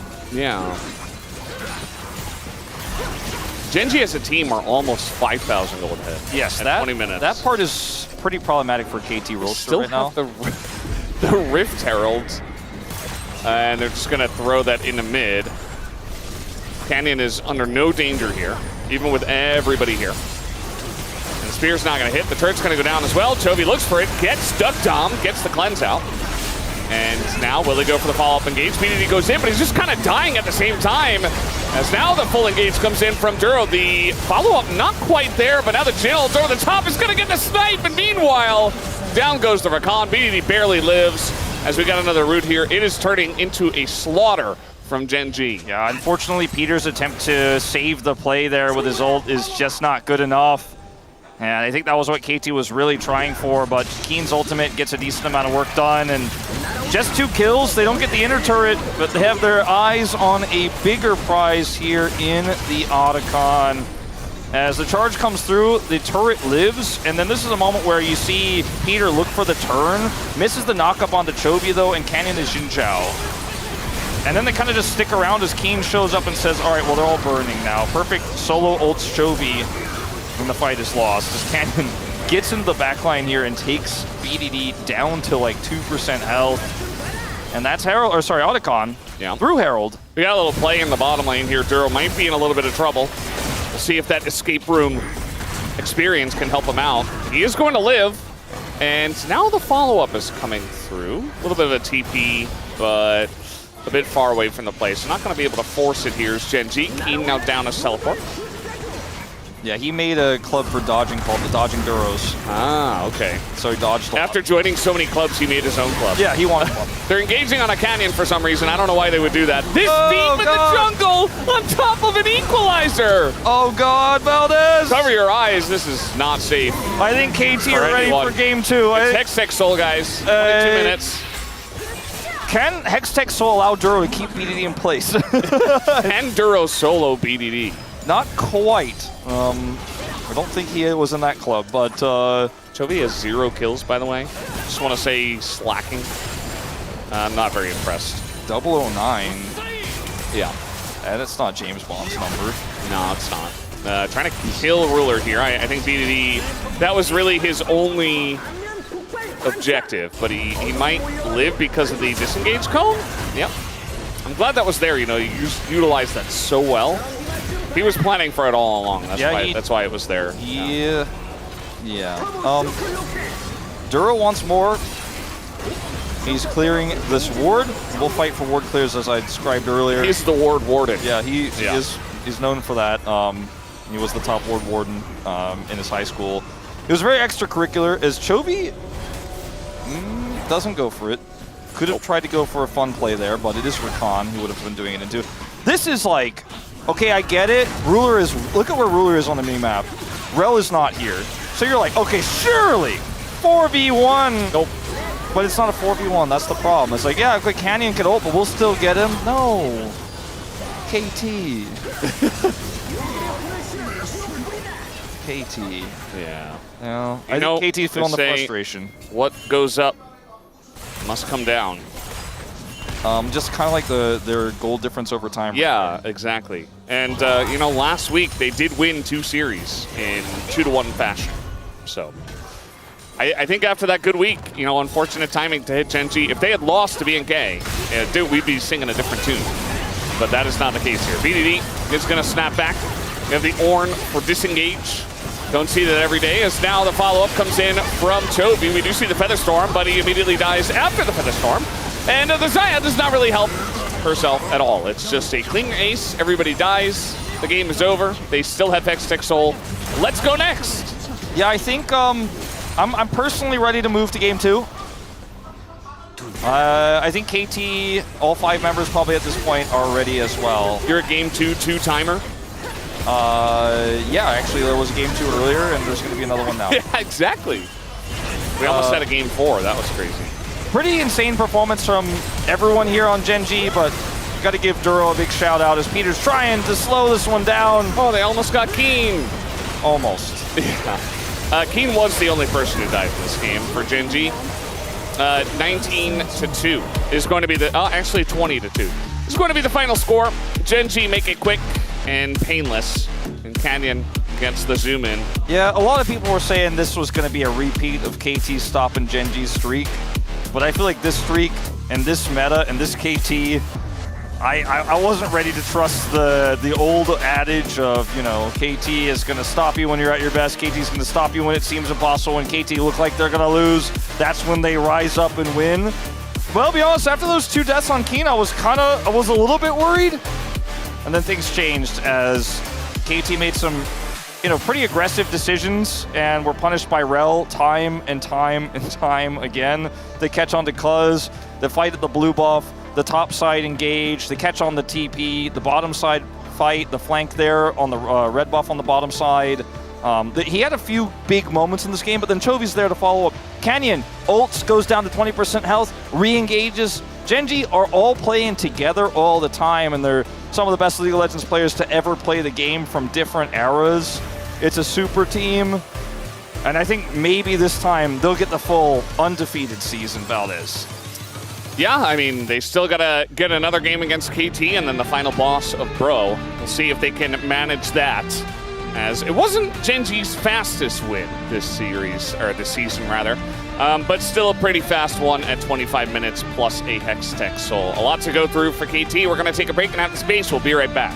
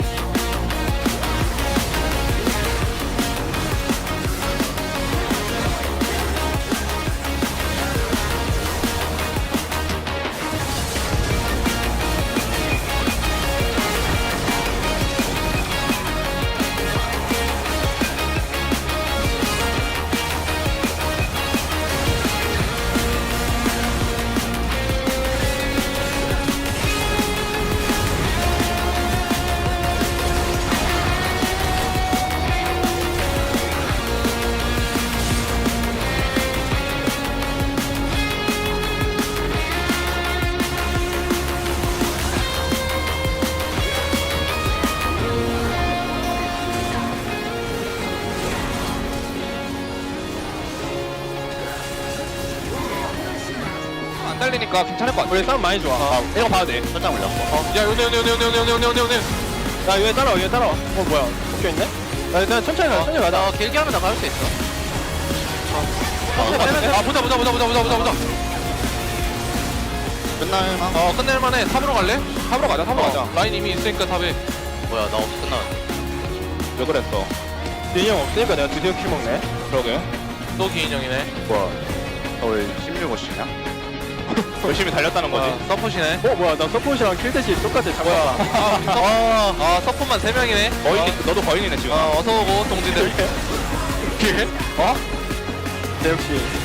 거인? 재혁이 형 그냥 다 못될 줄 알았어. 잘 잡은 사람. 형이 형. 되나 이거? 네, 노공이긴 해요. 평소로 이걸 잡아? Rest of Shopify has to scramble. Inspired looking for an opportunity as Busio using his heal there on the Alistar goes in for the engage, and now the bounce house is in full swing. Inspired roaring through the fight over the top, and it's over before it even begins. What a fight from FlyQuest. The explosive engage comes through and they give him no shot whatsoever in that one.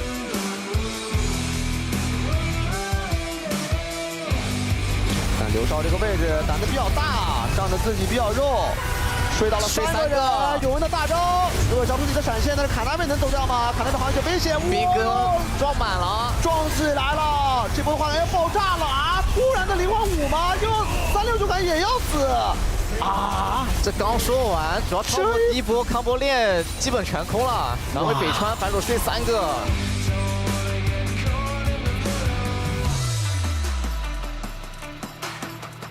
顾夏左边又立场卡住了位置，顾夏躲在暗雾里，再吃到了射线闪现拉，但拉到的是 Courage 开心焰无双，还是有撑住第一波的伤害，而且是把 Barbo 往下爆，一波的送后程往下轰，在这一波的交换下，逼过来的 Fade 用暗影视障关注了对方的人头，一波的 Cross 面上河道和海克斯射线，要一波的能量守恒殿下 Penta Fade 这么优良的发育，能够带领自己的队伍要来准备收下亚塔坎。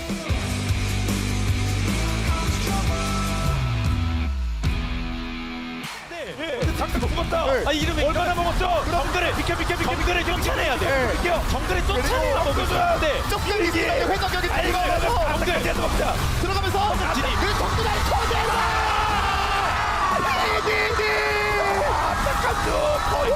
이렇게 퍼펙트를 끊어서도 본인들이 정글이 잡혔기 때문에 아타칸을 먹기 위해서는 50을 쫓아내고 먹었어야 되고. 그래.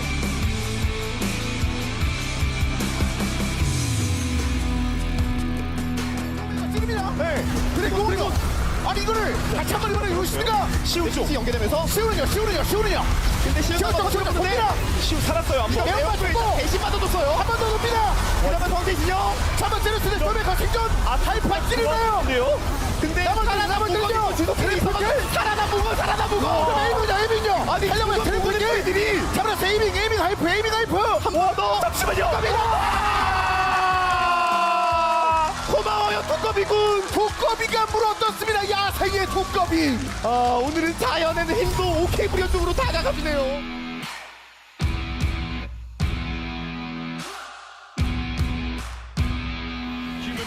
Reset is loaded, Humanoid is rounds up. Cosmic Red is coming out of Mickey. Comes down just in time to make him invulnerable. Skimon looking for a little bit more damage. Hunsummer has the Feather Storm in the flash here, and he's keeping rounds up busy. Hunsummer gets one.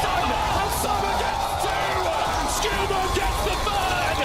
And Humanoid can only stand and watch as G2 grasp victory out of defeat.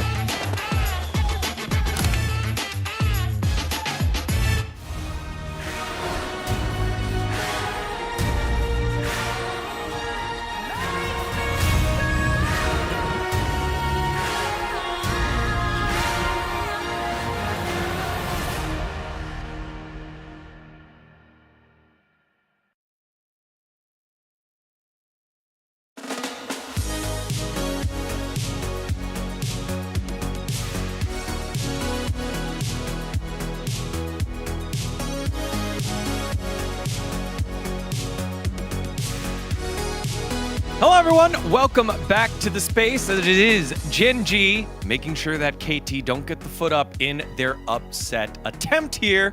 1-0 is the score as we get to take in what perfection is looking like, being built right before our eyes, Ox. Yeah, I mean, this was a great game from Gen G. I think everyone's expectations for KT are an all-time low. So, you know, it feels like it's going to be 2-0, right? Degon, right? Yeah? Yeah, the upset bid falls a little short here, but There's still time. There's still time.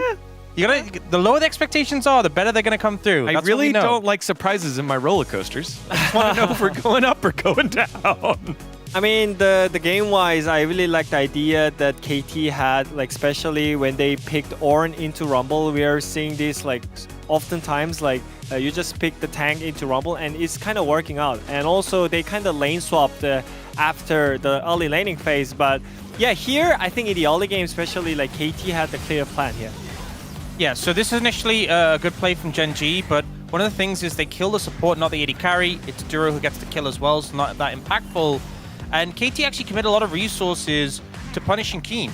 They managed to get this kill. It's a bit of a poor flash coming out from Keen there. And they repeat the play knowing he is flashless.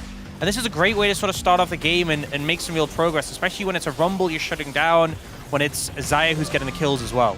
Yeah, I mean, this is what happens if you don't match the lane swap. Because here, I mean, we already opened up the discussion when HLE played against T1. HLE made the lane swap, T1 tried to match it, but they couldn't snowball it that well. But this time around, I think Gen G didn't match the lane swap. Of course, your top lane gets the punishment, but afterwards, they actually could have the control in the Drake, so like they could actually snowball well around the objective. So what's gonna happen next is that they're gonna like win the team fight with those objective control. Yep, that's right. Over in the top side river, starting to set up here for Herald and just try to create some space. Instead, KT bite off a little more that they could chew.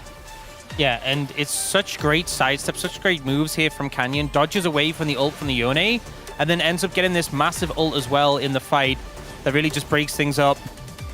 Dashes in a little bit later, but I feel like in this situation, Canyon just creating so much space in the Xin Zhao.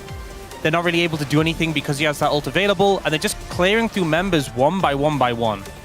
Yeah, I mean, their team fight skills are just on the another level. Like, whenever I see their team fight, it's just a perfect, you know? Like, it's just everything, everyone is just on point. They're just calling out the cooldowns as well. Like, it's just so clean. It feels so casual, the way they sometimes go into these team fights. It feels like, you know, it's not even high effort for them. They just do it so naturally and freely.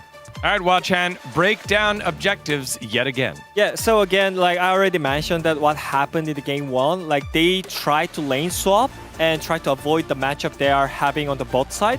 But we already explained why the change is impactful for the lane swap is because you cannot actually go for the early Drake. So Genji, they are not matching the lane swap, but they went for early Drake, so they could actually fight for grubs. So they had like 3 grubs with the early Drake, and after that they could have 2 Drakes in the 12 minutes. So I think that was kind of huge from Genji, because we already talked about like how T1 could react better. Is actually like Genji showed up this match to just not match the lane swap and snowball with the objectives. Yeah, and Wolf called it great. It was group grubs. It was all about grouping for grubs. Duro ends up getting a massive ult on the rel, and then it allows them to get those objectives and then snowball from there, Ox. And I think it's super relevant because, you know, we saw in this game, got Hextech Soul as a result of this snowball on the Dragons, which was really impactful. But also, I feel like HLE have been a team who are really keen to swap up to that top side.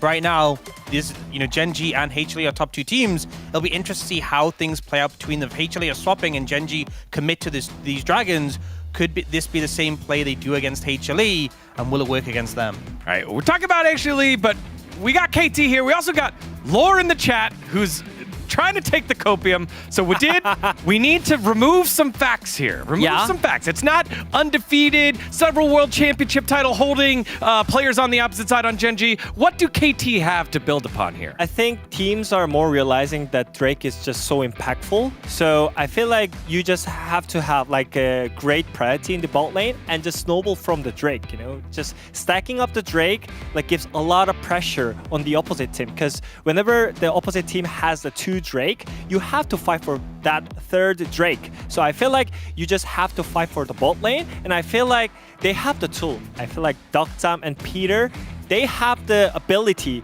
to play against the bot lane that achieved a lot of things. And yeah, I mean, they have the ability. They already showed up a lot of great like games against like HLE. So I feel like they just have to play on their bot lane.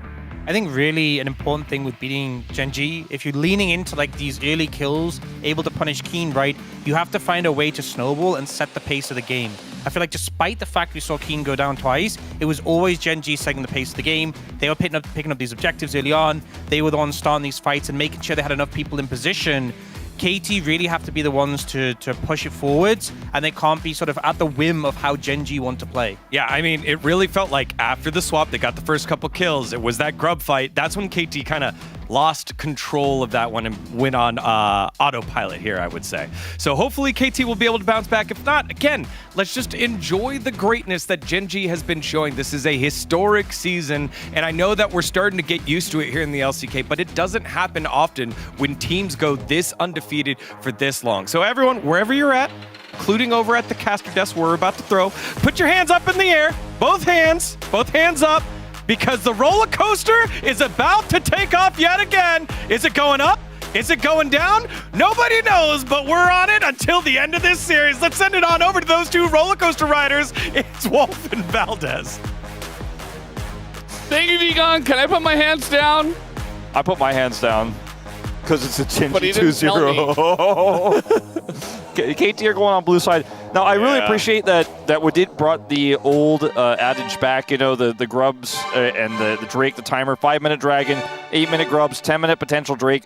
That's just for normal teams. For Genji, what he should have had was 10-minute guaranteed Drake, 15-minute guaranteed 3rd Drake, 20-minute Drake if the game, like the flowchart's like if game is still going. Yeah. Soul. And then like Elder coming after that, it just has an X over it, says not needed. Because Genji, their objective control is insane. They snowball games, and their macro that comes with it is just so crisp that it's hard to punish them. It's hard to find those angles outside of the early game where Keen played a little bit greedy. He died twice. That was it. That was all KT could get. Yeah. We're going to see the Azir banned again, the Pantheon banned again. That makes sense. Vi and Kalista one more time. There's the Gwen. The bans aren't changing. It doesn't look like here Valdez. Yeah, Poppy was the last ban last time. If you're on the same side and you're playing Gen G and you ban this the first time, you probably put a lot of thought into what your bans are going to be from the blue side, and you shouldn't change them. Like, are you going to leave King Gwen? No. Are you ever going to give Chovy Azir ever again? I don't know if any team will ever do that. Now, we do have a difference here. Yeah, well, Leah was banned. I think maybe, yeah, this you could have gone for first pick Poppy, which is flexible, but I don't like it as much as just going for the Rise with all these mid laners gone. Ahri, Azir, Yone, and now the Talia. So felt like a nice Rise angle there. See if this ends up being globally impactful here for KT Rolster, as didn't expect the Sejuani here. The Jace is kind of not a shocker to anyone. It's a really strong pick right now. Keen has a great amount of success with it. Sejuani, though, a little bit different. I wonder what this means for what Chovy has planned, and if Ruler wants to pull out an old favorite in the Ashe, which has a ton of synergy. The Trundle is why we're a little bit surprised to see the Sejuani blind, because it's one of the better picks into it. Yeah. And now they can go Scion here as well, because there's no Trundle on the other side. So KT, I think, a masterful set of picks here in this first rotation.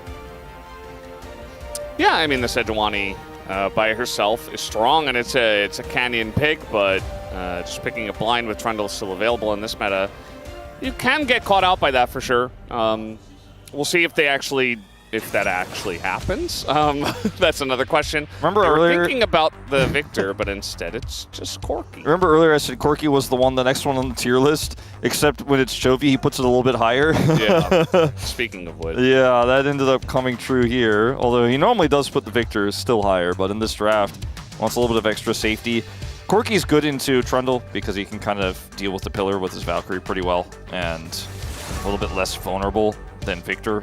If Victor gets pillared in a weird moment, he just has to flash. Yeah. Corki might, depending on when the pillar is placed, but it's a lot safer just in general. The Senna with a scaling composition like what KT have already put together here is pretty scary. I think that's a pretty reasonable ban here for Gen G. Alistar has been banned in this spot for all time, so it's really burned into our monitors. Yeah. Everybody knows, and everybody knows why. It's just the way it is. Braum is an interesting one here, because I thought, even though they did go for the Sejuani jungle, there was still a potential Lucian angle here into a KT Rolster's comp. Yeah. Well, it's stronger on blue side because you can pick it together, I guess. So if you only pick Lucian or if you only pick Braum, then it's a chance of getting the pick stolen away. That is true. The Ashe, I feel like, is still viable here for Gen G, but they want a little bit more magic damage, and they're going to lock in this Kai'Sa, which can circumvent the front line here of KT Rolster if played well. And now it's turned into a triple threat composition where you have follow-up for the Sejuani with the Kai'Sa, lots of burst damage and the double 80 carry, and then you have poke for the objective itself with the Jace. Jace going to be struggling to get a lot of damage done into the Scion, depending on how those fights shake out, though. As a Nico to be hovered here for Peter. It's been one of his favorites this year. I think he's gone to a lot in the past. The question is, what is he going to play with this? The Kalista is long gone since the first banning phase. Yeah. Nico Israel is definitely not a common pairing, but I do think it can work out well. Kai'Sa Nico is pretty good, so maybe they just wanted to take it away. Yeah, that's what I was kind of thinking, because, Kai'Sa is known to be a bit of an answer to the Ezreal, especially in a draft like this, but taking the Nico away is interesting. But Nico Ezreal is not the same kind of power level as Ezreal Karma in terms of pushing, but it's still decent. And Duro's going to go for another set of engage here, because Sejuani alone, I think, isn't good enough, which means that the Nico is going to be good into what you expected to be that final melee support to come through. And the only other one he could have gone for would have been Leona. The same rules apply. So I think the comp, I kind of feel pretty good about KT Rolsters here. We always have to consider the nameplates when we look at these two teams. Anchovy's love for Corki for all time, even pre-rework Corki, where he was just building Ludens and doing poke boom boom damage. He's just got such strong mastery of this champion, and he's playing it more than anybody else. You know, he's playing it in these spots, and you have to trust that when he hits that 2-item spike, fireworks are coming. He is just so good at this champion, and I feel like the execution burden for KT here is lower than their Game 1 draft, but it's still pretty high to play this Ezreal Sion composition. If there's anything I'll trust Peter on, though, this season, it's his Nico. He's had so many good Pop Blossoms, and I do feel like maybe he's going to be the X factor here that could bring this to 3 games. I won't predict it. I'm still feeling like it's going to be that one-sided Genji 2-0, but maybe this draft gets it done. They got Trundle into Sejuani. They got a great side lane comp. They have Sion into Jace to block that poke. They have Peter's best engaged champion. If they can't get it done with this, they weren't going to get it done. The one issue I have is I think it's going to take a while to get online. We'll see if Genji gives them that time of day, as they didn't do that in Game 1. But here is game number 2.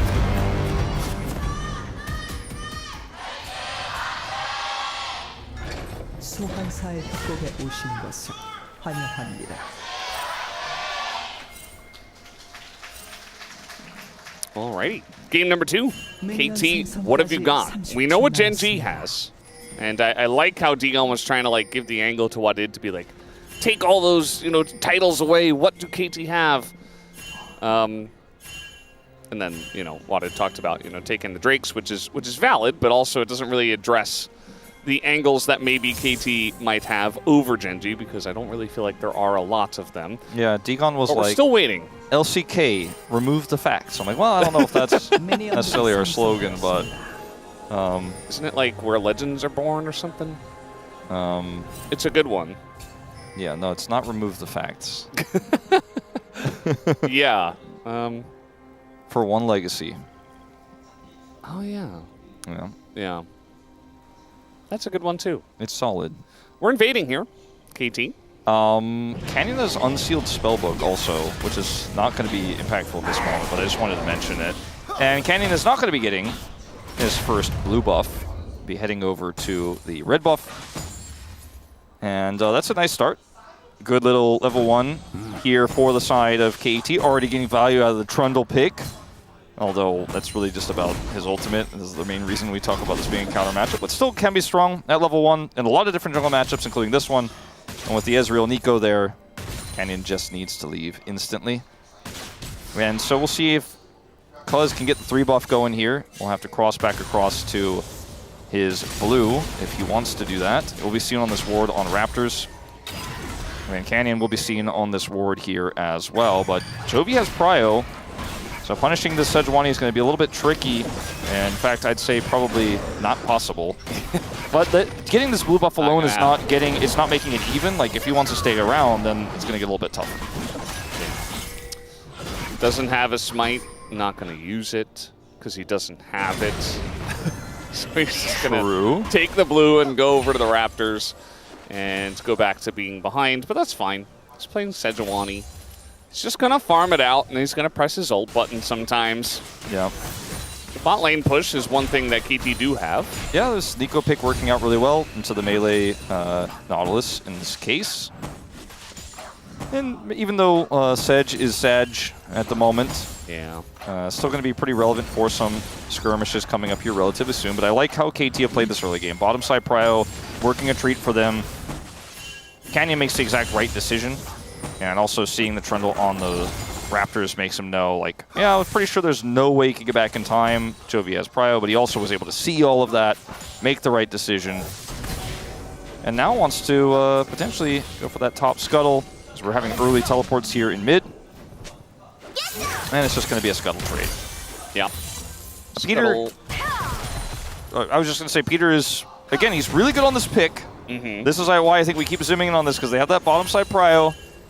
And it's not just his R buttons that he's good at, but his laning has been pretty strong as well. It's a very dominant pick. Duro knew what he was getting himself into. It was just, you know, we need some more engage. I'm just going to pick Nautilus. It's fine. Because otherwise, how do you catch Ezreal with just Sejuani? Like, it's never going to happen. You know, maybe a Shock Blast hits him and you just blow them up. But with a Scion on the other side, you're never going to Glacial Prison the Ezreal. You are going to Valkyrie into Rise as Chovy. Very aggressive trading pattern.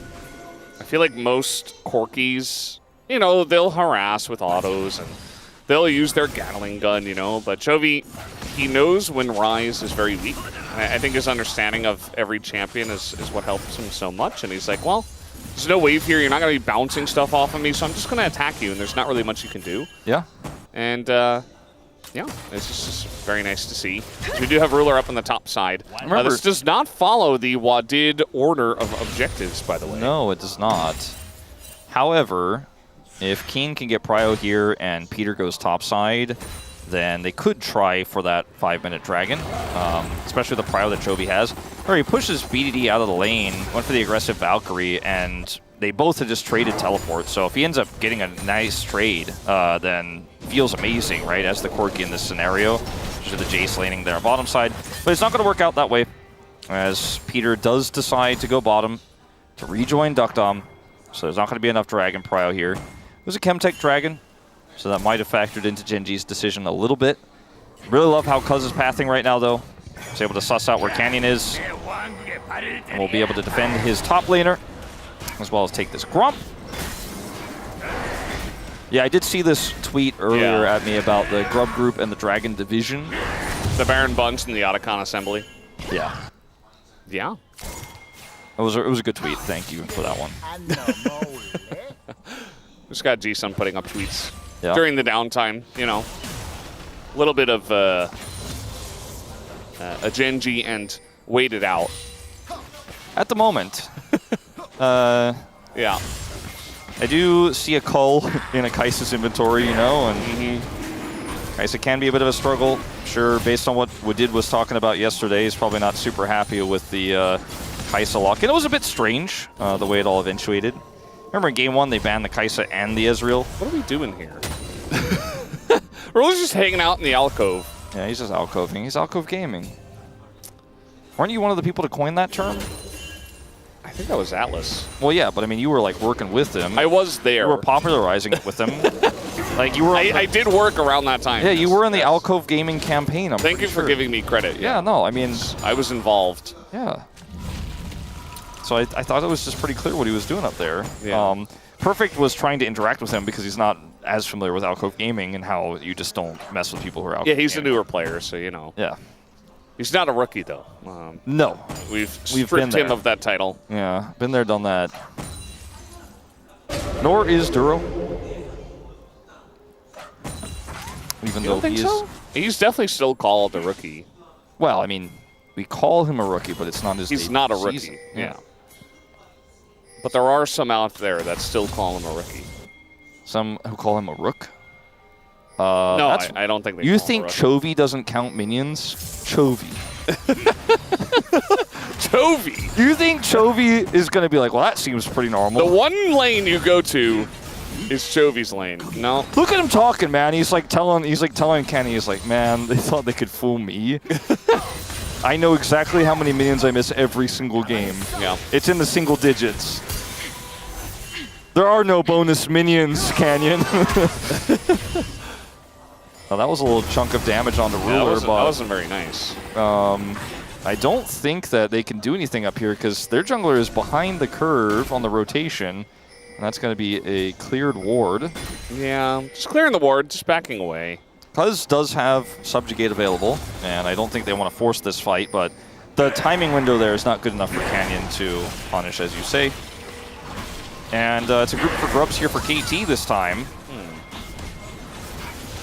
We do see Gen G, they want to fight over this. They don't want to give all 3 away. I almost said all 6. What year am I living in? Trying to come in here. Some hook onto Duckdoll, but now the turn immediately on the Duro, who's going to flash away. But now we got Cuz in a bit of trouble. In goes Ruler, going to take him down. First Blood did go over to KT, but now fight here front to back is looking good for Gen G. Bit of a stun goes down on the Canyon, but he's super tanky. Perfect test to get out. It's now the Realm Warp. We see BDD thinking about getting out here, but follow up. Duckdom going to go away. Continues to kite as Canyon does get the Gromp, but he is going to go down. And now we have the Root going in on Akeen. One more auto gets it done, and Duckdom picks up a double. a big fight here for KT. Huge win for KT, and they end up getting so much out of this, despite the fact that it looked good for Gen.G in the initial outset. And Perfect, I was starting to get frustrated with him in that one because he was running away to live, but I was like, man, you're Sion. Go back in there and die and go zombie because he was in melee range, but he still survived, came in to do that final Q, which really led to that first pick, and Duckdom picking up the kills.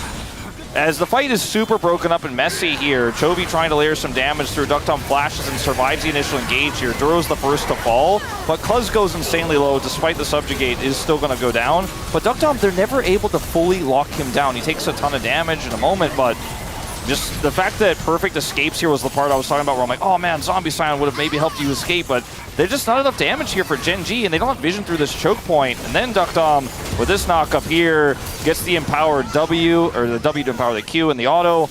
Keen gets taken out here at the very end, and the Ruler has to flash, so you even get a flash on the Kaisa out of that. Did have to cleanse as well moments before, so it's about as good as it could have gone there for KT, honestly. And you know, looking back at the fight a second time, I think Perfect was definitely well within his rights to want to flash away there, survive, and then come back in.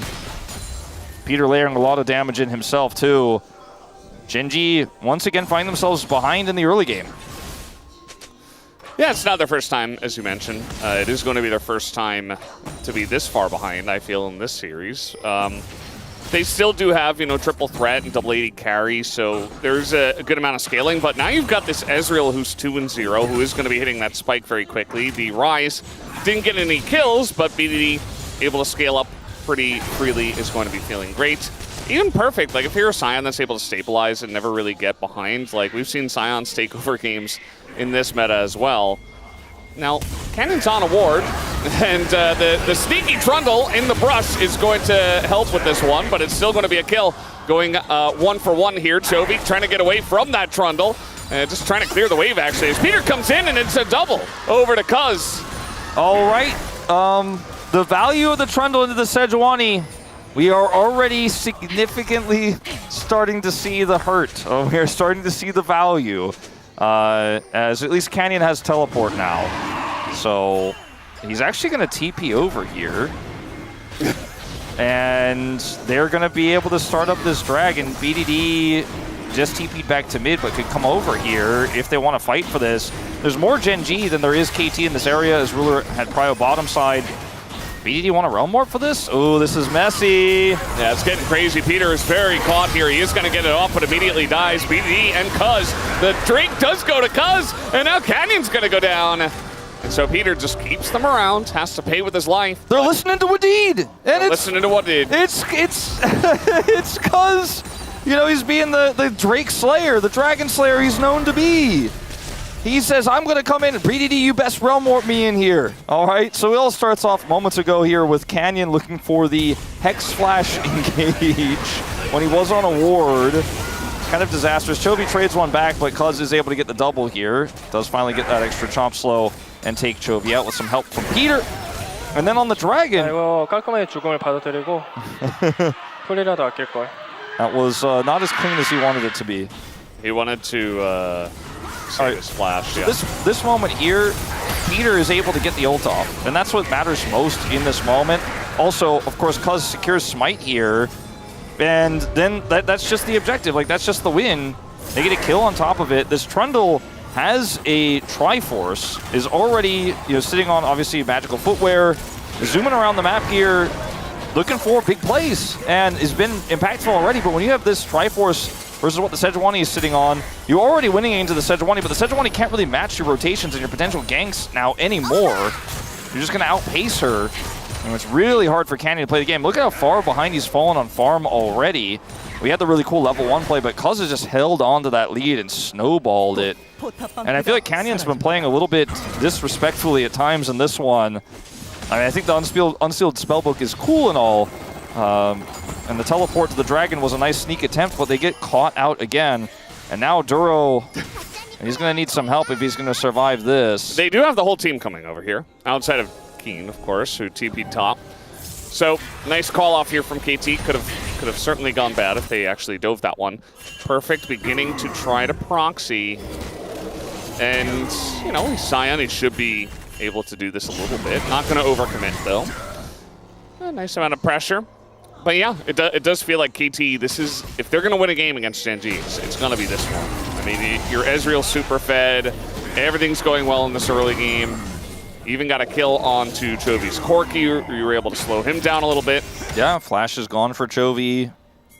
And Canyon is nearby here. Perfect might get baited. He's desperate for anything. Like, if he gets a kill, he's right back in this game. But currently down 2 levels. Yeah. You know, he's kind of just not really able to do anything. Yeah, I just don't think KT are that, you know, that's weak-minded. Like, they're not going to fall for this. Like, Keen walking into the Sion trade, he's not going to be like, oh, I better go in on this. And now you can see that Chovy is, you know, he's still up. He does have that kill up in gold over the Ryze, but doesn't have control of the side like he would like to at this point in time. Ryze already has the Rod of Ages, and it's going to be very difficult to kill with this build. Seraph's to come in second means that he's just super tanky and also has a shield. Even with the nerfs to Roa, it's very strong, very powerful build, especially with the lead that KT have right now. And you can make those macro plays. Hextech Soul again, by the way, which is kind of insane. And getting a lot nowadays. We had a couple yesterday. 2 or 3, actually. Grouping for Herald now. Gen G with Chovy having teleport advantage. I think KT should be very slow with how they play this. Yeah, looks like they want to do something here on the right, but Duro's in a lot of trouble. I mean, he's just dead. He gets pillared. He's going to flash away still, but he still dies. And as now he gets to engage on in. It's only going to hit the Sejuani, though, but the damage goes in, and Peter does go down. Chovy's still doing a lot of damage here on the left side, but Canyon extremely low as Realm Warp now, and Ruler doesn't have anywhere to go as he goes in to try to kill BDD, and it doesn't quite work out. Chovy also looks like he's going to go down. KT are taking this fight in a big way. As Gen G, they did not respect him on the Grubs. They did not respect him on the Rift Heralds. And they will pay the price as KT take a huge fight again. Surely KT win this game from here, Valdez. There is no way they're going to let this one go. Playing from ahead, confidently into this fight. And Duro is the one who's pillared to start things off. Looks like maybe for a second he's gotten out, but he's blown up. And then the follow-up is just not there for Gen G. Really nice ult from Canyon, all things considered, to try to turn that one around. But BD super confident on the Realm Warp chase. Rua looks for the denial, but ends up going down himself. So it starts off with Duro getting pillared, right? Look at how the follow-up isn't perfect. He denies anyone from following up as everyone's focusing on the Nautilus, so there's no risk in this. Now, Peter does end up getting taken out here. The ult is really nice from Canyon on the turn, but so much damage is done. BD flashes, gets the root onto Canyon. Ruler is trying to take him out here, but Cuz is doing so much damage. BD does take the Realm Warp, get the kill there. Duckdown plays respectfully here, barriers, and Chovy gets taken out by Perfect there in the end. And then Keen as well here. Yep. Pillared again. And Cuz is just, like, when you get ahead on Trundle, everyone who's played Trundle, even in the top lane, knows that when you're really winning and when you're really, really far ahead, you just kind of run at people and throw pillars up. And whoever you interact with just gets clubbed to death over and over and over again, and you just take over the game. It's very fun. You're already playing into a Sejuani, so you get to be even stronger with your lead when you come to team fights. Yeah, it's very oppressive, and I think especially in this matchup, like, I remember there was a meta where Trundle wasn't being played, but Sejuani was very, she was being played like almost every game. We didn't have Fearless, and Chronicler was actually like, we should be seeing more Trundle. And I was like, no, because Trundle wasn't very good at the time. And even now, it doesn't feel like Trundle is amazing, but especially in this matchup and in the matchup against Xin Zhao, he is very strong, especially from ahead. And it just felt like Kenny was like, you know what, I don't care about all that. Like, I'm just going to win anyway. And any team can beat any other team in the LCK. Yeah, but I mean, I really think when we talked about drafts, I liked KT's draft a lot, right? They had all the tools, but I was like, they're going to have to play super well. It's Gen G. The draft is hard. It's, in my opinion, still the better draft, but it's hard.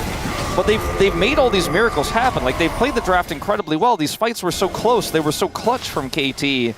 And they caught Gen G off guard, I think, with how well they've been playing. They've been punishing Duro, which we knew was a possibility, playing this Nautilus into the Nico, and the lack of engage made it pretty necessary, I think, to draft the Nautilus, but this means you had a draft issue earlier on. As the Sejuani into the Trundle was blind, of course, was also surprising to us, but I didn't know the game was going to get this opened up this early. Gen G are still playing a good macro game, even though it's 10 kills to 4 here. They are just only... missed a cannon. Yeah. He's tilted.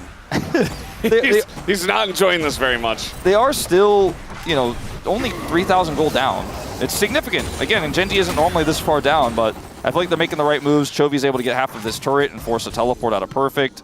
Yeah. They should be able to defend this inner, so, I mean, it's not over till it's over. It's a good point because Gen G has come back in games like this, and it really often comes from teams making mistakes from ahead, and Gen G will punish you. It doesn't matter if they're very far up behind or just a little bit behind or whatever. You have to be extremely clean if you're KT. This game is not over, as you mentioned. As now, gonna hop forward. Okay. That was weird, the way that came out, but yeah, it was a pillar. Huh, okay. I thought Keen just hiccuped for a second. He is Ezreal, but there is a Nautilus here as well, as waiting for it. The sun comes in with the permafrost, and Duro gets his revenge. I mean, these are the kind of moments you're talking about. The punish is there. Rotation up from Perfect for just a moment means, guess what? He's not defending this turret, and Chovy's going to take that. The Scion is not going to be able to prevent this. Even with just one grub, this turret is just gone. Chovy should be able to get out of here, no problem. Yeah. Good Valkyrie there. Easy peasy, and it's like, okay, suddenly a kill here, suddenly a turret there. 3,000 gold lead, that's what I was saying a second ago. Oh, it's 1,200 now. Yeah. This is the Gen G angle, you know? Any mistake is punishable. And like all the lead is in the trundle. Yeah, I do like how KT were at least looking for angles, you know? Because there are some teams they get ahead against Gen G and they're like, oh crap, okay, we can't mess this up. We can't do anything crazy. But you really need to keep your foot on the gas pedal. And outside of making mistakes, you got to continue making proactive plays that get you in the lead. So they look for that play onto Keen. Canyon does have ult. They aren't sure. You never know. 찍었어. I mean, Duro's just like, got him. 진짜. So he got mad, he's got the assist, yeah. 제발. 777 gold to another. Ruler's actually angry because this is the second time that Duro got a kill. And it's a shutdown. It was 777 gold. And, you know, it's actually a reason to get angry about because Kai'Sa needs these items. Like, she needs at least 3. You'd like 4. And 777 gold is going to be really big for getting that third item. Yeah, and if a Kai'Sa got it, would have been jackpot. But supports don't play slots. They're not into gambling. No. It's not a thing that supports. That's why he didn't. They're pretty base like that. He didn't gamble. He went for the kill secure. He was like, I'm not taking a chance on this. I'm sorry, really. Yeah. But it was his ult and his play that caught Duckdom in the first place. And yeah, kill is still good, but yeah, could have been even better. It's significant. You know, getting that allows the play at bottom side where Chovy gets the turret. Yeah, I think what you said before, though, about all this gold being on the trundle is really big. It's scary, you know? It's all your eggs in one troll with the club basket. It doesn't feel very safe. He's going to be unkillable. He's unkillable. But he's trundled. He runs at people, he clubs them to death, like I said earlier. But that works until about like 25 minutes plus, and then you just kind of get kited, and you know Trundle can't carry the game by himself. So the Rift Herald is here. Duro is going to go in for the engage. Ult's actually on it because they're throwing everything into this Trundle that is so tanky. The Nico not going to hit anyone. As Gen G desperate for this Drake. They have to deny the soul right here, right now, as they do get the kill on the Scion, but Chovy is so low as he tries to get the kill on a BDD. It's not going to happen. Ruler is going man mode, and it is a steal from Duckdom to get that one. As they do take it down, Cuz not able to get the smite, and that might be where this game goes awry for KT. As Gen G, they pick up the fight. Ruler with the triple in this one. Frankly, it's kind of a disastrous fight for KT. I mean, Peter's ult missing was the moment for me where I was like, uh-oh, here we go. I think this is the moment. Because Peter has an ult that hits absolutely nothing when everyone on Gen G is so close to the ult. I mean, look at the setup here for KT. It's brilliant, and it's the Trundle who gets hit. It's the Trundle who's engaged on, knocked up. Root's on the Sejuani, and then KT from here just completely whiffed everything. Like, Peter could have gone in, looked for, I mean, he had flash. He could have ulted the whole team, but he chokes the moment. BDD ends up winning the fight against Chovy on the side, but that alone isn't enough here. As Duckdom has to carry after the dragon gets stolen here. He needs to be the one who can actually clean up this fight, but misses a few abilities here. Duro goes down first, and then Ruler ends up winning out as just hides behind Canyon. That's the end of the Ezreal. Not to mention, of course, the reason why Duckdom went in like that was because he knew that the Jace was on the other side. There was no good angle. There was no escape, as not again. Uh-oh. Canyon paused because Ruler was taking his Raptor camp. He was like, yeah, that's not allowed. Ruler's arguing with him currently about the fact that Duro did steal his kill earlier, so he needs to get the Raptor gold. So he got a Peter Parker issue. Oh my god, Valdez. Well, that would explain the complete whiff of the Flash Pop Blossom where he didn't in fact flash. I would not like to chrono break back to that fight. That is one of the things that I would not like to do tonight. Well, we'll see what his claim is, because we've had many claims here at the LCK. Well, that's the thing is, like, if his keyboard, if like the F key on his keyboard wasn't working, it's really hard to prove that. You know what I mean? Just for example, I'm not saying that's what he's claiming. Like it could be like a mouse issue. His monitor might have turned off in the fight. Like we don't know, but like everything is recorded and we do have all the information, all the facts. So we'll get to the bottom of it. But like you said, if there was an issue, like where his keyboard, you know, did the Windows like unplugged for a second, and that's why he didn't flash, and like we can prove that, and we see it in the recording, and we have to chrono break, man, the whole like Force of Destiny will be changed forever when they redo the fight. Jovi hasn't beat me 1v1. Facts. I mean, I guess he's not wrong. He hasn't beat me 1v1 yet either, Valdez. Yeah, same. Wait. I'm new, but is this Valorant? Oh, very close. Very close. Try again. I don't want to tell him the answer. Whoa. You ever just create a new fan sign meta out of another fan sign? It's a true shot barrage sign. All right. Resolved. So I guess we don't know what the claim was, but either way. It was just a Peter Parker pause. With great pauses come great responsibility. Yeah. He knew that. So he didn't do it lightly. But it was resolved. So the Peter Parker pause is now Peter Parker unpaused. Yeah, it's not in the rulebook that if your spider senses aren't tingling, you get to pause. We do have a potential Otacon take here, as Duckdom's going to clear the mid wave and try to rush over. Keen does have TP, but he's actually just going to get the free rotation over, which should be able to clear the wave and join. As if KT start this first, I'm not sold. No, if they start this first. Oh, Duckdom, please. He's fine. Didn't even need to flash. Not like this, okay? This has the potential to be a very good game. Yeah, no, Please don't just get hooked by Nautilus as Ezreal. Otacon's trying to clear vision in that tri-brush, but Canyon already did, so don't worry about it, Otacon. Just go back to your pit and chill. We'll call you when it's time. I mean, Baron has also spawned here. 2 big objectives on the top side of the map.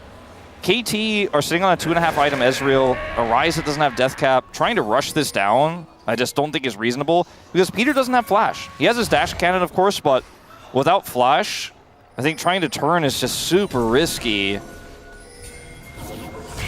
Somebody's got to check this brush. It will be perfect. Good vision control. They can try to force Gen G to take a bad fight through this vision control, but Gen G, because Keen didn't have to teleport, is just putting him in the side lane, letting Ruler clear. They're like, yeah, you guys can't do this fast enough, so if you try, we'll TP in. Ruler going to rotate over, and KT are practically flipping the game on this one. Let's see, TP. It's getting pretty close. I mean, Canyon trying to get in, gonna throw an ult, and now that Otto comes in on a Canyon, he's just dead! They don't have a jungler, although Perfect is getting blown to smithereens as well, but yeah, the Otacon goes over to KT, and KT will accept that 100% of the time. Mission accomplished. That was very, very scary, though. But they had the choke point controlled. They were able to get the teleport out of Keen, and it was going to take some time. And with the Trundle and Subjugate, if you just shot call correctly, target select the Sejuani after being subjugated and blow her up, as long as you don't put the Otacon in smite range before that happens, you can kind of checkmate these, especially because Keen has to teleport into a safe angle here. He's not able to offer damage quickly enough, and they just turn on to Canyon, ult him, and delete him. And Ruler looks for the steal on the edge. They kill Perfect here as he just holds the line, preventing these to fall. Even the pillar comes out to allow them to realm warp away. And it's a clean heist here from KT. Again, fairly risky. I think we'll all agree, but they do end up succeeding in the end. 3 items now for the Rise. Death Cap is ready, but... Okay. 3-item Rise might get jumped on. Yeah, will the follow-up coming on time is really the only question. BDD does have Flash. As now we get another engage here on a perfect. We got a blast cone away as Canyon in a lot of trouble again. He's going to go down. Keen here as well with him. And they go way too deep this time around. Still, the Ruler and Chovy are safe. We do have Perfect going in, trying to create space, but he has to flash away. As in goes Ruler into the back line. There's no stopping this guy. He goes golden, but now he's got to flash away. And while a pillar will stop him, I guess. As BDD gets back here with his CP. And now Gen G are on the run. Realm Warp coming in. Looks like they will go for it. No game will be taken by Chovy. As they take down Chovy, and they will get this Baron. This Sejuani pick just is not working for Canyon in this game. 0, 5, and 10. He's 10 out of 11 of their kills, but he has been caught and punished in some of KT's biggest moments. First they get Otacon, then they get Canyon again, and they get the Baron. As it looked for a moment like maybe Gen G could turn this fight around. Because remember, it starts off with Canyon catching, air quotes, BDD, but BDD just kind of walks it off here as the rest of the team rotates up. Canyon loses a third of his health bar and flashes in and instantly dies. This keeps happening because his resistances keep getting deleted. And then Cuz goes in here on the front line and ends up taking a ton of damage. And this play from Ruler here, as Perfect goes incredibly low, is super bold, deletes him, but now he's on the wrong side of the fight. Tries to go golden here so that Chovy can help him clean up, but it's the zombie Scion that peels and gives them enough space. And unfortunately for Gen G, there is no escape when Realm Warp is on the cards here. And maybe Duro could get out with a nice little dredge line, but Chovy will not be so lucky. And surely KT win from here, right? Yeah, I mean, they have Hex Soul, they have Baron. They're going to get a ton of standing gold here on the map. Not to mention that they are already ahead. So you got to like their chances. A little engage comes in here from Canyon, wants to get something going because just presses Azar, or he didn't even, finally goes for it. Huge engage here from Peter, and now Ruler is just going to get caught up in this one. Here comes Perfect into that back line and just eliminates Keen. Even gets the kill on the Ruler, and it's only Chovy left standing. KT can, in fact, win these. They can, in fact, send it to game 3. Win these. They can, in fact, bring us to the distance here today. And maybe the prophecy was true, Valdez. Maybe this is the only team that can stop Gen G's win streaks. Their perfect season still on the line. KT are going to have to win one more game, and maybe Peter didn't hit his Pop Blossom on the Dragon fight. Maybe he completely whiffed that one, but he didn't whiff the one there at the end that finishes the game. But it's a Trundle POG if we were to vote on this one, man. Cuz running the early game, playing through that bottom side prio, destroying the Sejuani at every turn as Canyon plays a bold game of Sejuani but gets stopped in some very, very important moments. The Otacon fight, the attempted catch on BDD, 2 critical moments that toss the game away for Gen G. And it's a 6-gamer, Valdez. How much damage here for Duckdom in this one? He actually tops the charts, 25.4K. There were some very scary moments for him. Well, otherwise played pretty well. KT proved they can do it against anyone, as we knew, but they prove it once again. I think it took a little proof. We didn't believe that Gen G would even drop a game here, but now in this best of 3, looks like they have given themselves another shot. But now it's the hardest part. They got to go to red side, and they got to win a second game against Gen G, who are this time going to take them a little bit more seriously, we would hope, as it's 1-1, game on our hands, series on our hands. Let's go to a break.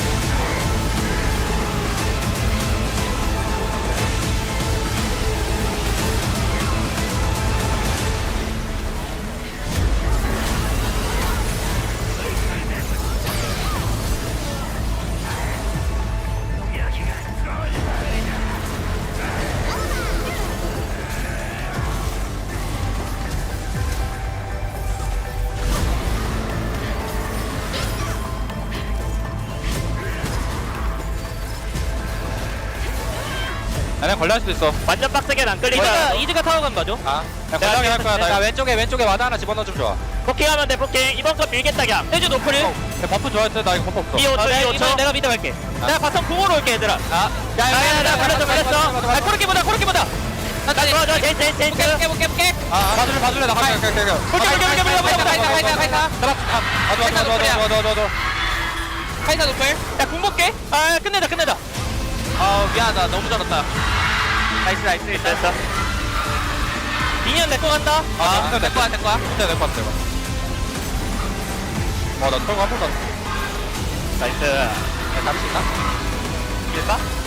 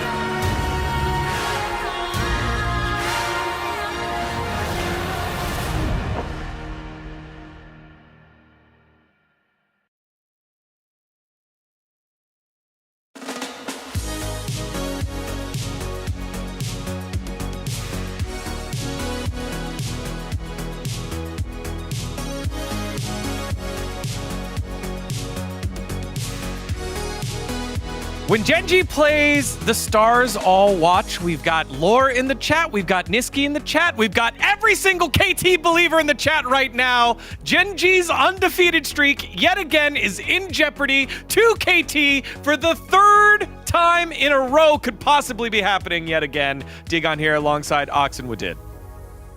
Is anyone truly surprised? Like, really? After that game 1 in particular, I knew it was going to happen. Yeah, I knew you knew it. No, but we all knew, right? You know, when the expectations are lowest, that's when they come through. I said that in the last test segment, right? Please, Digon, listen when I talk about that. It's important. You are right. It wasn't like I did, like, you know, scrape it out of you. But anyways, like, we also want to talk about the game quality as well. You know, the quality they pull out was just insane. Like, I just want to talk about the draft as well. Like, we were talking about the Trundle Sion, like, many times, that Sion looks really OP, and at the same time, like, Trundle is kind of high prior in LCK and all around the world right now. I think in this draft, like, you have a super strong front line who can soak a lot of the poke. Ryze helps to keep, like, the Kai'Sa accountable later. You have Prio in the bot lane. Trundle into Sejuani is just such a fantastic position to be in because, you know, we even saw Canyon go for the spellbook so you didn't have Aftershock, but you still have a great tank just to drain those. Stats from Pillar into Nautilus is really good as well. This, to me, if they were going to win a game, this was the sort of draft that would definitely set them up for success, and it was enough. Yeah, great drafts lead to great play, but you have to make sure it works out in the early game. We're going to show you here the early game by KT that kind of answers the lane swap that we saw between Hanwha Life and T1 and what Genji did to them in game number 1. Let's follow along here. Yeah, this should be the best answer that you could have whenever you have the priority on the bot lane. They try to avoid the laning phase because they have the weaker lane, but you can actually do not match the lane swap, but just go for the objective. And here's what happens. Yeah, I mean, they're able to get this really early Drake as well. You have the Sion on the top lane, who's really good at holding up against even, like, we've seen him in lane swap situations be really strong. We saw Cuz also lean there to provide cover. They get that early Drake, then they swap after that, so they're there to be ready for the grubs, and it's really them setting the pace of this game. If they'd swapped early to match, I think they would have missed out on all of this objective stacking. Yeah, back in the day, you couldn't do this because Grubs was earlier. So you have to trade Grubs for Drake or Drake for Grubs. But what happens right now is that you have so much time to prepare the next objective, so you can actually go for the Drake first and then prepare for the Grubs, and then you can actually reset here again to prepare potential second Drake. And I think KT had the great answer here to their lane swap because they actually forced them into the position where Genji felt really like huge pressure about their Drake cycle, so they have to like kind of gamble for the second Drake. Yeah, and this the big difference here is that in game 1, KT weren't able to battle back in that grub fight, so they just let him have it, and that's when they lost control of the game. This time, Genji decided to try and fight that, and they did a good job, but still ended up losing out in the grubs, and now are behind in tempo here at the Drake. Yeah, they try and rush this one, take an opportunity before they hope KT can get there, but the response ends up coming in, and especially thanks to the Realm Warp, it turns into an absolute disaster for Genji. But this is just an example how KT was setting the pace of the game, and you think of the Genji we saw in game 1, how cool, calm, and collected they seemed. This is how different it feels when KT were the ones setting the pace of the game, and it was Genji who had to respond to it. Yeah, this is how tempo works, you know? If you are in the cycle where you control the objective, then you cannot really break that cycle. That's why like Genji tried to rush it, but it didn't work out because KT set it up well. Yeah, the 2 attempts that Genji made. One, try to skirmish at the grub, see if you can find a catch there. Instead, they got smacked. They tried to rush down the Drake. They got smacked there. And that put KT in a great position. And even though it got a little dicey afterwards, we just don't see many teams get that edge on Genji like that. Yeah, I will also say that we saw some fights there. We saw the fight that came from the Drake punishing them. Also the fight around the grubs where, a couple of things, maybe if they'd gone wrong, it wouldn't be as smooth sailing. So also credit to KT, not only good in the macro, but the play in the team fights was really strong as well. Yeah, especially around this objective, I think both junglers have to like focus on like how the objective works. So I think game 3 is gonna be the same situation, same story. talking about the Drake and the objective. I just got goosebumps just thinking about it. Is it going to be KT yet again with another upset on the perfect season for the fans that don't want to get excited, that don't want to fall for it? We've got the tweets up on my prompter saying, I won't fall for it. Noah saying, I told you KT's the best team. It's happening, everyone. Get excited. Game 3 coming right now. Thank you, Spacers, as we're getting back into it here for game number 6 of the night, game 3 of the series, and a lot of KT believers. You know, the KT believers here at LOL Park, they're just along for the ride. They're not like not getting ecstatic about it. They're not about that. No, what I'm trying to say. They're not thinking about the memes. They're just excited that KT are winning. I think Agumon was telling him to get in the realm warp. And that was BDD in that last game. Agumon. Better than just saying pepper breath all the time. And trying to be really Ty's like inner conscience. Yeah. When Ty like gets mad at you and then you have to become Skull Greymon. Agumon's life wasn't easy. BDD's life wasn't easy either. I think it's easy to be a Digimon in general. Yeah. All right, Valdez. Let's see what happens. Lock in. Third and final draft. Vi is the fixture on At least side. we can't blind Sejuani this time. No. So I feel like Genji already have an advantage. I think that when you consider how important bot prio has been throughout the last few games here at the LCK, like this entire week, I think that's why Bull was played earlier today, to get that prio, to get those leads, to get those advantages, to look for the kind of Drake theme that Wadid keeps mentioning and bringing up, but Orianna even targeted here against BDD. Can't get his Syndra though. I don't think he's going to play Syndra, although he did have a really cool game on He might. But anyway, my point is... BDD's 4th Symphony. The Kalista is gone. There hasn't really been any other targeting here of the bottom lane just yet. The Varus is quite strong in this situation. Even the Draven could be relevant here in this draft. So many mid laners are taken away here. Talia, Orianna, Pantheon, Azir. This time Chovy will go back to the other tier list. Corki's already gone. Victor, first pick here. It's perfect, is going straight into Yorick. Wants to have side lane control. Cuz has had some phenomenal games on the Wukong. But we don't know what the other picks are going to be just yet. And Yorick and Wukong can work decently well together, but I feel like the Victor is a lot more well-rounded, let's say, in a draft like this.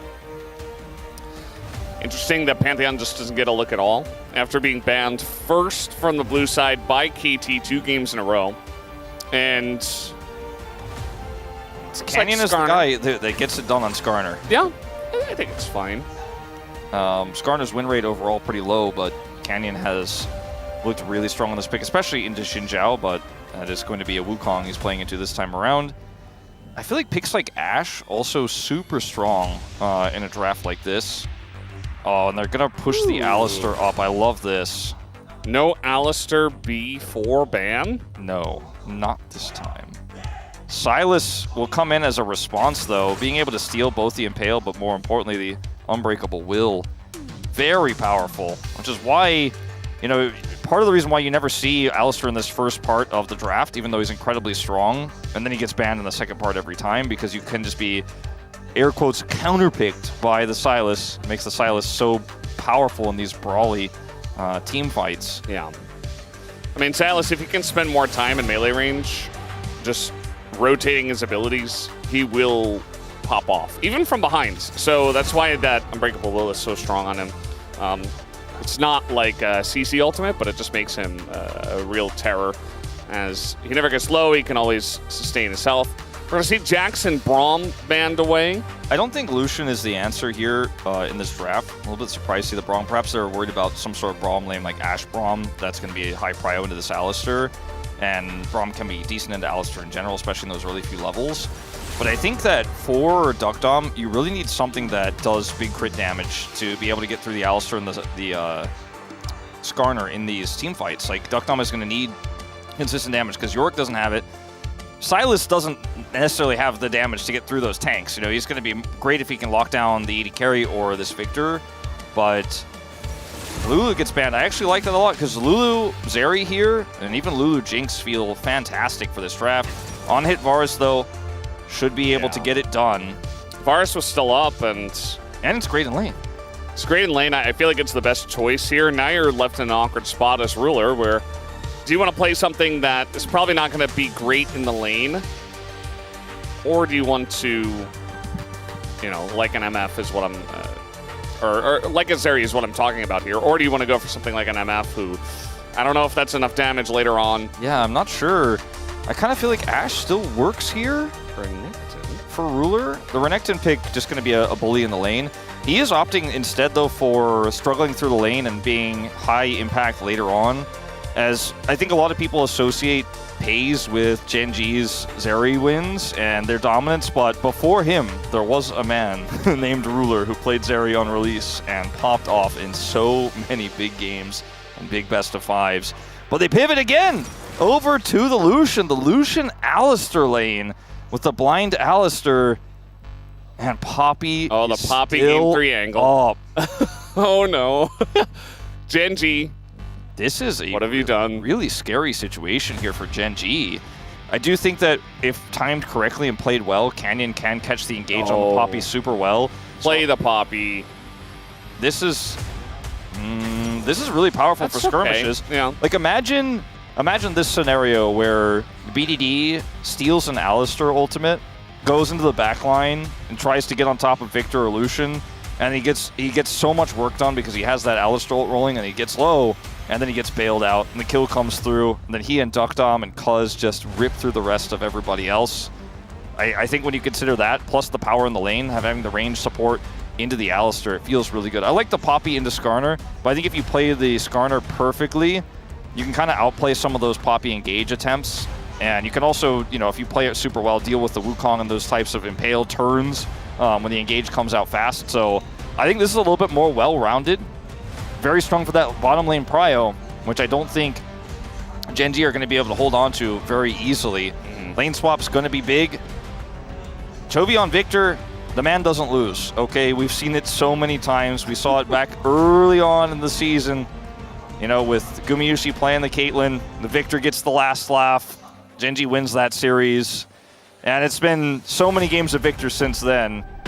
I wouldn't be surprised. I don't even have the stats in front of me. I wouldn't be surprised if he's undefeated on the pick. But I look at this comp, and I look at what KT has put together, and once again, I have to lean KT. I feel like they had great counter picks here on red side. Yeah, I think as long as they play it well, it's not the easiest comp to pull off, but if they do it, I think they've got it potentially here. For game number 3, we are ready. Let's hop onto the Rift.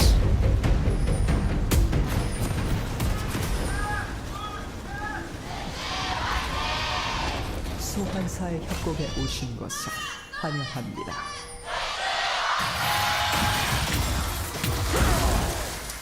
The fans going crazy before this game number 3. We saw a couple of signs before we went into this game, both referencing KT stopping Gen G's streak. One of them was a Gen G fan saying, we're going to get revenge for you stopping our streak last year. Another one was, yeah, KT are the streak stoppers here in summer. The summer of KT on the roller coaster. What's going on here, Gen G?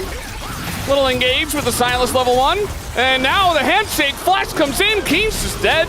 His first blood over to Cuz right at 1 minute into the game. I mean, we had the exchange that happened just moments before where Duro ended up taking a bit of damage. KT's level 1 is insane, and you have to respect that, because if you don't, and Silas starts stacking up that passive, you're going to have a horrible time. Duckdom and Cuz lurking here. I'm looking for a deeper invade. And, you know, you see already Ruler and Duro are looking for the better level 1 here, but they're going to find out very quickly that the bot duo is not in the bottom lane. And Cuz now going to use this prior here, this control, to once again try to take Canyon's jungle down. Yep. And he can smite fight this. Yeah. And level 2. I don't know, it's got a leash, and I feel like Cuz could have maybe tried to go for the smite fight, but instead he's just like, you can't fight me. I'm level 2 against level 1, so I'll just let it leash, and then I'll smite it. Yeah. So it's not a flip. And this is an Alistar lane here at level 1 into the Varus. Unfortunately, Duckdom's going to miss. But things aren't going to just get better here when Ruler is like, well, I was here first in the lane. They don't care. care a little bit. Duckdom gets a small amount of carriage. Yeah, he gets level 2 first anyways. BDD, risky play. Yeah, he's taking a lot of damage here. Trying to pull a Zeka, but that's Chovy. He is going to shut this one down. We did see Faker force the flash earlier yesterday. Yeah, I think that was a level 3 as well. Yeah. Not sure. BDD down very low, and now Cuz is going to try to come over here and stop this, but Kennen can easily just smite it if he needs to. Doesn't even need to. Just rushes it down. Still going to secure his red buff and go for the 3 buff start. If BDD didn't end up messing up that trade and Chovy wasn't able to play that so perfectly, I think that Canyon is not going to be able to get away with that. And, you know, we'll see potentially a collapse there. They didn't have vision 100% of exactly where he was. I don't believe that ward came up later, if I'm not mistaken. But really important that Chovy ends up winning that exchange, if they did in fact know. And that's going to be annoying. Good dash. You're all about the Silas dashes today. Yeah. Remember who dodged with Silas? It was a clean dodge, yeah. Yeah. It could happen again. It was pretty straightforward, but you know, it was clean. Yeah, I mean you gotta dash those. This one as well, you know, kind of makes sense. Teleporting in onto the stun, you kind of wanna dash those. Yeah. Otherwise, you know, you get slowed, you get stunned. Yeah. You get stopped on your back. That's why Chovy put it there, you know? He was just trying to be annoying. BD, he presses the dash button. Nice try, Chovy. Chovy is continuing to put the pressure on in this lane. This is how the matchup normally goes in the early levels. You get harassed by the Victor. Little handshake. Duro says, thank you very much. I will use that as a taxi. He's going to take a lot of damage here, but his Glacial Augment will slow the follow-up. But that's a nice hit there. This time Duckdom doesn't miss. We're still down a decent amount of CS in that bottom lane. Our Duckdom and Peter. Ooh, that freeze from Chovy is also going to be super annoying here for BDD as he buys a Dark Seal. It's a back again. Yeah, Chovy's lane dominance showing up in a big way. And even though they had the bottom side prio, they chose to send Duckdom home. And they're going to lose control for a moment here, so it's not just going to be straight into Dragon necessarily. They do have a lot of vision control. Perfect. Okay, it's going to be fine. It's getting pretty close there. But big wave, Perfect was trying to back away, and he will be okay. So they do start this up. BD's gotten Prio back. Looking for a nice trade here at the same time.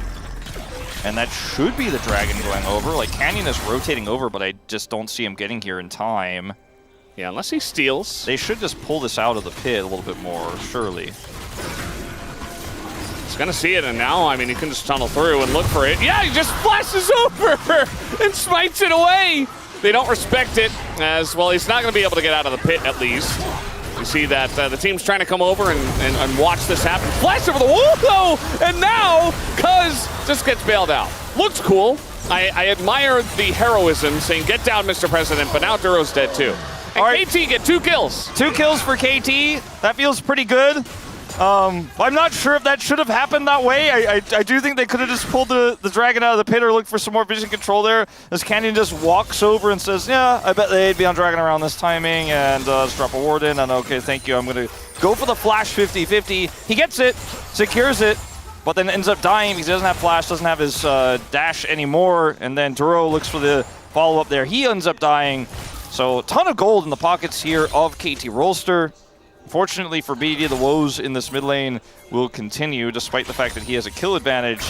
Chovy is still harassing him down. He doesn't have boots, Chovy does, so it makes it even easier for Chovy in this situation. We're going to see a swap now. Well, Varus to the top lane. Duckdom's going to look for the Grubs second here. Dragon was an attempt at 5 minutes on the Wadid flowchart, but not successful. Let's see how the Grubs go. Yep, just waiting for that at 8 minutes as we do have the steal of the Chaos Storm. Just going to drop it down. Chovy walking very fast away from it with his brown bags that he's got. Yeah, nice boots. Yeah. Feeling pretty good about that, so as we're going to look at this again. Kenny has his control word in here, and he's just like, okay, I'm going to drop a Q, look for the smite.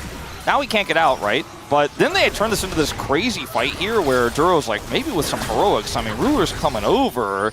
This is actually super clean because Ruler can actually fight over the pit. And then the headbutt comes through. The bailout is perfectly timed, though, and they still end up getting the reset. Now Duro, unfortunately, flashless and no way to headbutt his way out of there. Still goes down, but it was a cool attempt. Like, I'm not even upset for Gen G for that one. Like, credit for trying, points for creativity. But unfortunately, it maybe should have just been willing to end up letting the Dragon be your prize and walk away. Let your Skarner die for Dragon. You know who didn't look very happy after that was Chovy. I saw him on the cam. He definitely had a kind of pained look on his face. Like Canyon has right now on the player cam? Yeah. Outside? Not like Chovy looks now. It looks like he's calmed down. It was an unfortunate play. It didn't work out. It was cool. But again, it didn't go the way they had hoped. Well, they do have grub control right now because Chovy continues to have mid-prio here. Yeah. And I just don't see any way of Cuz getting in there. Doesn't have flash even though his ult is up. Just give it away. It's fine. And it's a Renekton in the side lane, a Victor in the side lane. Definitely not the worst possible scenario. And in fact, you know, now that Smite's been expanded, it looks like they're even going to get one grub as Perfect is getting some side lane done on this Yorick. Grabs a plate for himself. Watching this clash between Titans is amazing. Remember, you know, BDD was the old mid laner of Gen G. Chovy has replaced him. And watching this battle between old and new mid laners is pretty sick, especially with how well Chovy's playing this. Yeah, he's giving him no quarter. It's really cool to see. I mean, this is what I was expecting with the Faker Zeka matchup as well, where I'm like, the Victor just gets to stand there, harass you, and get grasp stacks, and you just don't have any pressure, Silas, generally. Obviously, Faker went a little bit too far forward for the harass. He got punished for it, and the matchup turned out totally different from there. But as you mentioned before, this is the way it's supposed to look. BD's going to stabilize a little bit now that he has Catalyst, but he's still going to be behind pretty severely here, 21 CS. Perfect seems to be having a great time. I say that right as he gets engaged on. In goes Keen with the Dominus. Will he have to flash away? Looks like no cooldowns left here for Keen. Just taking a decent amount of damage from the Maiden, but will get the gold from it. Yeah, I think Keen's pretty happy with how that went. Yes. Full Fury. We'll get some heals off the Empowered Q. And Perfect is going to have to wait here and grab this wave. In terms of where everything else sits right now, 3 assists for Duckdom is really his gold lead, and like half a wave over Ruler. But in terms of how the fights are going to look, we haven't really gotten to that big skirmishing power that KT's draft has yet, with the Silas stealing the Alistar ult, fighting on dragons, for example. But we're getting closer to that, right? The second dragon is going to spawn here in 15 seconds. And Duckdom being topside here, with the Renekton rotating over, means that both Keen and he will not be on this fight right away on spawn. Looks like Keen's probably just going to stay up here. Doesn't mean, though, that Gen G can't fight for this, because it's a Yorick on the bottom side. And even though he has TP advantage, isn't necessarily going to have a lot of combat power here. And I think this Dragon may be a bit of a slow take. Not going to be necessarily either of these teams grabbing on hold early. Perfect goes up here to the top side to deal with this Renekton. And now, finally, we're seeing Duckdom rotate over. Does have his Bork online. BDD does not have his Rod of Ages completed. Chovy has gone double mask as well. Going in on this one, but Cannon is here. BDD is going to flash out of this. Cannon could have potentially tried to look for that Impale, but opts to not go for it. Would have been a lot of combat power lost had he missed it and then needed to use it on this Dragon fight, potentially. There's no guarantee, you know, even if he hits it, do they have the damage? Is Cuz there? And speaking of Cuz being there, he is first on this Dragon. They have bottom side prio against this Lucian. Ruler is going to be hard-pressed to get over here. It's Perfect is once again having a rough trade. And I'm more interested on the Dragon fight, as Canyon is... I want to see this setup. Holding that Impale he did not use, but keeps holding it, maybe saving it for the next fight, as they don't engage. Cloud Soul kind of insane for KT. It kind of slaps. It's pretty good for Gen for both as well. teams, But actually, for both teams, it's insane. Well, for the concept of the draft here for KT, it is immaculate. Again, very strong for Gen G, as you mentioned. It's like a battle of which one is stronger, because they're both amazing. But yeah, I kind of agree that I think it is slightly better for KT. Well, I don't know. It's really close. It's just really good. That's all you need to know. Insane, yeah. It's just really good. It's an amazing Cloud Soul angle. I think for both teams, there's going to be a ton of value from the move speed out of combat even, you know, just in the individual Drakes themselves for rotating around the map, setting up flanks. Yeah. And for the Yorick, you consider, I mean, just even the macro potential of Gen G and KT, what they're showing tonight. I think it's a really good shout. Because when you think about it first, it's just, you know, the Cloud Soul ults boost that you get from that. Yeah. Rod of Age is now done here for BDD. Chovy still doesn't have that first item completed yet. But he's not going to be able to punish as the chains don't connect. Duckdom lurking here. If those connected and Duckdom lands his own chains and Renaz right there for the handshake, I think maybe Chovy dies. I do agree with you, but he may have been able to flash if the chains were coming through, but then he'd be down to flash for the next fight. Ultimately, Chovy knows the range there of those chains. Perhaps Duckdom could have flashed his own chains first, but Chovy's positioning here very safe. You know, he's no longer just trying to min-max the range advantage here because he knows there's other factors at play. This is no longer a 1v1. And when players are missing, you cannot be taking those chances. Keen's first item done. Heartsteel done here for Canyon.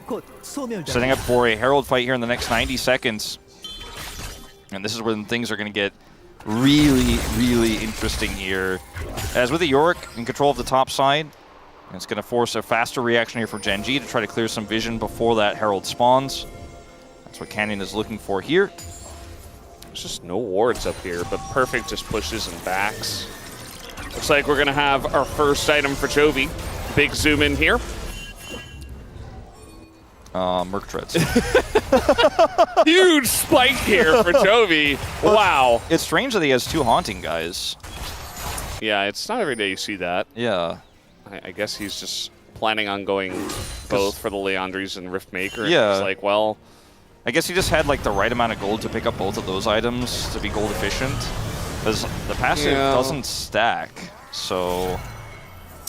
Because the longer you stay in combat with Haunted guys, you get like a little bit more damage. I'm like 99% sure that is a unique effect that doesn't stack, so...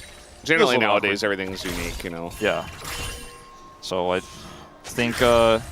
So it looks a little bit bizarre. I think that's probably what the Korean commentators were highlighting there as well, unless there's some weird tech that I don't know about, because Chovy is often ahead of the curve on these things. He is the tech master. Like when you see something like this normally, the technician. If I saw Yukal with this, I'd be like, Yukal, what's going on, buddy? I see Chovy with it, I'm like, hold on, let's figure it out. Like he's got to be smarter than all of us. Chovy's so smart. I mean, he does just do this. What did he do in game? What game was that? I don't even know what game we're on anymore. Oh, the Ahri. The Ahri. The Ahri build, which Bloodletter's Curse or whatever it's called. Yeah, exactly. Yeah. That's what I was memeing, where it's like, oh, Chovy built that. Everybody's going to be building that now. Yeah, see it in LEC next match. Yep. I mean, in the LCK next match as well. PDD, no vision here. Like, Cuz is here. Maybe a bait. Oh, a little turn. A little turn-arino. A rock throne. All right, well, going in for this one, we do have the stolen Impale coming in, but locked into the wall goes Canyon, and now he's going to pull in BDD over the wall, but a CC goes into him, but everybody on the side of KT is coming up. And so just trading some Impales. All right, well, we do have the Herald being taken here on the side of KT, or at least starting. They pull off of it, though. Ruler clears the mid wave as we're doing this Prio dance on Herald. It's been up for a while. It's been up so long that the Dragon has 20 seconds until it spawns here. Perfect has maintained Prio here. Does have TP. And TP is going to be used by BDD. Buys his Merc Treads here. Looks like KT feel confident that with the control over bottom that they have, they might be able to rush this one down. But at the same time, because BDD teleported top, this should be Dragon going over to Gen G as long as they can rush it down quickly enough. I mean, it is just a Skarner here. He's on vision. I just don't think they can stop him. Yeah. Ruler's going to clear this mid wave, and that's that. Now the question is what becomes more valuable. I think with the power of Cloud Soul, I kind of lean towards the Dragon, to be honest with you, Valdez, especially because what we talked about earlier with the movement speed. It's just in general so good. Hold on, Cuz maybe get a 50-50, maybe. But he's alone. I don't know if he really wants to take that risk, so he's just going to let it go. So first Cloud Drake does go over to Gen G. And they'll be feeling pretty happy about that. The Herald, if it crashes in mid here, the mid turret's full health, so I just don't feel like it's as valuable right now. We'll see how it's utilized. It's like bot. Saw that ping. Yeah, I mean, it's I going to guess be dropped immediately. Chovy also could be dove after this, because the turret is not going to be safe when it's dead. Or like, he won't be safe on a turret when it's dead. Good driving from Cuz. Doesn't run into the Otacon wall. Could have gotten a little bit awkward. Looking for Can he do it? Second charge here. Can he manage it? I think he can. All right, good angles so far. He's on the track. He's got the angles. Here's Canyon, and yeah, he's just gonna hop out right at the end. Impale utilized there, and Cuz wisely gets away, bails, and forces the Impale out. Unfortunately for KT, there's nothing to fight for really to make use of the lack of Impale in this moment. So it was a nice try there, but they at least got the gold on the bottom turret. But I feel like we've really kind of solidified that Dragon greater than Herald in terms of the trade now. Yeah, I mean, feats of strength picked up for KT, but maybe they could have gotten that turret without the Rift Heralds. The Cloud Drake, the singular one, is, I mean, it's good, but it's only 5% for now. But really, it's about the stacking, which feels really good for the side of Gen G. So, yeah, I feel like it's close, but again, this is a very close game. This isn't like one of the blowouts that we have seen. It does feel like even though Gen G had that moment in Game 2, it looks like they were coming back. It still felt like mostly a blowout. Look at all the vision that KT have on the bottom side of the map. It's kind of insane. Like, this is going to take a while to clear. They're not going to be able to punish, I don't think, here, but they have set up so well for a potential catch on anybody who comes into the jungle without prior knowledge that that vision is there, when Cuz is nearby, or when BDD is ready to follow up. All of it's being taken away now, or a majority of it, but still, I like that KT is being super proactive around this deep warding. Gen G not going to overextend, just going to play through Chovy safely here in the side lane. Leandri's done. And just know that, where they don't know where champions are, they won't be. And they don't need to force vision control fast here, because there's no dragon. They can just slowly clear it up. Canyon gets the last of majority of those wards that were in the blue side jungle. And the game slows down again for a moment. Jovi's holding the wave just a little bit. Will he be punished for it? More KT here than there is Gen G now. Yeah, they want to go for this. Chovy maybe in a little bit of trouble. We'll see the CC chain as Chovy very tanky in this moment. Still has his flash. He's holding on to it, but now Canyon in a lot of trouble. Gets a big impale, but now the Renata ult on top, and it's 2 kills for Duckdom. Just like that. We have the culling coming down, but Perfect also here. Even though he is Yorick, they want to go for this Otacon with the man advantage. Yeah, it's going to be the end of the Maiden here. And Ruler is on 2 items right now.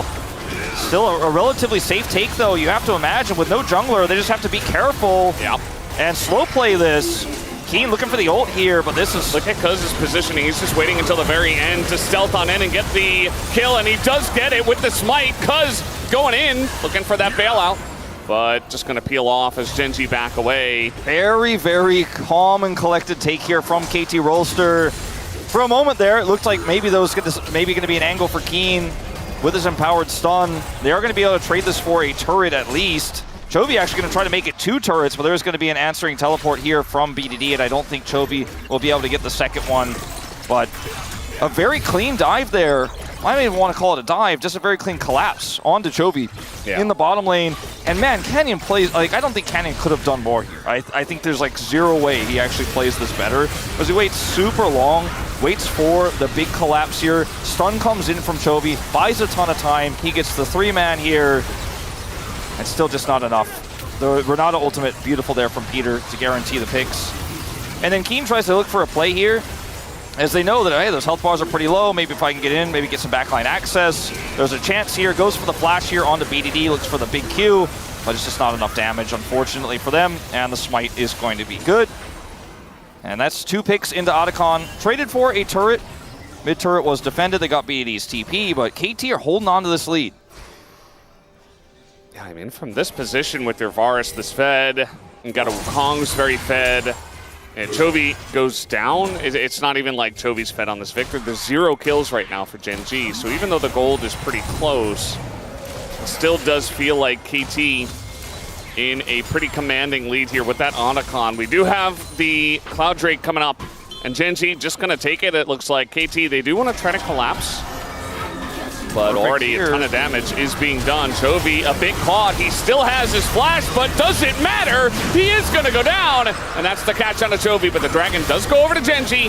It's going to be 2 kills here as KT take it down. Unfortunately for them, there's no Baron, which would have been a huge turn for them. But they're still going to get a bunch of gold and look to push mid. Yeah, I think they can get this mid turret off of the play. Man, Chovy caught there. Did have his flash, but there was just no backup, no peel. Whew.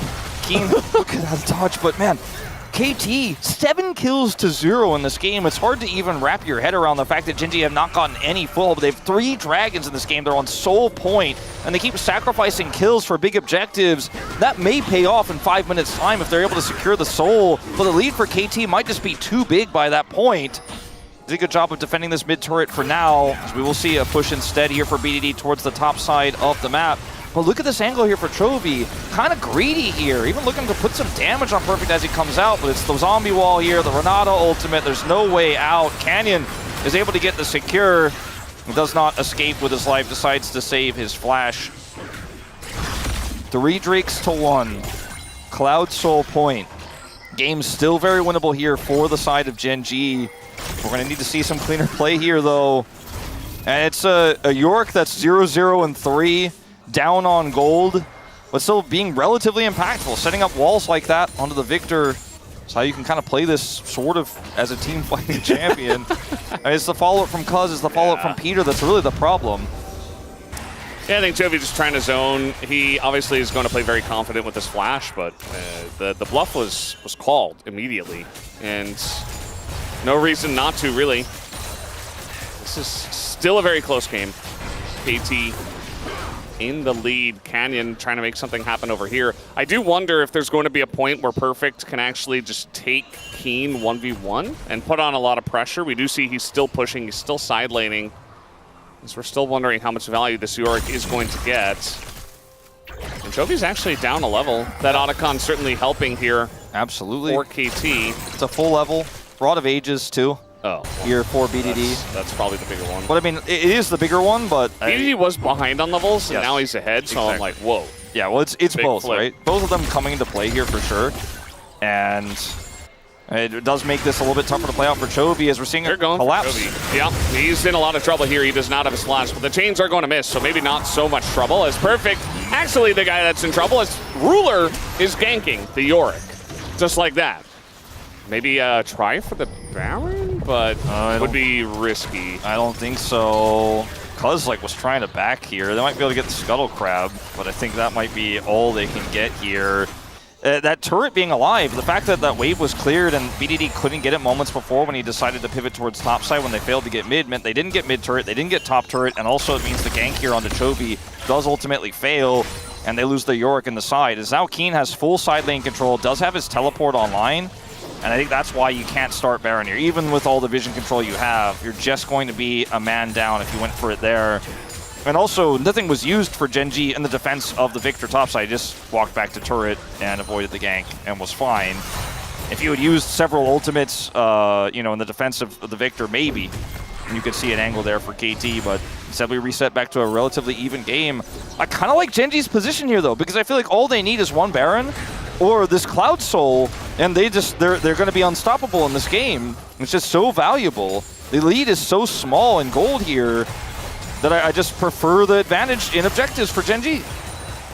Yeah, I mean, there's definitely a big argument to be made for that, for sure. Considering also, you know, there's a lot of gold on this Wukong.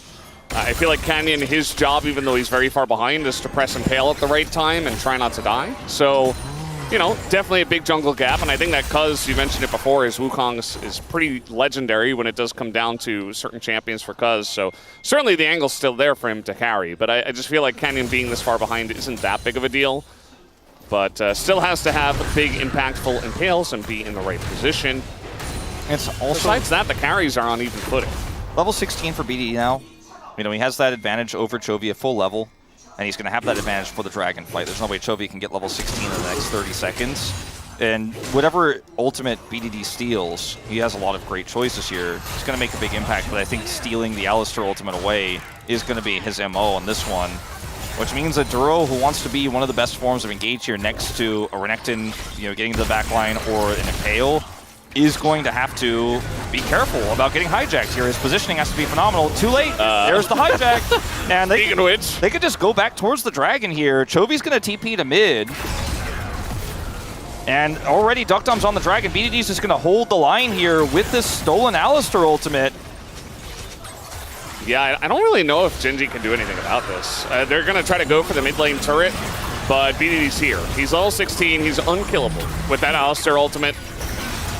It's better Alistar, basically.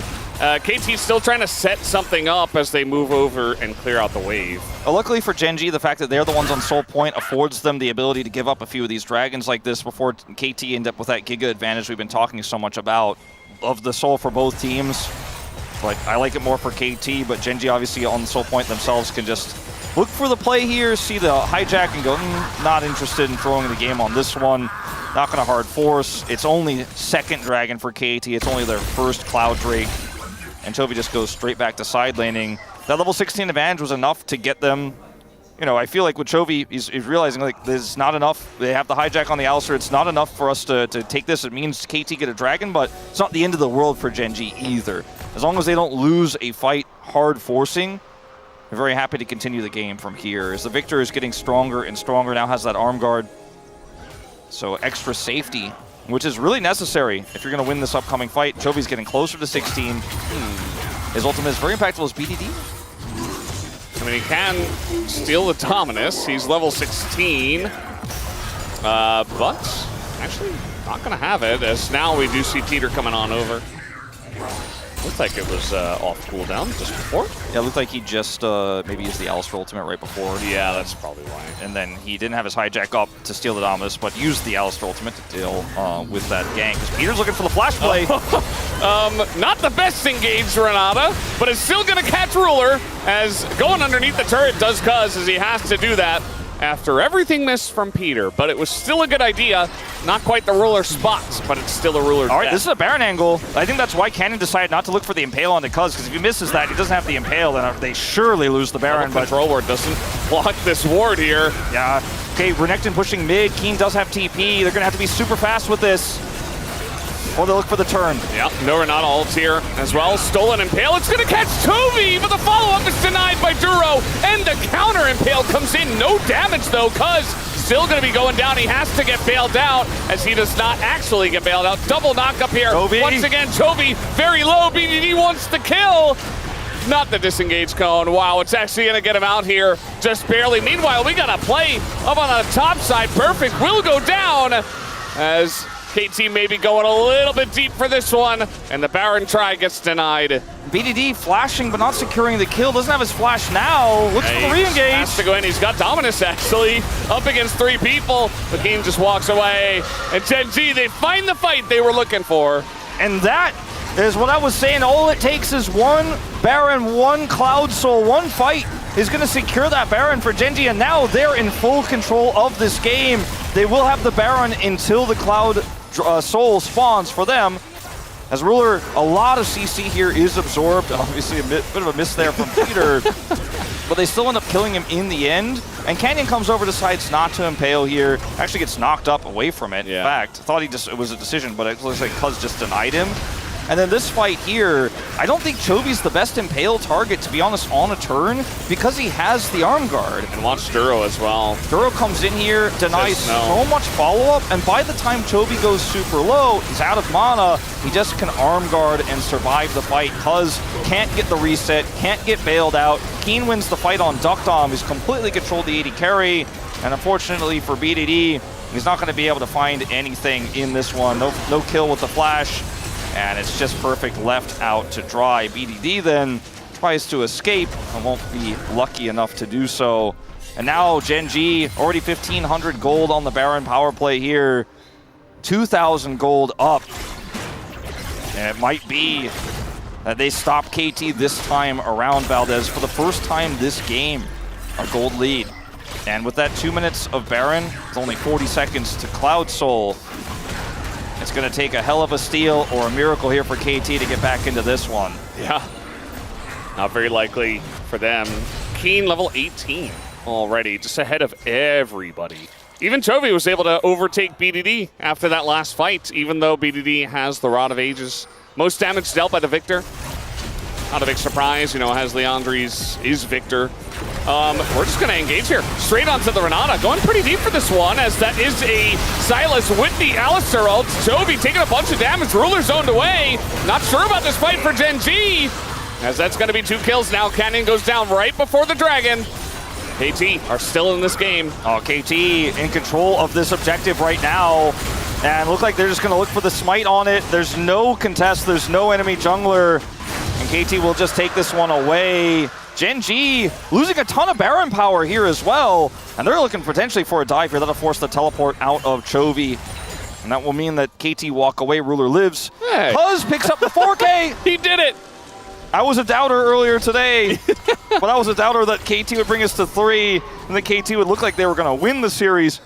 They have not done so yet. We're on a 7 elemental Drake pace here right now, as this fight is kind of, to be frank, like wholly unnecessary to engage into, especially with the Renata right there. The Berserk goes down, Chovy gets caught by it, eats a ton of damage from Ruler, and just cannot actually follow through. And even with the Alistar ult, I mean, it's not early game Alistar ult anymore, you're just going to get blown up. And Gen G have to give away the Dragon. Canyon going in to follow up as well. Yeah. He did that. I mean, BDD was holding Alistar ult, or at least holding Hijack. Used it on the Alistar that's right there. Canyon solo impales a Silas with Unbreakable Will. BDD immediately presses it, and Canyon immediately knew that he made a big mistake. And, I mean, the Renata ult just shuts everything down in a choke point like that as well. We're engaging here for KT. KT and Chovy in dangerous spot. Now stealing the Impale this time around. The Renata ult's very confusing, but Chovy is still dead. It cuts just a Chovy death. Yeah, Chovy's dead. Keen's looking for destruction of this turret, but a TP will come through from Perfect. And, I mean, maybe Keen could look for the all-in here.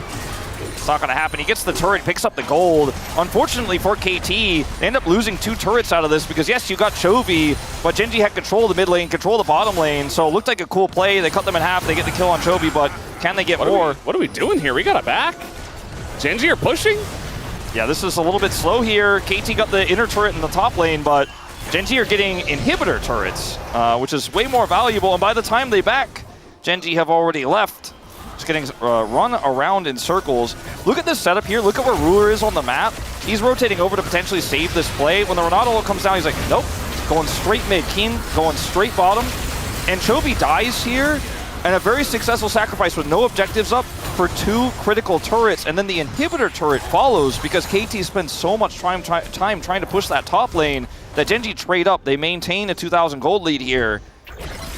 And what is likely to go 40 minutes plus this game here. 4th item done for Keen. He has a GA now. Yep. And, I mean, it doesn't get wilder than this, but I still really like Gen G's position in this game. Despite some errors, despite some big flubs, their macro has kept them in it. And this turret is still alive. Somehow, not for very long, I think. I think this time, finally, KT figured it out. They push forward, take a big turret here.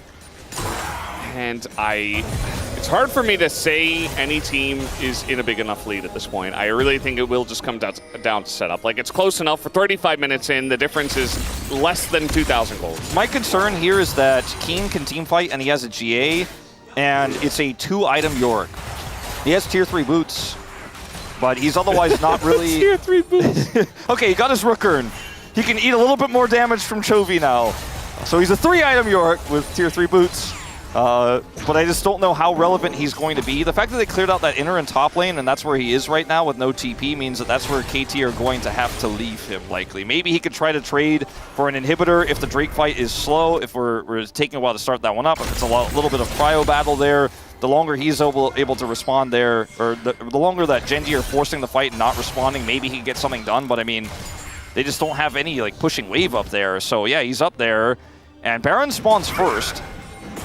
Baron is pretty interesting, actually. Baron is not a objective I think that KT can start, even with this amount of control they have right now. And I wonder if they slow play it, if someone could just solo the Dragon for Gen G. It's not going to be Chovy, who backs right now. It would be a big risk if you leave someone on that who doesn't have TP. Definitely got to send know, at this point for KT, it would have to be BDD, but that's a slow take for a Sylas. It's all about the setup for Baron, it looks like.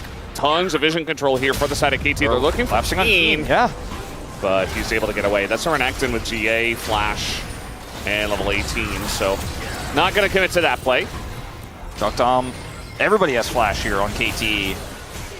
I mean, honestly, all 10 players have Flash. Yeah. It's going to be a wild fight, Valdez. It's going to be crazy. Trying to bait the Impale here. Cuz trying to get on top of this Skarner. Chovy playing so safe. Even the Maiden's so tanky now. It's 4k health on the Maiden. And the Dragon's about to spawn here. Here we go. Gen.G wrestled that Prio away. They're sending Duckdom, but oh, no vision? No vision. They started it. And KT, they know they got to push into this, but they just don't know what's on the other side. Bit of damage comes in, but it's only half health for now. BDD on the flank. Perfect TP to the fight. BDD on the flank looks for Chovy. Yeah, but damage goes into him. It's just a flip. It goes over to Canyon. But now we got the counter impale coming in. Big knockup from Duro, but where is the damage? Ruler is chipping through Cuz, the first one to go down. Ruler's okay, but Canyon getting low himself. BDD will be taken out by Ruler as Ruler looking for the double and will chase them down. KT, they get called on the bluff of the Baron. Gen.G, they take down the Baron, and they might just take this game. Perfect and Peter still on the run. It doesn't look like they will go down, but the push is now coming in. 45 seconds. I think this game is done. Mid is open, and Ruler and Canyon will push to end it. Chovy with the fantastic Zonias there in that last moment. And it looks like this time KT will not stop Gen.G, at least so far here on their perfect run. 16 will become 17 as Gen.G remain undefeated. KT giving so much hope, bringing it to 39 minutes in Game 3, but Gen.G are just unstoppable. It's what we assumed. It took a lot longer than we imagined it would. But at the end of the day, Gen.G remain on top, and there will be no stopping this streak tonight. Not tonight, but I don't think Bro can get it done. I think this will be a never say never. First 2 rounds. I never say never, but I will say I will predict, and I did predict Gen.G to win that series. Same. Chovy just seems inevitable. His positioning always seems in these fights. Like, sure, he got caught on that one Dragon fight. Yorick goes down, then follow-up from Cuz there, and you're like, oh, Chovy, that was a bit aggressive. But in these final Baron fights, like, he has his arm guard, he has his Zonias. He does the max amount of damage. It's like his full mana bar goes from 100 to 0. He's done everything that Victor has to offer. He literally couldn't do more. And he Zonias, and he doesn't die, and he cleans it up, and the Chaos Storm just gets bigger and bigger and bigger. And yeah, there's a ton of knockups. Cuz is flying through the fight, but Chovy stands his ground. He stays firm. He, like Gen.G, are so inevitable in the late game, so good at team fighting, so good at macro. 0 and 7 in this game. 0 kills to 7. They maintained almost gold parity. They were playing the macro game. There's a Yorick on the other side, but it's a Lucian and a Renekton who are getting the inners, getting the mid inhibitor turret. It looks like they want to stay on camera. They're like, oh no, let's send some more waves. Remember, it started off with KT having such a lead. Yeah, I mean, they had a big lead. I do feel like, as you were talking about before, it took so long for KT to try to extend it. Like, it was 2,000 gold for like 20 minutes or something ridiculous. After this play, I feel like this is where KT were like, I think they're going to do it. You know, they get a double kill here. And it just felt like every time that Gen.G got caught out, it wasn't enough to get an objective. Like, even here, Chovy gets caught out. But the objective still went over to Canyon. Only, like, if one of these dragons, just any of the ones that Gen.G got early went to KT, maybe they can close it out. This didn't happen, you know? In this moment where they get Ruler, it's like, okay, he got Ruler, but he didn't get the Baron. They tried. Yeah, he didn't get the mid turret. Chovy in these They never broke open the game. No mana, maximizes his value, almost goes down. Nope, Zonias, no bailout for you. And then the re-engage from Duro, gets a knockups. Chovy flashes away, escapes using the Cloud Rift and the Blast Cone. You can just never catch him. This is like one of those days, it's like, remember this day is the day you almost beat Gen.G. The day you were up 2,000 gold. KT fans will surely not Even forget when this. Gen.G did this fight. Yeah, I saw this fight, I'm like, I think KT are winning. Yeah, no, it's hard to feel like they were going to lose after that. We skipped the last fight, but it's okay. It was a long game. There were a lot of highlights. It was KT going all in, trying to flip a Baron, and then extending too far and never accessing the back. It almost looks like the highlights were catered towards KT winning. Like, production also thought this one is theirs. They knew 100% this time KT was going to win. The Gen G players, I think they're mostly just complaining about how hard it was to win. 2024 spring, KT breaks the streak. 2024 summer, they said KT breaks the streak. Not in LCK 2025. Yep, hasn't happened yet. And they said, you know, it's so difficult, so challenging. And then they said Renekton is so reliable. And then someone said, told you to play Renekton already. So somebody on this team is a big Renekton fan, but it's not keen. But maybe after today. So, Chovy Palm? I mean, who else do you vote for? It's just another one of these angles where it's like, I don't think you're going to vote for Keen. I don't think you vote for Canyon. The Sejuani, that happened, right? You don't really vote for Duro. I'll accept... Baby Duro? I'll accept 4 votes for Ruler. Duro had a good game 1. Okay, we did the club thing. We had all the memes. It feels like 2 years ago, but that was really funny. He had a really good rel game. Maybe he gets 1 vote, but when in doubt, not sure. When in team effort, always vote Chovy. I mean, when you look at the highlight packets as well, like you were talking about, it's like he doesn't die. Everything's perfect. He didn't make any mistakes this series. Like his Corki was also good. Even though he wasn't able to quite carry that game, he's just inevitable. He's just Chovy. And it's not like just Kellen. Like, when you say just Chovy, you say the word Chovy, and anchovies don't come to your mind. No, not for us, at least. Not for fans of the LCK. Greatest mid laner for several years now is what comes to mind. The only great LCK mid not to lift a Worlds trophy just yet. See if maybe this is his year. Wasn't able to get the Golden Road last year. No.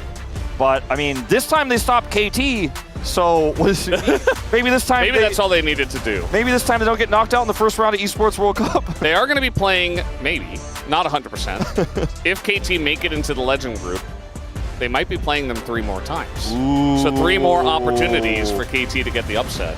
KT winning in the summer of KT. KT winning 1 game here is really helpful, though, for them getting into Legend Group. So it is. If they had won the series, they're just a lock, basically. Apparently, we have a tied result on the POM.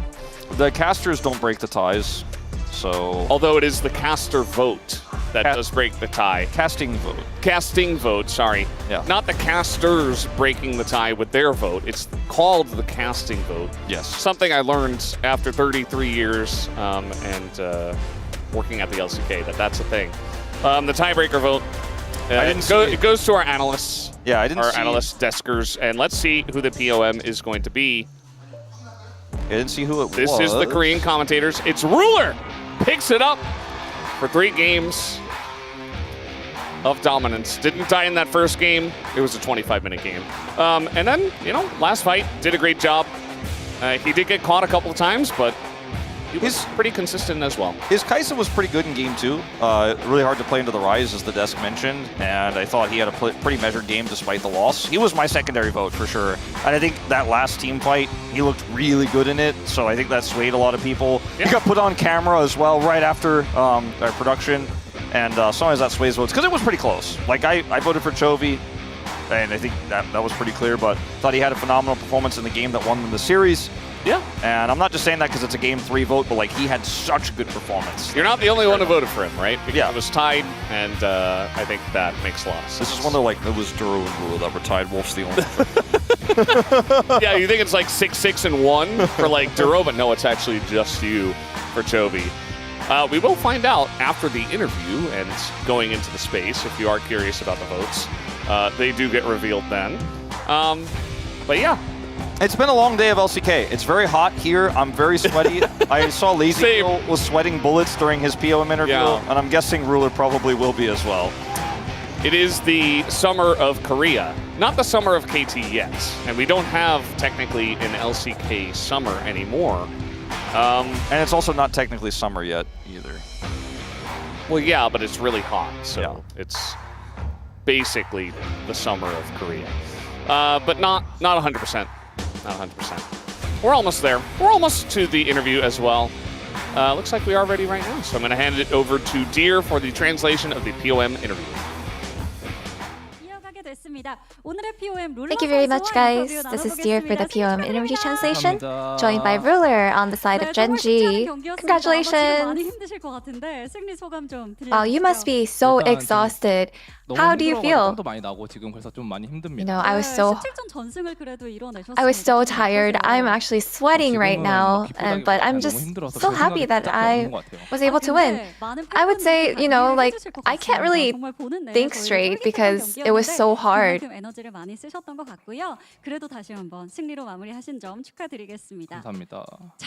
Congratulations. Anyway, since you were able to ultimately secure that victory, and you know, last year, KT was the one to stop Genji's winning streak, and they were on a good momentum with their recent 6th consecutive win until today.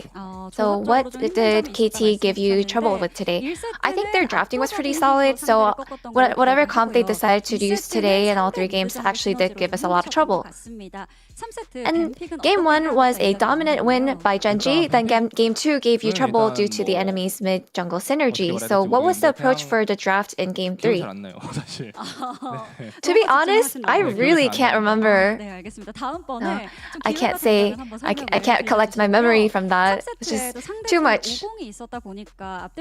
And in game 3, the enemy Wukong made it so risky for you to dash forward and making it so tricky to play as a Lucian. So what made you pick Lucian in the end? So with the way things panned out, I feel like there were so much little option, and I think in the end I just decided that Lucian would be the best possible outcome and the choice to go with. And in game 3, you are behind with a kill score of 0-7 up until the halfway point. So what were you guys thinking? You know, because we had the objectives with the Drakes and everything, I think we were just looking for the late game. We said the game actually doesn't look too bad. It actually looks pretty good. And the early game was shaky, but Genji didn't give up. So you guys revealed your potential at the Baron teamfight and flipped the game around. So walk us through what happened here.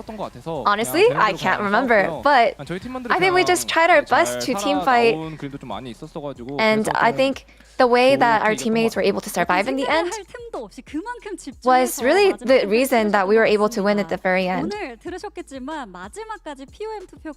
know, as you must have heard, the POM votes were very, very split. But who would you pick as the POM today? Honestly, I didn't think that I was gonna get POM today. I was quite flustered to find out that it was me, and I thought that Keen was the POM today. Honestly, because Keen did so well with Renekton, he was so on point. I would have given the POM to Keen. And for your undefeated round 2, only one opponent remains. It's the OK Savings Bank Brion. So what do you have to say? I would really like to beat OK Savings Bank Brion to wrap up round 2 undefeated. So we'll make sure to work hard to defeat them. And that's the end of the interview with Ruler, and back to the space. Thank you. All right, chat. 07's in the chat. It was the upset bid that fell just a little bit short. Someone check on lore. I'm sure that was pretty stressful. And you know what? I need a little bit of help here because KT, they messed this one up. I'm going to ask Ox to hold the mic here because we had it done. We had it here in the LCK. It was the Circle of Suck where KT beats Genji, which beats Hanwha, which beats T1, which beats D+, which beats DRX, which beats... You can see it. I'm pretty sure that's BKFairX. Oh, he's dropped it. Which beat DNF, who surprised Nogshim, who beat the Bros, who beat KT. It was done. It was perfect. It was perfect. We had it set up. We had it set up, and they were unable to do it. They were unable to get it done. Duckdom flashed into a Renekton. It was close. It was a great... What a roller coaster. This is the best timeline, though, because I guarantee if Gen G lost today, they were definitely not going to lose to Bro. This just sets up the final boss is going to be the Bros. Gen G, again, their chance to get the undefeated regular season will rounds 1 and 2. They have to beat the Bros to do it, and we've seen this happen before. Yeah. The final hurdle. Bros, they always made it out, you know? When there is a huge pressure on Gen G to make the clean week 1 and week 2. So we're going to see. What do we take away from this series for KT, who just make it to the final hurdle? They're there. They're almost there. And to fall just a little bit short. As much as it'd be great for them to beat Gen G, they showed a really high level of play today. They've been shown a really high level of play for quite some time because it's in fantastic form. And it's more important to show this level of play. And even if you lose or win, look forwards into the road to MSI. And KT, they're real contenders. Yeah. You know, yes, it's very hard to knock either HLE or Gen G out of their spots. But if teams are going to do it, I'm looking at T1 and I'm looking at KT. Yeah, I especially really like the idea that they had for Game 2. It's like just great rotation coming into the lane swap. So I feel like KT still has the ability to prove themselves coming into the next games, yeah. All right, so it's been a long day, and we have more to explain here because we had our most contentious player of the match vote ever. It was 3 out of 13 because we had a 3-way tie for jungle, mid, and bot, which then it comes to the English broadcast to break the tie here, the English AD, where they then tied again, split their vote for some reason. There's no collusion here. So then we had to flip to the KR broadcast AD, and then they both lined up between the bot laner on Ruler. No, I've never had this. I've never had this happen. Well, like we've had revotes, but never the double revote. It's crazy. I mean, the reason why I picked the Ruler is because of the Game 3 when Chovy getting caught a lot. I think Ruler kind of cashed in for his team. Like he was pushing the mid turret, just drop the Chovy, just get the side turret. So that's the reason why I voted for Ruler. All right, let's get to comments here because we've been on air for like a bajillion hours. All right, what'd you put for us here? What did? All right. The original Minute 38. Zoom in slow-mo on Alista. Man. That's all. That's all I need to say. Oh, yeah. You see what's going to happen next. Boom! 4-man. 4-man Airborne. It's such a best moment. It's the game-winning play by Diro. That's all I can say. It's huge. I don't know how really you top huge. that comment. Yeah, my Ox? comment is it's pretty straightforward. Yeah? This is a genuine question. How is he so good? No, I'm not being rhetorical. How is he so good? This guy just came on a Gen G this year and already is looking like the best player in the league. And I had a clip as well I wanted to show. That this isn't a team fight last game. 4-man knocker. 4-man knocker. How is he so good? It's crazy. Yeah, we have to show it twice because it's so damn good. Yeah. I mean, you know what? Actually, how did he not get more votes? That's what I'm wondering. You know? That's a good one. I think Duro's been playing so well. And again, like my expectations weren't that high for Duro coming in. No, like it wasn't like I didn't think he was going to be a good player, but I was like, he was the new component of this team. There was a lot of expectations. I was thinking over the course of the year, he's going to ramp up. He's already looking as he's the best support in the league. Right now, he's the best support in the league already. So quick. And he's been in such good form. All right. Well, we know what his All-Pro votes might be if we had All-Pro. No, we have a quote here from Or, who had a vote for Despair. I thought she said she wasn't going to fall for it. We got the badge. It happened. I mean, we have the official badge wearer. You know, if there's someone that knows something about it. Fell for it again. And you just think back on it. They got the invade first kill. They got 3 kills. They won the feat. They were up 7-0. They even had the meme score 7-1. People were spamming soccer scores in the chat. I don't know how much better of an opportunity that you could have gotten KT to do it. But that's okay. That leaves the Giga Chats to take care of business. Someone to knock down that 0 off of 17. Only one team. Yeah. Left to do it. Why are you laughing? It'd be so funny if they did. It'd be so funny. Well, they're not going to do it tomorrow because we have Nongshim versus T1. Very important match here for the Legend and Rise race. And then we've got Deep Plus versus the DN Automotive Freaks, who have been close to getting themselves a win. And Deep Plus, they have the highest highs and the lowest lows. They're the second best roller coaster in the league. Going to be very important matches there. Also really important because with this loss that KT got, they're equal in game score with D Plus 1 series down. So if D Plus do win, they will bump them down slightly and take over that position. Yeah, it's really fun to see every team is trying to fix their weaknesses. So I'm actually looking forward to the next match as well. All right, y'all. It has been a heck of a day here at the LCK. A long one with pauses, game threes, ×2, steals, everything. We had it all. Now it's time to say goodnight. We'll see you tomorrow for more LCK action. Thank you so much for watching. We'll see you.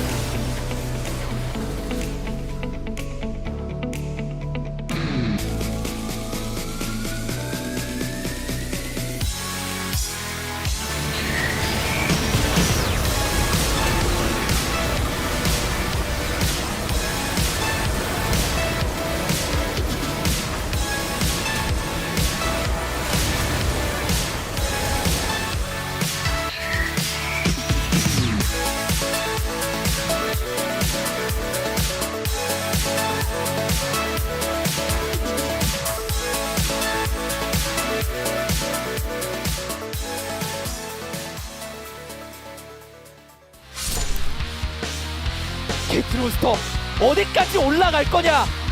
낮은 곳에서부터 올라가는 게 더 재밌을 수 있어요.